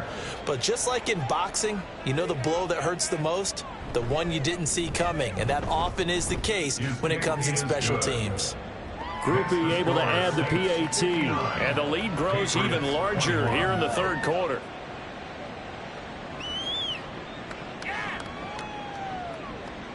So now the other return teams out there as they'll try to duplicate what they just saw.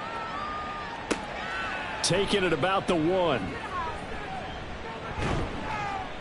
And the tackle going to be made right there at the 25-yard line. And the Patriots gearing up to go now. A strong showing their last time out. They scored the touchdown, but Charles, they look up and they're still down double digits, so you feel like just to keep pace, this drive probably needs to end in the end zone as well. Yeah, and I think the best move for them is to not worry about how far they are down on the scoreboard, but to just remember the last drive and how it ended. Go ahead and try and repeat that. Then you can look at the scoreboard and see where this game is. One play has them up past the 40 already, and another 1st and 10. Now a handoff up the middle. Trailer.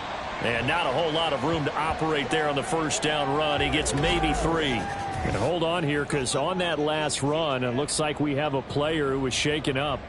We'll get a report when we return to Foxborough.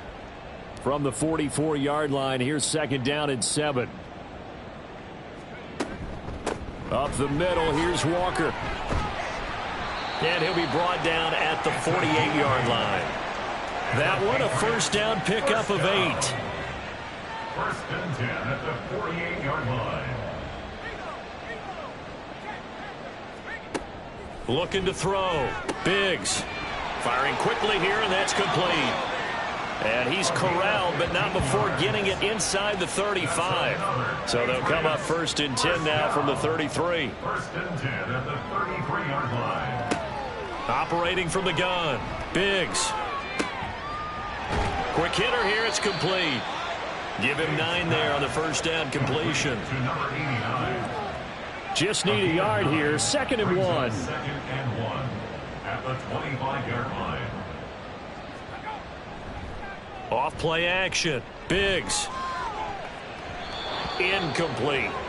That ball was tipped in the air, and while it ultimately fell incomplete, it caused a few anxious moments for the guy slinging it, who's had quite a day.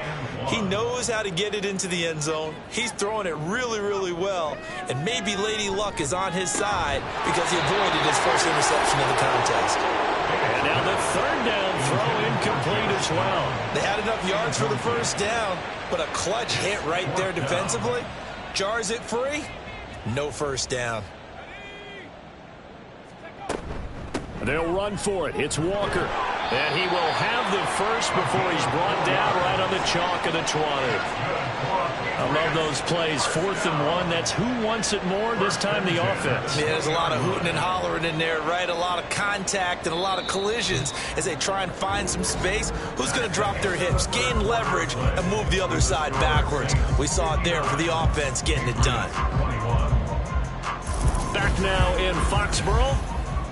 And this is a blowout so far as we get set for the 4th quarter. A very one-sided affair. On 1st and 10, Biggs. Now throw right side here, going to be incomplete. The coverage was good, but I just wonder if they absolutely fooled the quarterback on that play. I think he was expecting something else. Ended up with nowhere to throw the football successfully. He'll try again with the arm here on 2nd down. And that one's going to come up a little short. It's incomplete.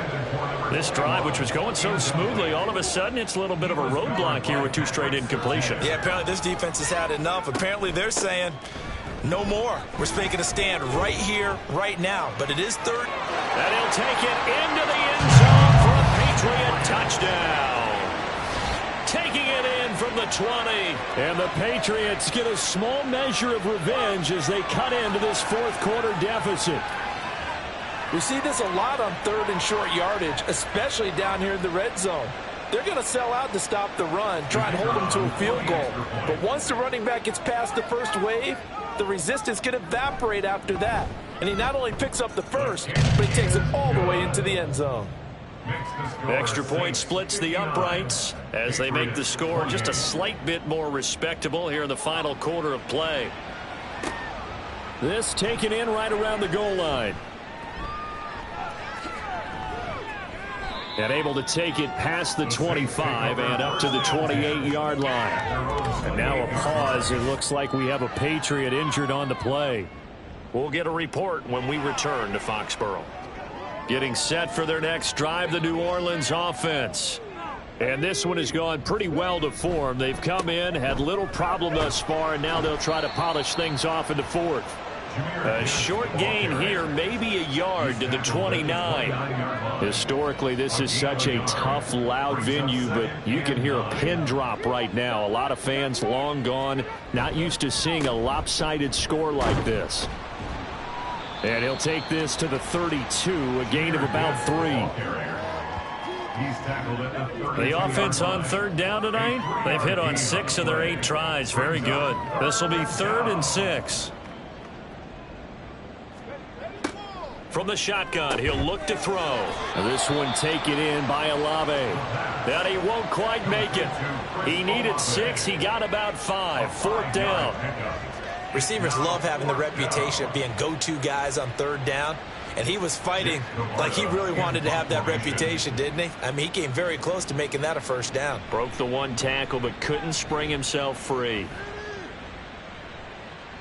And no return on this one as the fair catch is signaled for and taken. So possession goes over here on the punt. And the offense will come back out deep in their own territory.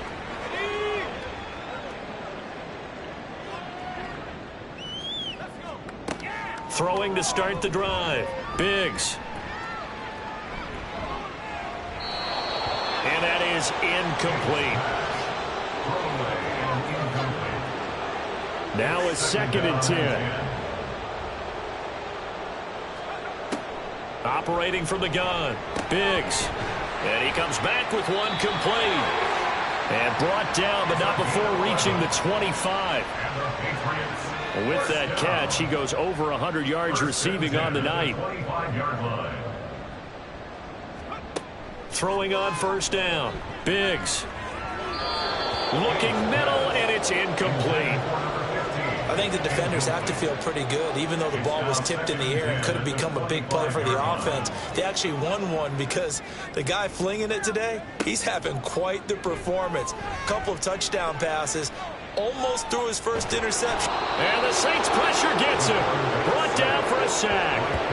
Kayvon Thibodeau, his 2nd sack of the night. Guys with his talent in the pocket aren't supposed to be getting hit like this, and you know an intense conversation with the offensive line is going to occur after this one.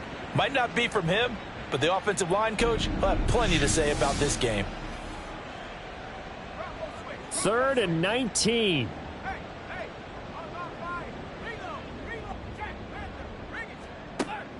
Back to throw. Biggs.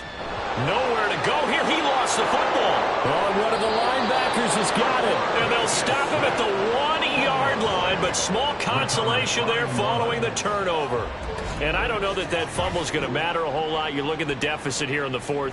It doesn't matter. The coach on the sideline still scratching his head. Yeah, not only scratching his head, but probably writing a note or two about we're going to address this come practice next week because maybe that's the reason we're down this far. Doesn't matter at this point, but being sloppy throughout the game, not going to help him improve. The defense gets him the ball via the turnover. Now can this offense cash in? 1st and goal. They'll try to run this one in. And he showed some fancy footwork on the juke, but then quickly taken down. Extra bulk up front for 2nd and inches. 3 tight ends. And they'll run again. And this time he scores. Touchdown, New Orleans. Well, nothing fancy there, Charles. You had 3 tight ends on the field. They were going to run the football. The defense knew it, but the defense couldn't stop them. And I haven't met an offensive line yet that doesn't get more satisfaction out of running the football into the end zone than pass protecting. They had determination on their side, and they got it done. Here's Groupie for the PAT.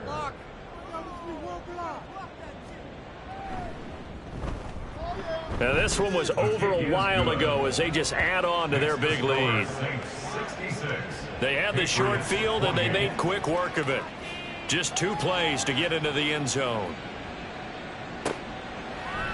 And this will not be returned. It'll come out to the 25. New England trying to get a place on offense.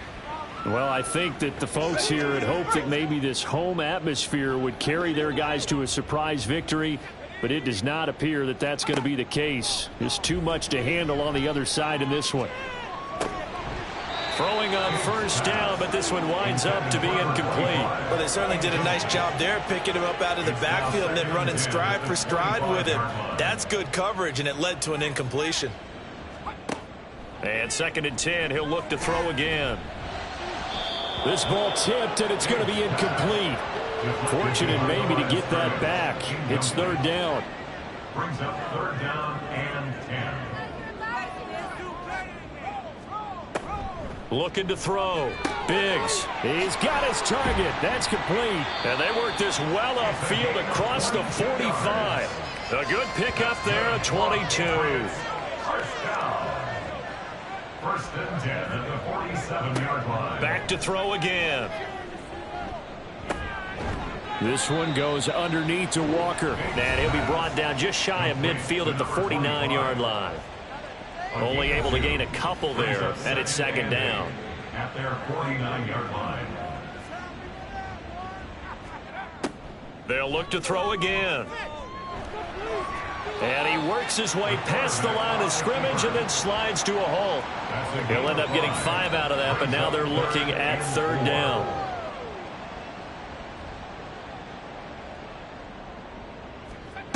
Back to throw. Biggs. Now a quick throw there, but it's going to be incomplete. How about this defense? They came up with a couple of big plays in this sequence, and none better than the one right there, forcing the incompletion and bringing up 4th down. On 4th down, the punt team is on as this is sent away. And problems spreading to the punt team now. This one goes all the way into the end zone on the fly, so that'll come back to the 20.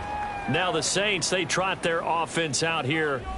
And it's looking all the more likely that a 5th straight win is going to be in the cards.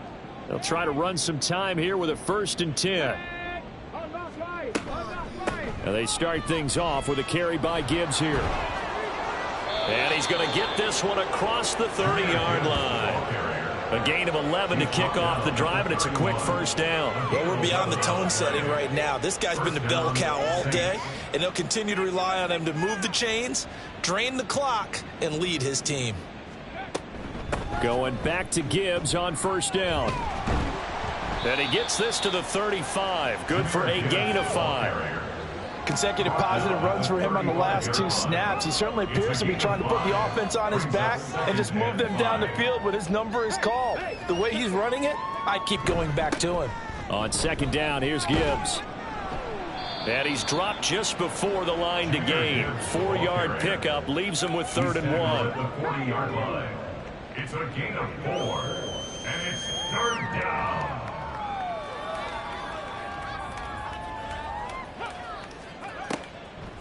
They'll drop to throw. Pass taken in by his big tight end. And he is going to have a Saints 1st down as they're able to convert, albeit not by much, on 3rd and a yard. And looking to put this game on ice in the 4th quarter, but still not afraid to throw it as they show there. You want to play the game with confidence, and they have a guy who's in control right now. Their trigger guy, throwing it, they feel just as confident with him doing that as they would if they tried to run the ball and run the clock out. This is 2nd and 8. 2 yards on the pickup. It's 2nd and 8 at the 43-yard line. On the give, here's Gibbs. And able to break one tackle, but then quickly brought down. But a nice little gain. Trying to keep the drive going here. This is play number 7 on 3rd and 2.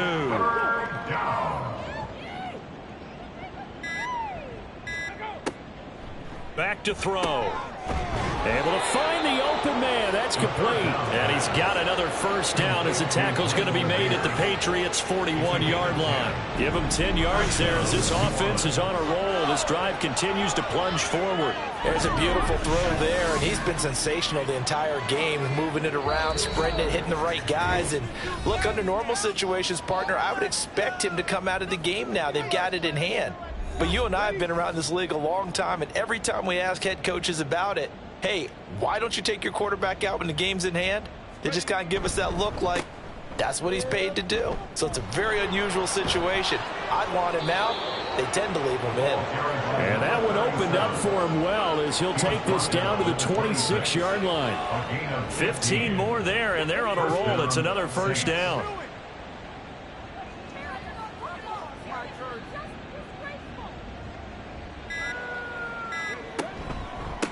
Hand off now to Gibbs. Just a yard on the pickup there, and it'll bring up a 2nd and 9. I like the call there because that was one to take time off the clock and get them closer to getting out of here with a W. In the mind of the play caller, all you want to hear is tick, tick, tick.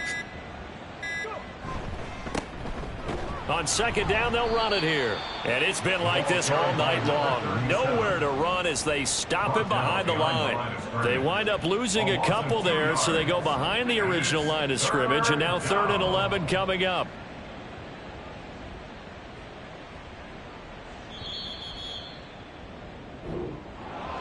Well, partner, under the lights in primetime, this offense, they gave the nation quite a show, putting up that many points to come away with what will certainly be a memorable win for them. And, Brandon, I think it's as simple as this. Some players, some teams, they're just meant for the big stage. And when they get a chance to play in this type of atmosphere, where all eyes are on them and all the lights are shining brightly, they show up and they show out. So for the Saints, the victory moves them to 7-1 on the year. And they will head back home next week. Meanwhile, for New England, the struggles intensify as they drop to 2-6 now on the year. And they'll get a chance to redeem themselves at home next week. And for Charles Davis and our entire crew here at EA Sports, I'm Brandon Gaudin saying so long, everybody.